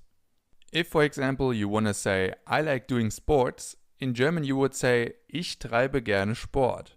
Ich treibe gerne Sport. The opposite would be, Ich treibe nicht gerne Sport. Ich treibe nicht gerne Sport. I don't like doing sports. So far so good. Now that we know what the term sport means in German, let's now take a look at different kinds of sports. The most prominent sport in Germany is football or soccer. In German, Fußball. Fußball. And the corresponding verb, so to play soccer, in German is called Fußball spielen. Fußball spielen. Fußball, football, spielen, to play. Fußball spielen. It is by far the most watched sport in Germany and it's practiced by many people. And again, if you like playing football, you can say Ich spiele gerne Fußball. Ich spiele gerne, I like playing, Fußball, football or soccer. And if you want to say the opposite, you say Ich spiele nicht gerne Fußball. Ich spiele nicht gerne Fußball. The Ich spiele nicht gerne means I don't like, and as you know, Fußball means soccer or football. If on the other hand you love soccer and soccer is your favorite sport, you can say Fußball ist mein Lieblingssport. Fußball ist mein Lieblingssport. Football is my favorite sport or soccer is my favorite sport. The prefix Lieblings means favorite, so Lieblings means favorite, for example, Lieblingsstadt, favorite city, or Lieblingsessen, favorite food. Now let's have a look at some other very popular sports in Germany that involve a ball. First of all, we have basketball. In German, Basketball. Basketball. Almost the same as in English, and the same also goes for our next sport, which is volleyball. In German, Volleyball. Volleyball. So we have basketball and volleyball. Both sports are very popular, and our next sport is also very popular in Germany, but it's not that well known in other parts of the world. Handball, or handball as it's known in English, is a very popular sport in continental Europe. So we have basketball, volleyball and handball. If now, for example, you want to say, I like playing volleyball, you can say, Ich spiele gerne Volleyball. Ich spiele gerne, I like playing, Volleyball, volleyball.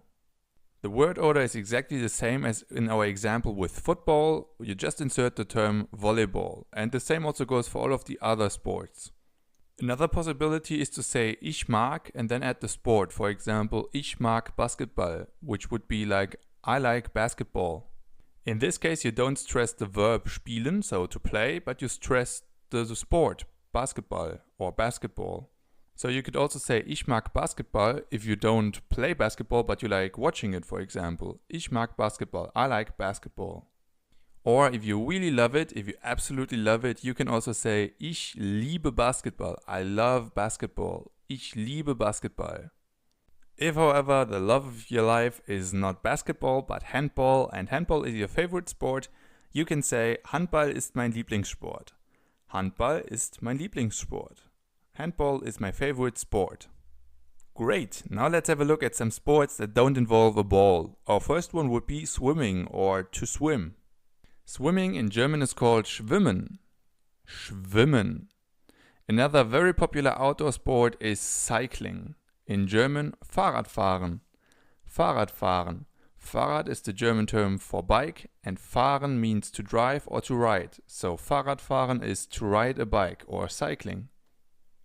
Another very popular outdoor sport is climbing or mountaineering. In German, Klettern. Klettern. So we have Schwimmen, Fahrradfahren and Klettern. What we can see here are the nouns. The corresponding verbs are almost the same. They are schwimmen, Fahrradfahren and Klettern. So the main difference is their spelling. As you know, nouns can also have articles in front of them. In this case, it would always be das. Das Schwimmen, das Fahrradfahren and das Klettern. And nouns are also written in capital letters. On the other hand, verbs are written in lowercase letters. The only exception in this case is Fahrradfahren because Fahrrad is still a noun and fahren is the verb. So Fahrrad is written in capital letters while fahren, the actual verb, is written in lowercase letters. So das Schwimmen would be like swimming in I like swimming, and schwimmen, the verb, would be to swim.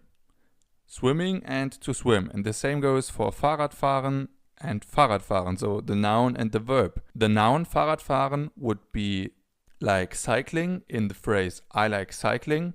The verb on the other hand would be, for example, in phrases like Ich würde gerne morgen mit dir Fahrrad fahren. I would love to go biking with you tomorrow.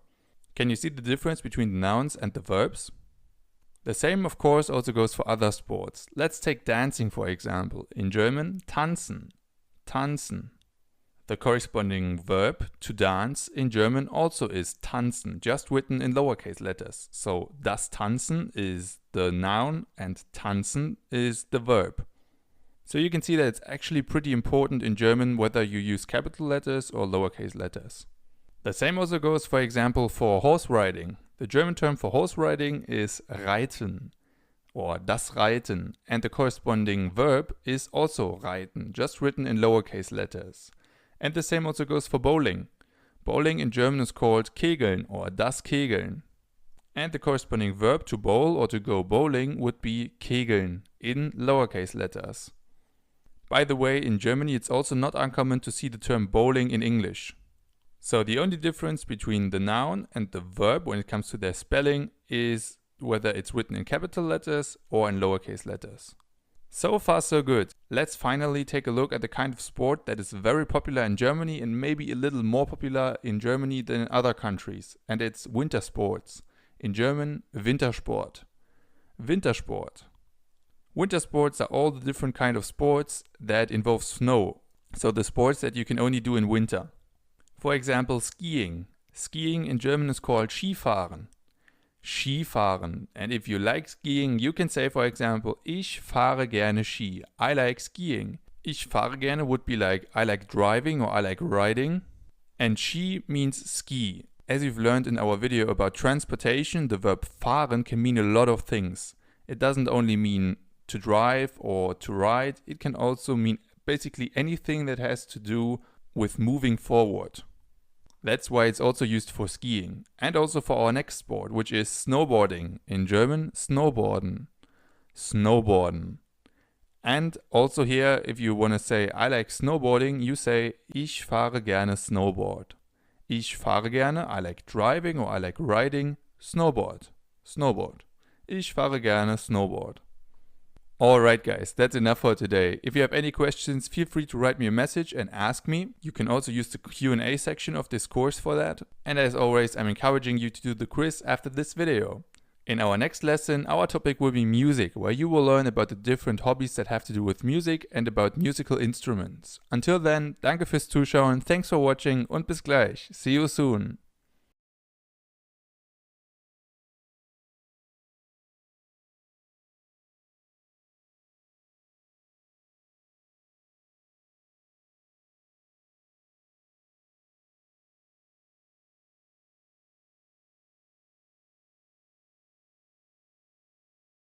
Hi and welcome back. In today's video, our topic will be music. You will learn the German terms for music, singing, dancing and many more. So let's go! Let's start with the term music itself. The German term for music is die Musik. Die Musik.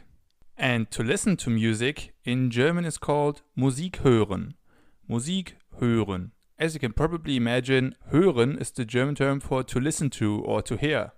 So the German verb hören means both to listen to something and to hear something. Now, as you know, you can not only listen to music, you can also make music. In German, to make music is called Musik machen. Musik machen. And again, as you can probably imagine, the verb machen is the German verb for to make. To make, machen. So we have die Musik, Musik hören, and Musik machen. For example, if you like listening to music, you can say Ich höre gerne Musik. Ich höre gerne Musik. I like listening to music. Ich höre gerne, I like listening Musik, to music. Or, if you don't like music, you can say Ich höre nicht gerne Musik. Ich höre nicht gerne Musik. Now, as you know, in music there are many genres, and in German those terms for these genres are almost the same as in English. For example, if you take rock music, the German term for rock music is die Rockmusik. Die Rockmusik. It's written as one word and we use a K instead of a C at the end, but apart from that, it's the same word, die Rockmusik. Or you can use the short form, der Rock. Der Rock. So if you like listening to rock music, you can say, for example, ich höre gerne Rockmusik. Ich höre gerne Rockmusik. I like listening to rock music. Or you can use the short form and say, ich höre gerne Rock. Ich höre gerne Rock.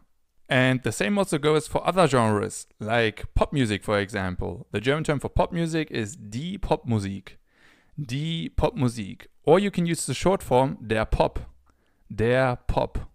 And if you like listening to pop music, you could also say, ich höre gerne Popmusik. Or ich höre gerne Pop. Ich höre gerne Popmusik. Or ich höre gerne Pop. The same also goes for all of the other music styles out there. For example, hip-hop, in German hip-hop, or electro, in German elektro, elektro, or also classical music, in German klassische Musik, klassische Musik. It's always the same structure. You can say, ich höre gerne, and then you add the genre. For example, ich höre gerne klassische Musik, or ich höre gerne elektro. Now, as you know, you can not only listen to music, you can also make music yourself. For example, you could sing. The German term for to sing is singen. Singen. Or you can also dance to music. The German term for dancing is tanzen. To dance, tanzen. So we have singen, to sing, and tanzen, to dance. But you can also make music by playing an instrument. To play an instrument in German is called ein Instrument spielen. Ein Instrument spielen. Ein Instrument, an instrument, spielen, to play. To play an instrument, ein Instrument spielen. And if you like one of these things, you can say, for example, ich singe gerne, I like singing, ich singe gerne. Or ich tanze gerne, I like dancing, ich tanze gerne. Or ich spiele gerne ein Instrument, I like playing an instrument, ich spiele gerne ein Instrument. So, singen, to sing, tanzen, to dance, and ein Instrument spielen, to play an instrument. Speaking of instruments, let's take a look at some of them. We'll focus on the most popular ones. Take the piano, for example. The German term for the piano is das Klavier. Das Klavier. Another very popular one is the guitar. In German, die Gitarre. Die Gitarre. This one is pretty simple, right? The guitar, die Gitarre. The next one is also pretty close to English. It's the flute, or in German, die Flöte. Die Flöte. So we have das Klavier, die Gitarre, and die Flöte. And as we've just learned, to play an instrument in German is called ein Instrument spielen. So you use the verb spielen if you play one of these instruments. For example, you can say, ich spiele Klavier. I play the piano. Ich spiele Klavier. Or ich spiele Gitarre. I play the guitar. Ich spiele Gitarre. Or I play the flute. Ich spiele Flöte. Ich spiele Flöte. I play the flute. In German, you leave out the article in front of the instrument. So we don't say I play the piano, but I play piano. Or I don't play the guitar, I play guitar. In German, ich spiele Klavier or ich spiele Gitarre. Awesome, let's practice that in a few example sentences. Our first example sentence is, in my spare time, I play the piano. In my spare time, I play the piano. As always, you can post a video and try to translate it on your own. So the correct translation in German would be, in meiner Freizeit spiele ich Klavier. In meiner Freizeit, in my spare time, spiele ich, I play, Klavier, the piano. In meiner Freizeit spiele ich Klavier. Alright, our next sentence is, I like singing and dancing. I like singing and dancing. Again, you can post a video and try on your own. A possible translation could be, for example, ich tanze und singe gerne. Ich tanze und singe gerne. But there's also another translation that would be correct. It's ich mag singen und tanzen. Ich mag singen und tanzen. This one actually comes closer to the English version. So both translations, ich tanze und singe gerne, and ich mag tanzen und singen would be correct. Alright, that's enough for today. As always, if you want to practice a little more, I encourage you to do the quiz after this video. In our next lesson, we will move on with another conversation lesson. There we will practice everything we've learned so far in this section. So hobbies, sports and music. Until then, danke fürs Zuschauen, thanks for watching und bis gleich. See you soon!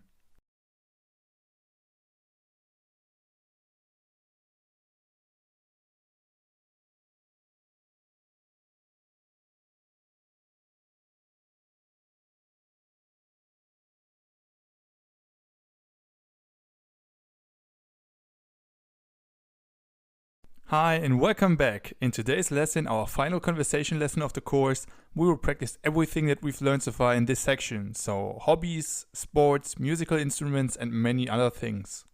We have 2 dialogues and we also have a lot to cover, so let's go! Let's start with dialogue number 1. In dialogue number 1, we will meet our friends Max and Sandra again. Let's listen what they say. Hey Max, was machst du eigentlich in deiner Freizeit? In meiner Freizeit spiele ich gerne Fußball und Handball. Handball ist meine Lieblingssportart. Was sind deine Hobbys? Meine Hobbys sind Lesen, Tanzen und Klavier spielen. Du spielst Klavier? Cool. Ich spiele leider kein Instrument. Was ist dein Lieblingsinstrument? Gitarre. Ich liebe Gitarrenmusik. Did you understand everything they said? If yes, great. If not, don't worry. We'll break it down piece by piece. The dialogue starts with Sandra asking, Hey Max, was machst du eigentlich in deiner Freizeit? Hey Max, what do you do in your spare time? Or what do you do in your free time? The word eigentlich in this sentence is a little like a filler word. Max answers, in meiner Freizeit spiele ich gerne Fußball und Handball. Handball ist meine Lieblingssportart. Then he asks, was sind deine Hobbys? In meiner Freizeit spiele ich gerne Fußball und Handball. In my spare time I like playing football and handball. Handball ist meine Lieblingssportart. Handball is my favorite sport. Was sind deine Hobbys? What are your hobbies? Sandra answers, meine Hobbys sind Lesen, Tanzen und Klavierspielen. My hobbies are reading, dancing and playing the piano. Meine Hobbys sind, my hobbies are, Lesen, Reading, Tanzen, Dancing und Klavierspielen and playing the piano. Max answers, du spielst Klavier? Cool. Ich spiele leider kein Instrument. You play the piano? Cool. Unfortunately, I don't play any instruments. The word leider means unfortunately, and unlike English, we don't only use it at the beginning of a sentence, it can also be in the middle or at the end of a sentence. Sandra asks, was ist dein Lieblingsinstrument? What is your favorite instrument? Max replies, Gitarre. Ich liebe Gitarrenmusik. The guitar. I love guitar music. Great. Now with all of that in mind, let's listen to the dialogue again. Hey Max, was machst du eigentlich in deiner Freizeit? In meiner Freizeit spiele ich gerne Fußball und Handball. Handball ist meine Lieblingssportart. Was sind deine Hobbys? Meine Hobbys sind Lesen, Tanzen und Klavier spielen. Du spielst Klavier? Cool. Ich spiele leider kein Instrument. Was ist dein Lieblingsinstrument? Gitarre. Ich liebe Gitarrenmusik. Alright, let's now move on with dialogue number 2. In this dialogue, again, we have our friends Max and Sandra. This time they are talking about their hobbies. Let's listen what they say. Magst du Wintersport? Ja, ich fahre gerne Ski. Im Winter fahre ich oft in Skiurlaub. Cool, ich auch. Fährst du auch Snowboard? Nein, ich fahre nicht gerne Snowboard, aber ich liebe Skifahren. Und im Sommer? Was ist dann dein Lieblingssport? Im Sommer mache ich gerne viel Sport, aber mein Lieblingssport ist Fahrradfahren. Alright, again, let's break the dialogue down piece by piece. We'll start with sentence number 1. In the first sentence, Max asks Sandra, magst du Wintersport? Do you like winter sports? Magst du Wintersport? Sandra answers, ja, ich fahre gerne Ski. Im Winter fahre ich oft in Skiurlaub. Yes, I like skiing. In winter I often go on skiing holidays. So the word Skiurlaub means something like skiing holiday or skiing vacation. Max answers, cool, ich auch. Fährst du auch Snowboard? Cool, me too. Do you also do snowboarding? Sandra replies, nein, ich fahre nicht gerne Snowboard, aber ich liebe Skifahren. No, I don't like snowboarding, but I love skiing. Max asks, und im Sommer? Was ist dann dein Lieblingssport? And in summer? What's your favorite sport then? Sandra replies, im Sommer mache ich gerne viel Sport, aber mein Lieblingssport ist Fahrradfahren. In summer, I do a lot of sport, but my favorite sport is cycling. Great! Now let's listen to the dialogue one more time. Magst du Wintersport? Ja, ich fahre gerne Ski. Im Winter fahre ich oft in Skiurlaub. Cool, ich auch. Fährst du auch Snowboard? Nein, ich fahre nicht gerne Snowboard, aber ich liebe Skifahren. Und im Sommer? Was ist dann dein Lieblingssport? Im Sommer mache ich gerne viel Sport, aber mein Lieblingssport ist Fahrradfahren. Alright, if you need more practice, you can not only do the quiz after this video, you can also use these dialogues as a tool in order to improve your pronunciation. You can read them out loud and thereby actively use the new vocabulary. Alright guys, that's enough for this session. In our next section, we will move on with 3 new repetition sessions. In each of these repetition sessions, we will summarize one of the new sections that we had after the midterm exam. After all of these 3 repetition sessions, you are ready for the final exam, but more on that in a later video. In our next session, we will start with the repetition session on traveling. Until then, danke fürs Zuschauen, thanks for watching und bis gleich. See you soon. Hi and welcome back. In this lesson, we will repeat everything we've learned about traveling. That includes words and phrases about transportation, eating out, being at a hotel, and so on. So let's go! Let's start with the term travel itself. To travel in German is called reisen. Reisen. And the corresponding noun is die Reise. Die Reise, the travel. So reisen is the verb and die Reise is the noun. Now, as you know, there are many different modes of transport that you can use for a Reise, but the 2 most popular ones are das Flugzeug, the airplane, das Flugzeug, and das Schiff, the ship, das Schiff. If you like traveling with one of those, you can say, for example, ich reise gerne mit dem Flugzeug. Ich reise gerne mit dem Flugzeug. I like traveling by airplane, or I like traveling by plane. But of course, there are also many other types of transport that you can use, not only for traveling, but also in your everyday life. For example, das Auto, the car, das Auto, or das Fahrrad, the bike, das Fahrrad. For most modes of transport, in German we use the verb fahren, which has to do with mobility or movement. It can be translated with to drive or to ride, and so on. For example, in English, you would say, I ride a bicycle, but I drive a car. In German, in both cases, we use the verb fahren. Ich fahre Auto and ich fahre Fahrrad. Ich fahre Auto, I drive the car. Ich fahre Fahrrad, I ride the bike. Let's move on with public transport. As you know, they are, for example, the bus, der Bus, or the train, der Zug, or also the tram, die Straßenbahn, die Straßenbahn. For these 3 types of transport, you also use the verb fahren, but you also add the word mit. So you fahren mit. Ich fahre mit dem Bus, for example. This has to do with the fact that you don't drive the bus yourself, because that's the job of the bus driver, but you're just a passenger. That's why we use fahren mit. For example, ich fahre mit dem Bus zur Arbeit. I'm taking the bus to work. Ich fahre mit, I'm driving with, dem Bus, the bus, zur Arbeit, to work. Ich fahre mit dem Bus zur Arbeit. Or ich fahre mit dem Zug zur Schule. Ich fahre mit, I'm driving with, or I'm taking dem Zug, the train, zur Schule, to school. Ich fahre mit dem Zug zur Schule.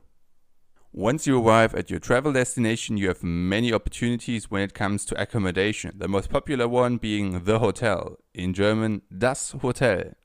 Das Hotel. And if you prefer something more low cost, you can also go to a hostel. In German, das Hostel. Das Hostel. And in Germany, we also have a similar type, which is close to the YMCA in America, which is die Jugendherberge. Die Jugendherberge. Now, when you arrive at your hotel, you usually first go to the reception. In German, die Rezeption. Die Rezeption. And at the reception, you will get your key. In German, der Schlüssel. Der Schlüssel. Which you will need to open your room. In German, das Zimmer. The room, das Zimmer. And at a hotel, a room usually also has a Zimmernummer, a room number. Die Zimmernummer. So we have die Rezeption, der Schlüssel, das Zimmer, and die Zimmernummer. And when you arrive at the reception, you can say, for example, ein Zimmer für 2 Personen bitte. A room for 2 please. Or a room for 2 persons please. Ein Zimmer für 2 Personen bitte. Little side note, the words check in and check out are actually the same in German as in English. The only difference are the verbs. So in English you would say to check in and to check out as a verb. And in German we say einchecken, and auschecken. So the check-in is der check-in and the check-out is der check-out. But the verbs to check in and to check out are einchecken and auschecken. However, in order to be able to check in the first place, you need to book. The German term for booking is buchen. Buchen. And if the hotel is already booked or booked out, in German this is called ausgebucht. Ausgebucht. So buchen, to book, ausgebucht, booked out. Great, let's now imagine that you're already staying at the hotel. Then, when it comes to food, you have multiple options. You will usually get your food at the restaurant, in German das Restaurant. Das Restaurant. And as you know, there are 3 main meals in German, which are das Frühstück, the breakfast, das Frühstück, das Mittagessen, the lunch, das Mittagessen, and das Abendessen, the dinner, das Abendessen. And if your stay at the hotel includes both Frühstück and Abendessen, so breakfast and dinner, you have Halbpension, half board, Halbpension. If on the other hand, your stay at the hotel includes all of the 3 meals, so Frühstück, Mittagessen and Abendessen, you have Vollpension, full board, Vollpension. So Halbpension includes both Frühstück and Abendessen, and Vollpension includes all 3 meals, Frühstück, Mittagessen and Abendessen. As you know, there are many people working at a restaurant, for example, the waiter, der Kellner, or the waitress, die Kellnerin, der Kellner, die Kellnerin, or also the chef, which in German is called der Koch for a male chef, and die Köchin for a female chef, der Koch, die Köchin. So we have der Kellner and die Kellnerin, and der Koch and die Köchin. As you can see, in German, when it comes to professions, we always have a male title and a female title.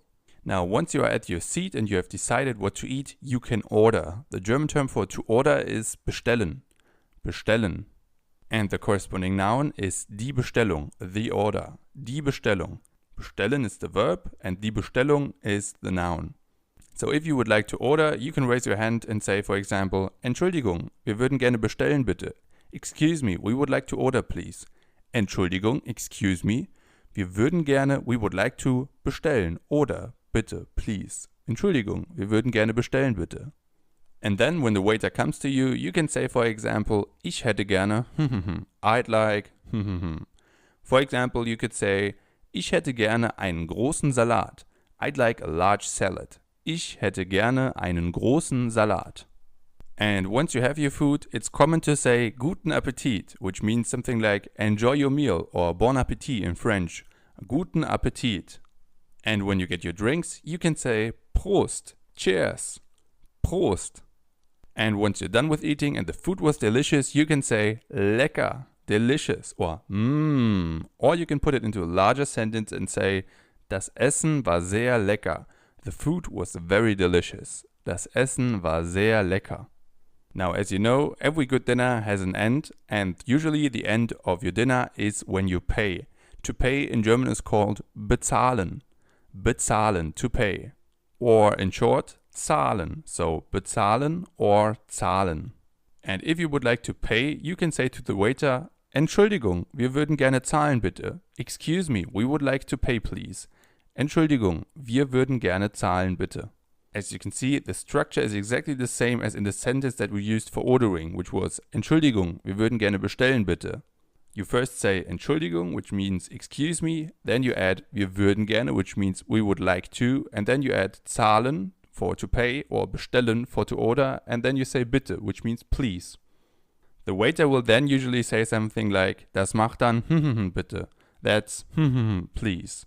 Like for example, das macht dann 24,89 € bitte. That's 24,89 please. And then in Germany it's also common to tip. The tip in German is called das Trinkgeld. Das Trinkgeld. If you want to translate it literally, you get something like drinking money, the drinking money, das Trinkgeld, the tip. And if you want to tip, you can say, for example, stimmt so, and hand over the money to the waiter. Stimmt so, which means something like keep the change.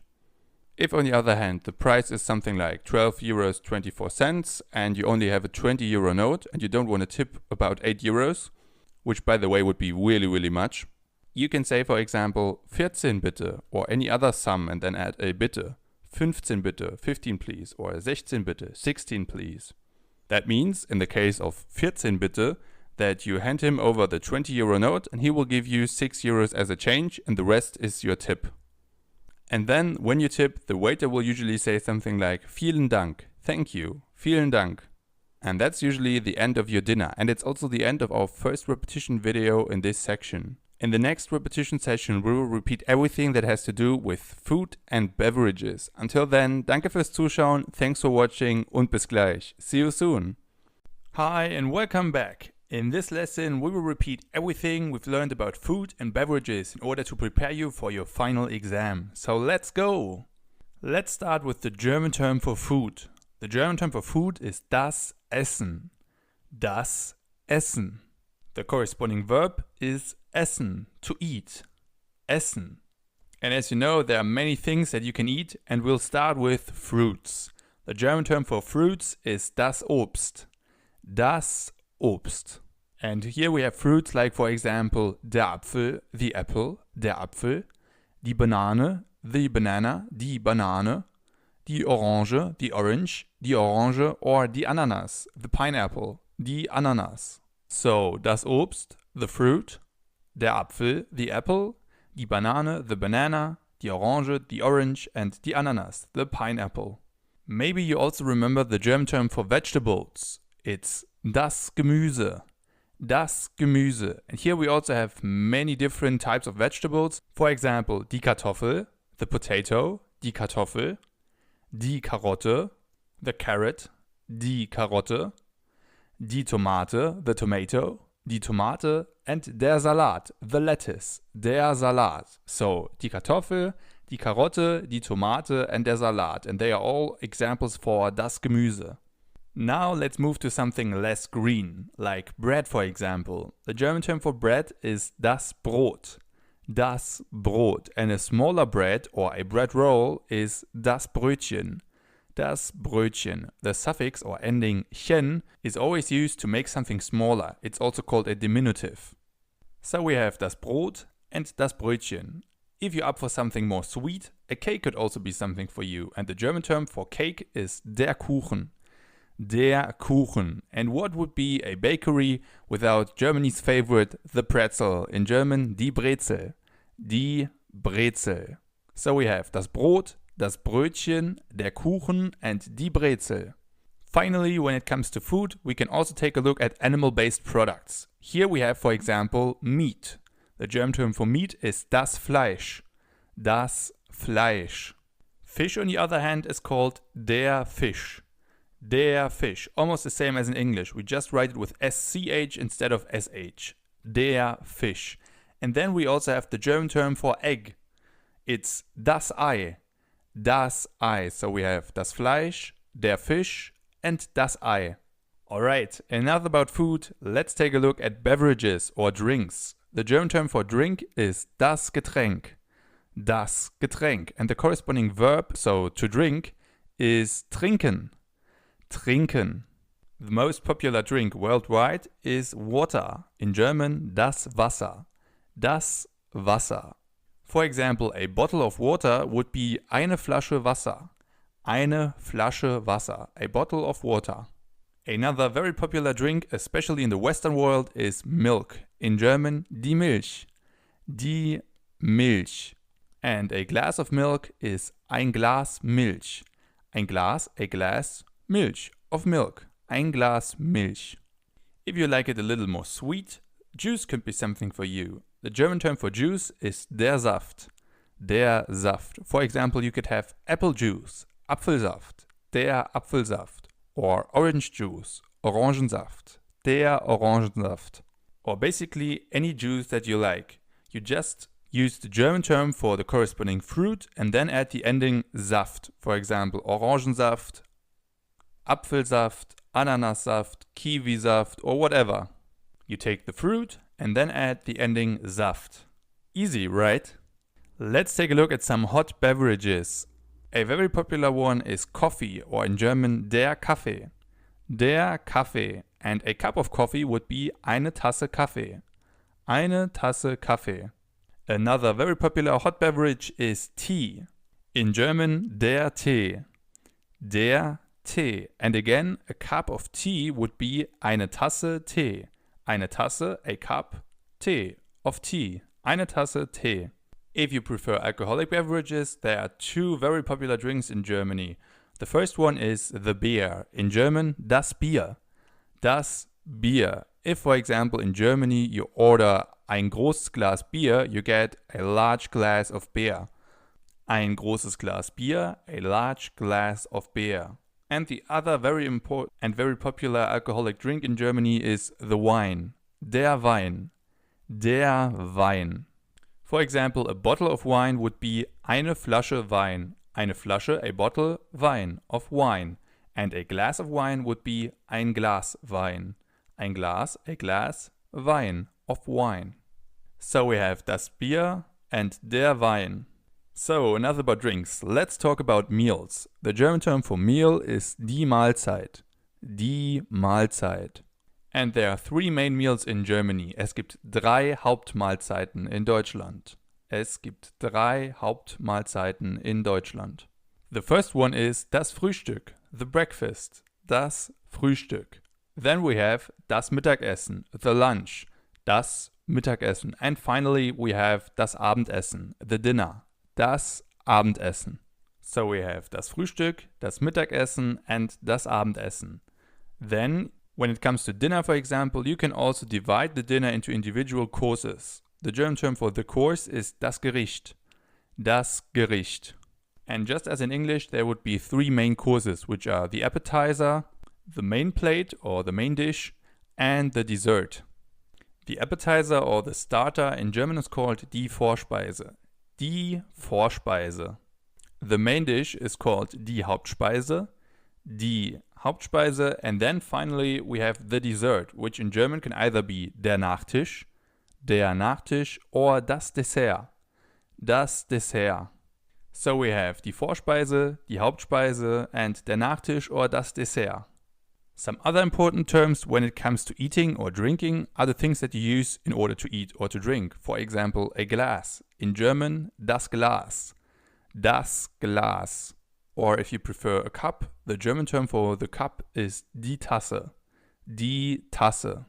Or if you prefer a larger quantity of your drink, you can also use a bottle. In German, die Flasche. Die Flasche, the bottle. And for example, if you would like to order a bottle of water, you can say eine Flasche Wasser bitte. Eine Flasche Wasser bitte. A bottle of water, please. Then there are also napkins or serviettes. In German, die Serviette. Die Serviette. So if, for example, you want to ask the waiter for another napkin, you can say Entschuldigung, könnte ich bitte eine Serviette haben? Entschuldigung, excuse me, könnte ich bitte, could I please get eine Serviette haben? A serviette. Entschuldigung, könnte ich bitte eine Serviette haben? Excuse me, could I please get a serviette? And then there are also the things that you mainly use when you eat. For example, the plate, der Teller. Der Teller. And the cutlery, das Besteck. Das Besteck. And das Besteck consists of das Messer, the knife, das Messer, der Löffel, the spoon, der Löffel, and die Gabel, the fork, die Gabel. So we have der Teller, which means the plate, das Besteck, the cutlery, and das Messer, the knife, der Löffel, the spoon, and die Gabel, the fork. Awesome, that's all about food and beverages that you need to know for the final exam. If you need some more repetition, you can also rewatch all of the videos about food, beverages, eating out, and so on. In our next and final repetition session, we will repeat everything we've learned about hobbies. So hobbies, sports, music, and so on. Until then, danke fürs Zuschauen, thanks for watching und bis gleich. See you soon. Hello and welcome to our final video before the final exam. In this repetition session, we will repeat everything we've learned about hobbies. So useful words and phrases about hobbies in general, sports, and music. So let's go. We'll start with the German term for hobby itself. The German term for hobby is das Hobby. Das Hobby. The singular form is exactly the same as in English. The plural, though, is a little different. It is die Hobbys. Die Hobbys. And unlike English, it is written with a Y instead of IE. So, das Hobby and die Hobbys. And if you want to ask someone what his or her hobbies are, you can ask, was sind deine Hobbys? Was sind deine Hobbys? What are your hobbies? Another term in that regard is die Freizeit, which means the free time or the spare time. Die Freizeit. Now, if you want to ask someone what he or she does in his or her spare time, you can ask, was machst du in deiner Freizeit? What do you do in your spare time? Was machst du in deiner Freizeit? Was machst du in deiner Freizeit? And then this person could answer, for example, ich lese gerne. I like reading. Ich lese gerne. Or in a larger sentence, in meiner Freizeit lese ich gerne. In my spare time, I like reading. As you can probably imagine, the verb lesen means to read. Let's have a look at some more hobbies. For example, singing or to sing. The German term for to sing is singen. Singen. And if you want to say I like singing, you can say ich singe gerne. Ich singe gerne. I like singing. The same also goes for cooking. The German term for to cook is kochen. Kochen. And if you like cooking, you can say ich koche gerne. Ich koche gerne. So we have singen, to sing, and kochen, to cook. Another hobby could be, for example, photography or to take pictures, which in German would be fotografieren. Fotografieren, to take pictures. And if you want to say that you like photography or taking pictures, you can say ich fotografiere gerne. Ich fotografiere gerne. I like taking pictures. Or if one of your hobbies is traveling, to travel in German is called reisen. Reisen. And then you can say ich reise gerne. I like traveling.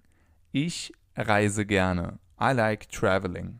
Let's look at two more. If you like doing sports, for example, to do sports means Sport treiben, you can say ich treibe gerne Sport. I like doing sports. Ich treibe gerne Sport. And another possible hobby could also be zeichnen or to draw. Zeichnen. And if you like zeichnen or drawing, you can say ich zeichne gerne. Ich zeichne gerne. I like drawing. Awesome. Let's now focus on hobbies that have to do with sports. Let's start with the term sport itself. Sports in German is called der Sport. Der Sport. And to do sports, as we've just learned, means Sport treiben. Sport treiben. To do sports. And if you like doing sports, you can say, for example, ich treibe gerne Sport. I like doing sports. Ich treibe gerne Sport. If, however, you don't like doing sports, you can say, ich treibe nicht gerne Sport. Ich treibe nicht gerne Sport. The most popular sport in Germany is football or soccer. In German, Fußball. Fußball. And to play football or to play soccer in German is called Fußballspielen. Fußballspielen. And if you like playing soccer, this would be ich spiele gerne Fußball. Ich spiele gerne Fußball. If, however, you don't like playing football, you can say ich spiele nicht gerne Fußball. Ich spiele nicht gerne Fußball. If, however, you love playing sport and soccer is your favorite sport, you can say Fußball ist mein Lieblingssport. Fußball ist mein Lieblingssport. Football is my favorite sport or soccer is my favorite sport. As you can see, the prefix Lieblings means favorite. So for example, your favorite dish is your Lieblingsessen and your favorite sport is your Lieblingssport. Let's look at some other sports that involve a ball. First of all, we have basketball, or in German, Basketball. Basketball. Almost the same, right? And the same also goes for our next sport, which is volleyball, or in German, Volleyball. Volleyball. And finally, we have handball, or Handball. Handball. If you want to say, for example, I like playing volleyball, you can say ich spiele gerne Volleyball. Ich spiele gerne Volleyball. Another possibility is to say ich mag and then add the sport. For example, ich mag Basketball, which would be like I like basketball. In this case, you don't stress the verb spielen, so to play, but you stress the sport, basketball or basketball. So you could also say ich mag Basketball if you don't play basketball but you like watching it, for example. Ich mag Basketball. I like basketball. Or if you really love it, if you absolutely love it, you can also say ich liebe Basketball. I love basketball. Ich liebe Basketball. If, however, the love of your life is not basketball but handball and handball is your favorite sport, you can say Handball ist mein Lieblingssport. Handball ist mein Lieblingssport. Handball is my favorite sport. Great, now let's have a look at some sports that don't involve a ball. Our first one would be swimming or to swim. Swimming in German is called schwimmen. Schwimmen. Another very popular outdoor sport is cycling. In German, Fahrradfahren. Fahrradfahren. Fahrrad is the German term for bike, and fahren means to drive or to ride. So Fahrradfahren is to ride a bike or cycling. Another very popular outdoor sport is climbing or mountaineering. In German, klettern. Klettern. So we have schwimmen, Fahrradfahren, and klettern. What we can see here are the nouns. The corresponding verbs are almost the same. They are schwimmen, Fahrradfahren, and klettern. So the main difference is their spelling. As you know, nouns can also have articles in front of them. In this case, it would always be das. Das Schwimmen, das Fahrradfahren, and das Klettern. And nouns are also written in capital letters. On the other hand, verbs are written in lowercase letters. The only exception in this case is Fahrradfahren, because Fahrrad is still a noun and fahren is the verb. So Fahrrad is written in capital letters, while fahren, the actual verb, is written in lowercase letters. So das Schwimmen would be like swimming in I like swimming, and schwimmen, the verb, would be to swim. Swimming and to swim. And the same goes for Fahrradfahren and Fahrradfahren, so the noun and the verb. The noun Fahrradfahren would be like cycling in the phrase I like cycling. The verb, on the other hand, would be, for example, in phrases like Ich würde gerne morgen mit dir Fahrrad fahren. I would love to go biking with you tomorrow. Can you see the difference between the nouns and the verbs? The same, of course, also goes for other sports. Let's take dancing, for example. In German, tanzen. Tanzen. The corresponding verb to dance in German also is tanzen, just written in lowercase letters. So das Tanzen is the noun and tanzen is the verb. So you can see that it's actually pretty important in German whether you use capital letters or lowercase letters. The same also goes, for example, for horse riding. The German term for horse riding is reiten or das Reiten, and the corresponding verb is also reiten, just written in lowercase letters. And the same also goes for bowling. Bowling in German is called kegeln or das Kegeln. And the corresponding verb to bowl or to go bowling would be kegeln in lowercase letters. By the way, in Germany it's also not uncommon to see the term bowling in English. So the only difference between the noun and the verb when it comes to their spelling is whether it's written in capital letters or in lowercase letters. Alright, enough about sports, let's talk about music. The German term for music is die Musik. Die Musik. And to listen to music in German is called Musik hören. Musik hören. As you can probably imagine, hören is the German term for to listen to or to hear. So the German verb hören means both to listen to something and to hear something. Now, as you know, you can not only listen to music, you can also make music. In German, to make music is called Musik machen. Musik machen. And again, as you can probably imagine, the verb machen is the German verb for to make. To make, machen. So we have die Musik, Musik hören, and Musik machen. For example, if you like listening to music, you can say Ich höre gerne Musik. Ich höre gerne Musik. I like listening to music. Ich höre gerne, I like listening Musik, to music. Or, if you don't like music, you can say Ich höre nicht gerne Musik. Ich höre nicht gerne Musik. Now, as you know, in music there are many genres, and in German those terms for these genres are almost the same as in English. For example, if you take rock music, the German term for rock music is die Rockmusik. Die Rockmusik. It's written as one word and we use a K instead of a C at the end, but apart from that, it's the same word, die Rockmusik. Or you can use the short form, der Rock. Der Rock. So if you like listening to rock music, you can say, for example, Ich höre gerne Rockmusik. Ich höre gerne Rockmusik. I like listening to rock music. Or you can use the short form and say, Ich höre gerne Rock. Ich höre gerne Rock. And the same also goes for other genres, like pop music, for example. The German term for pop music is die Popmusik. Die Popmusik. Or you can use the short form, der Pop. Der Pop. And if you like listening to pop music, you could also say, Ich höre gerne Popmusik. Or Ich höre gerne Pop. Ich höre gerne Popmusik or ich höre gerne Pop. The same also goes for all of the other music styles out there. For example, hip-hop in German, hip-hop, or electro in German, elektro, elektro, or also classical music in German, klassische Musik, klassische Musik. It's always the same structure. You can say ich höre gerne and then you add the genre. For example, ich höre gerne klassische Musik or ich höre gerne elektro. Now, as you know, you can not only listen to music, you can also make music yourself. For example, you could sing. The German term for to sing is singen, singen. Or you can also dance to music. The German term for dancing is tanzen. To dance, tanzen. So we have singen, to sing, and tanzen, to dance. But you can also make music by playing an instrument. To play an instrument in German is called ein Instrument spielen. Ein Instrument spielen.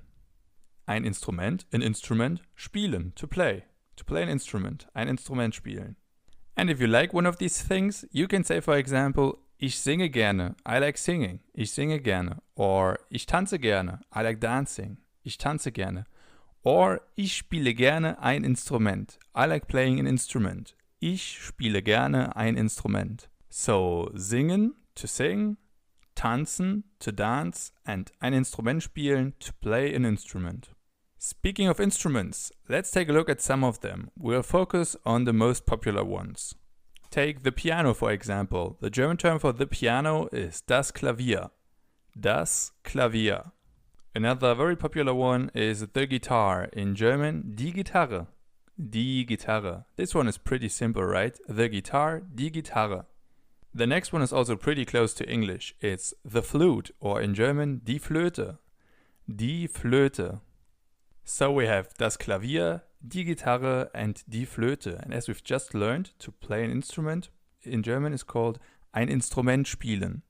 So you use the verb spielen if you play one of these instruments. For example, you can say ich spiele Klavier. I play the piano. Ich spiele Klavier. Or ich spiele Gitarre. I play the guitar. Ich spiele Gitarre. Or I play the flute. Ich spiele Flöte. Ich spiele Flöte. I play the flute. In German, you leave out the article in front of the instrument. So we don't say I play the piano, but I play piano. Or I don't play the guitar, I play guitar. Alright guys, that's all for our repetition session on hobbies. Now the only thing that's separating you from passing this course is our final exam. In our next video, I will tell you everything you need to know before taking the final exam. Don't worry, it won't be as difficult as you think. I'll see you in the next video. Danke fürs Zuschauen, thanks for watching und bis gleich. See you soon. You're almost there. The only thing that's separating you from passing this course is the final test. In this video, I want to tell you everything you need to know before taking the test. So let's go! So our final test will be almost like the midterm test, just a little larger and with a little more content. It's mainly multiple choice questions and you have 30 minutes to complete the test. So 30 minutes for 30 questions. The questions are from a wide variety of topics which we've all covered in this course. We'll have questions about numbers, families, eating out, traveling, different grammar topics and many more.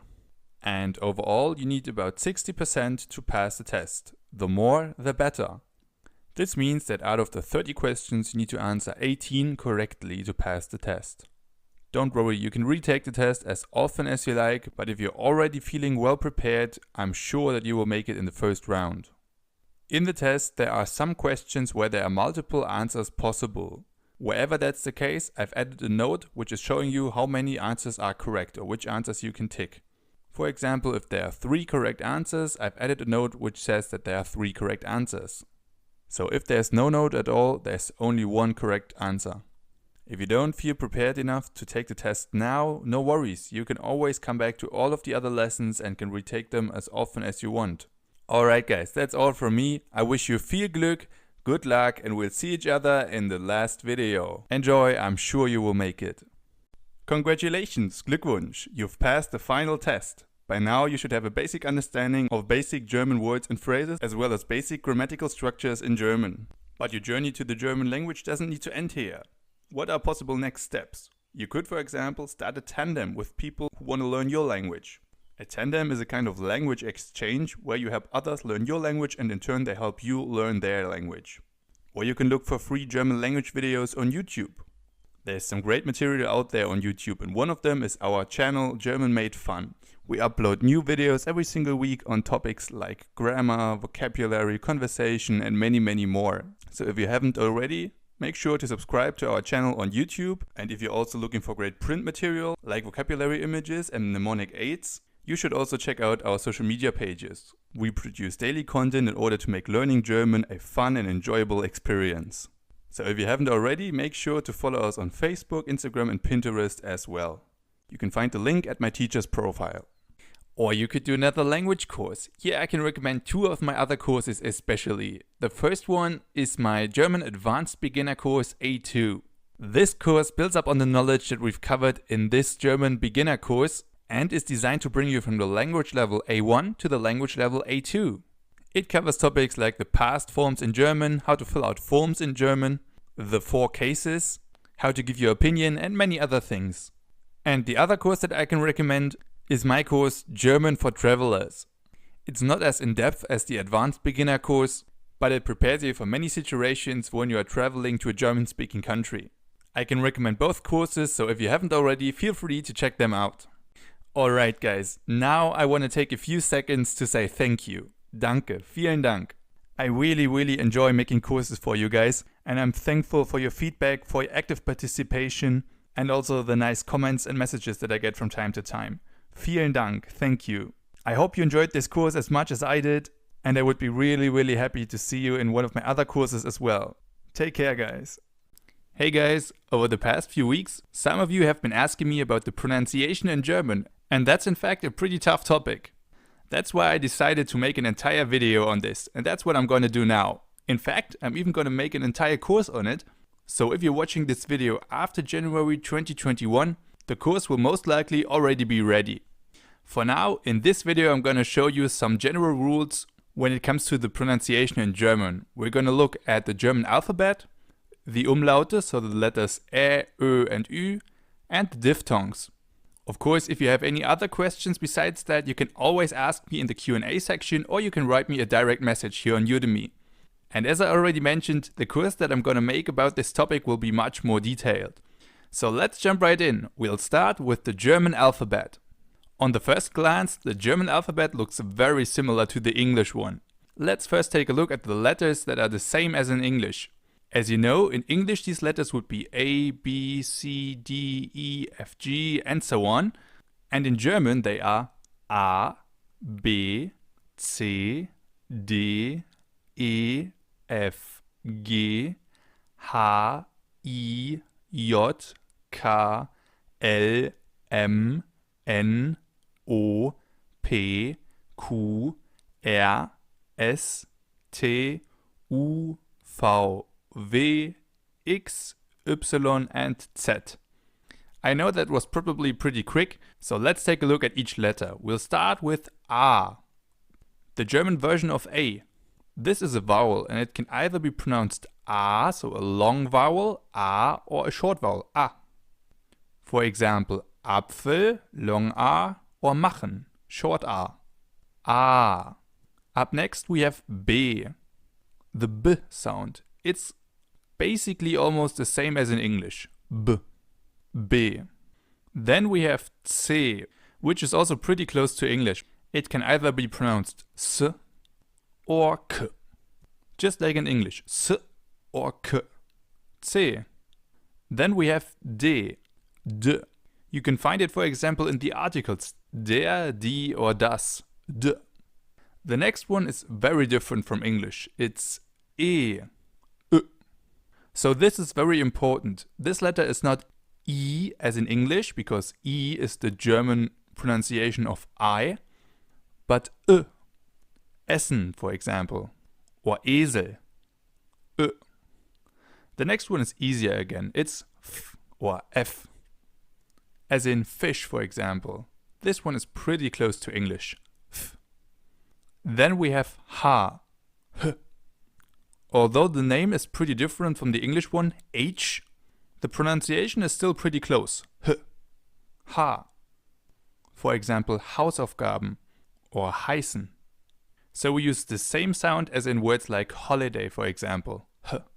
Then we have another difficult one again, the vowel sound I. Not I, I. As in Information, for example, information.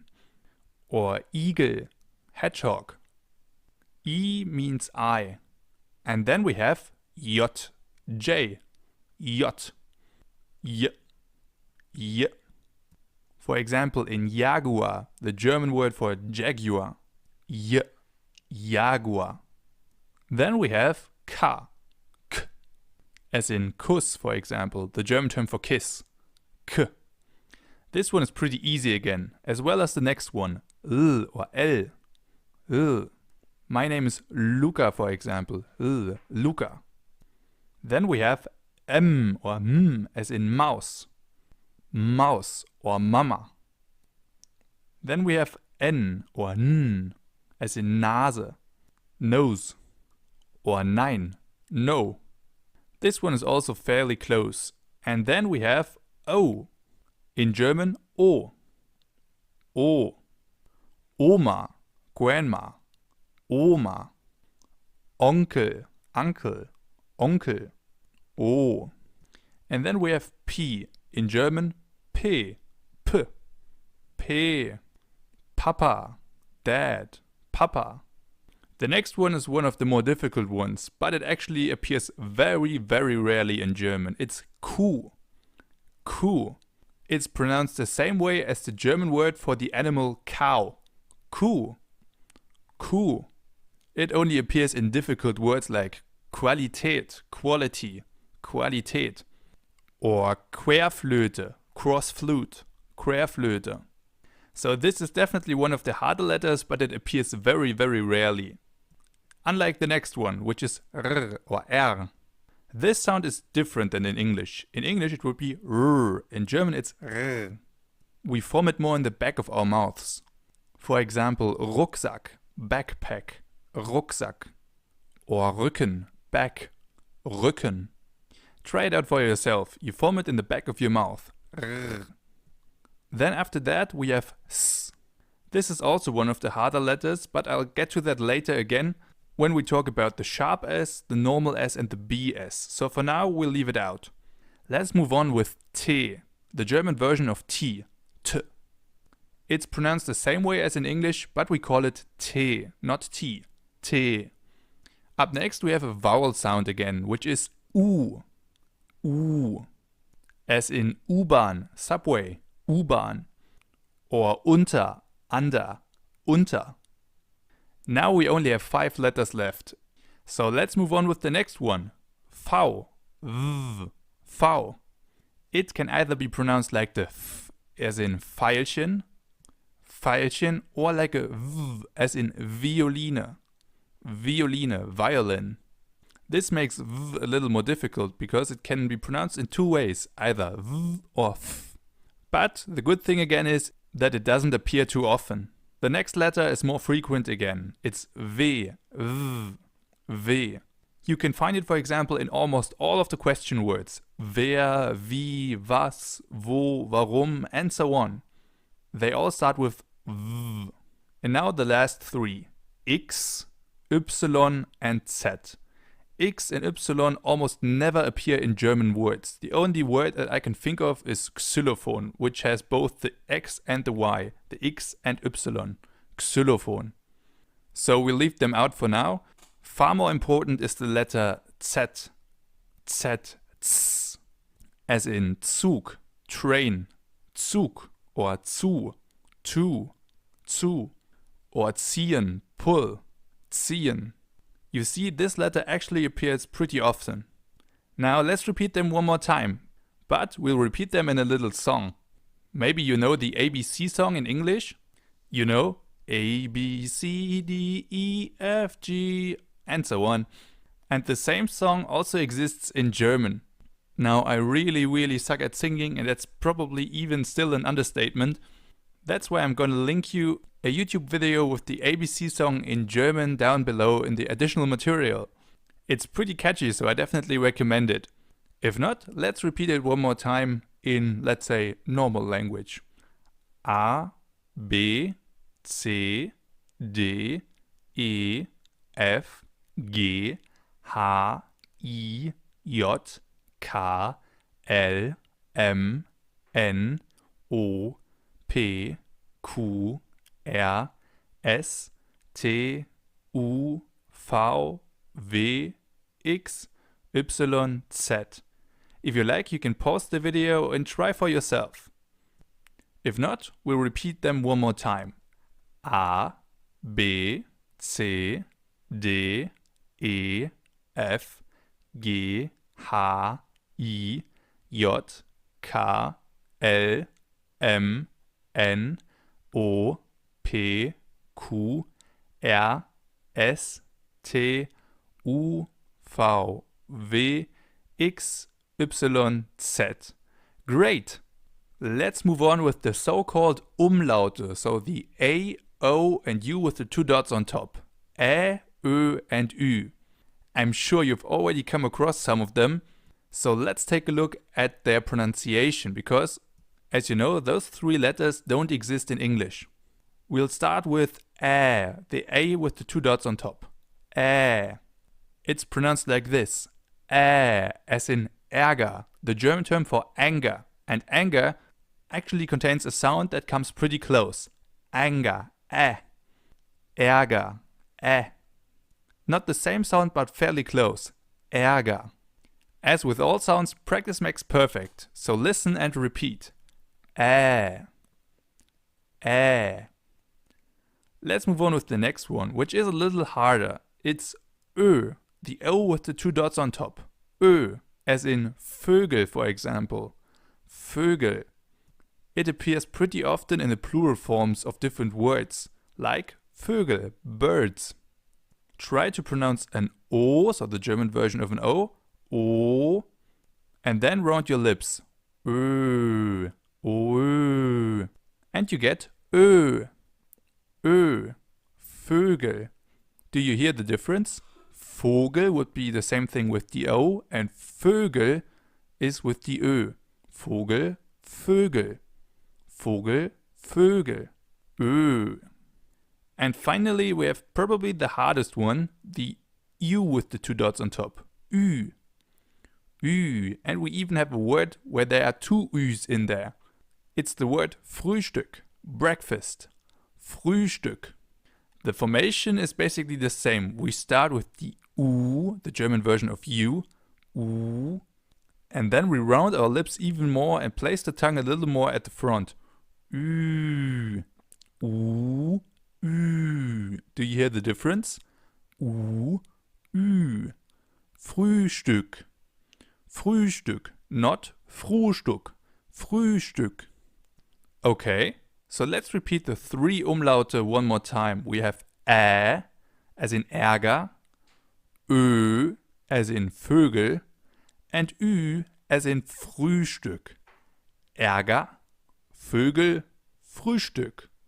Ä, Ö, and Ü. Good! Another thing that causes problems are the diphthongs in German. Diphthongs are combinations of two vowel sounds. In German we have three ones that are a little difficult.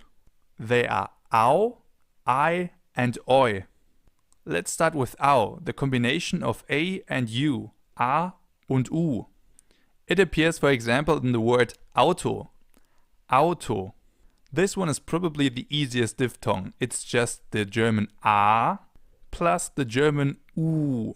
So you basically read it as it's written. A-U, Au, Au. As in Auto, for example. K. Auto. A plus U is Au. Au. A plus U ist Au. This one is probably the easiest one. The next one is more difficult. It's E plus I, so E plus I. And we pronounce it I. I, as in Ei, the German term for egg. Das Ei, the egg. E plus I gleich Ei. Or let's take the word leise, the German term for calm. Leise. Here we also have an E plus I which makes the German diphthong I, leise. And last but not least, we have oi, a combination of the German e and the German u, so e and u in English.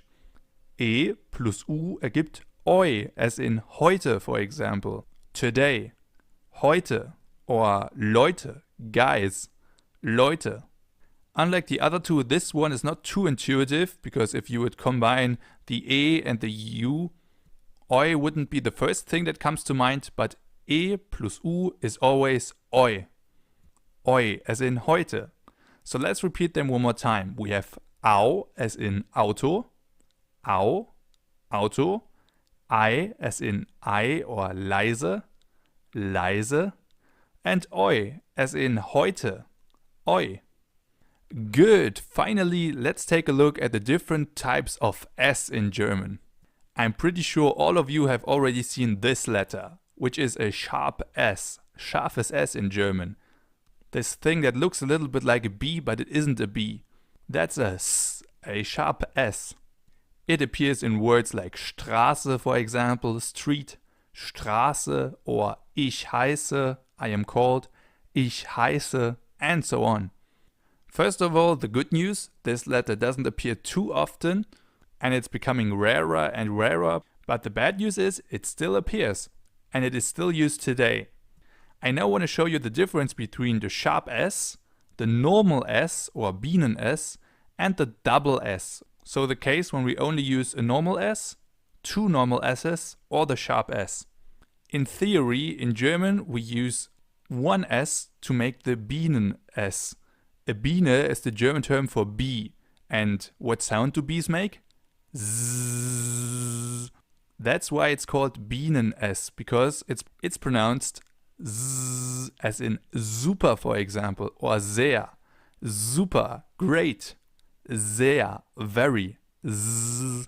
Compare this with the S in Fluss or Kuss.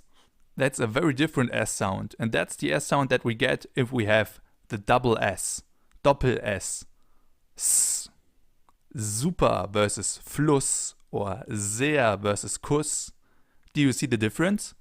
And that actually makes a lot of sense. The problem is there are some exceptions, but those are too many to go over them in this video. But if you're interested, in the course that I'm gonna make about the pronunciation in German, we will cover it in absolute detail. So if you're watching this video at the end of January 2021 or later, feel free to check it out. So now there's one question remaining. If the double S is pronounced S and the sharp S is pronounced S, so basically the same, what is the difference? The difference is the vowel sound before the S. If we have a sharp S, the vowel sound before the S is long. For example, in Straße, Straße, or ich heiße, ich heiße. The vowel or diphthong in this case is pronounced long, Straße. If we would write it with a double S, instead it would be Straße or heiße. Because in front of a double S, the vowel is always pronounced short, as in Fluss or Kuss, for example. If we would take a sharp S here instead, it would be Fluss or Kuss. But it's Fluss and Kuss. Do you see the difference? That's the difference between a sharp S and a double S. The sound they make is the same, but it all comes down to the length of the vowel preceding the sharp S or the double S. And a little fun fact, at the beginning of a word, you will never ever find a sharp S or a double S. Always a single S. So we have the sharp S as in Straße or ich heiße, the Bienen S as in super or sehr, and the double S as in Fluss or Kuss. Okay, I think that's enough for now. I hope I was able to give you a good first glance at the pronunciation in German, and of course there are also some other things that are interesting to know here. That's why I really encourage you to check out my course about pronunciation. If you're watching this video at the end of January 2021 or later, the course will already be ready, and I would really be happy to see you in the course. And as I already mentioned, if you have any questions, feel free to write them in the Q&A section of this course, or write me a direct message via Udemy. If you would like me to make another bonus video on other topics, you can also write me a message there. As you can see, I'm constantly trying to improve my courses, and to provide you with the best value possible. Alright guys, that's it for now. I hope to see you in another video or a different course soon. Ciao, dein Luca. Bye.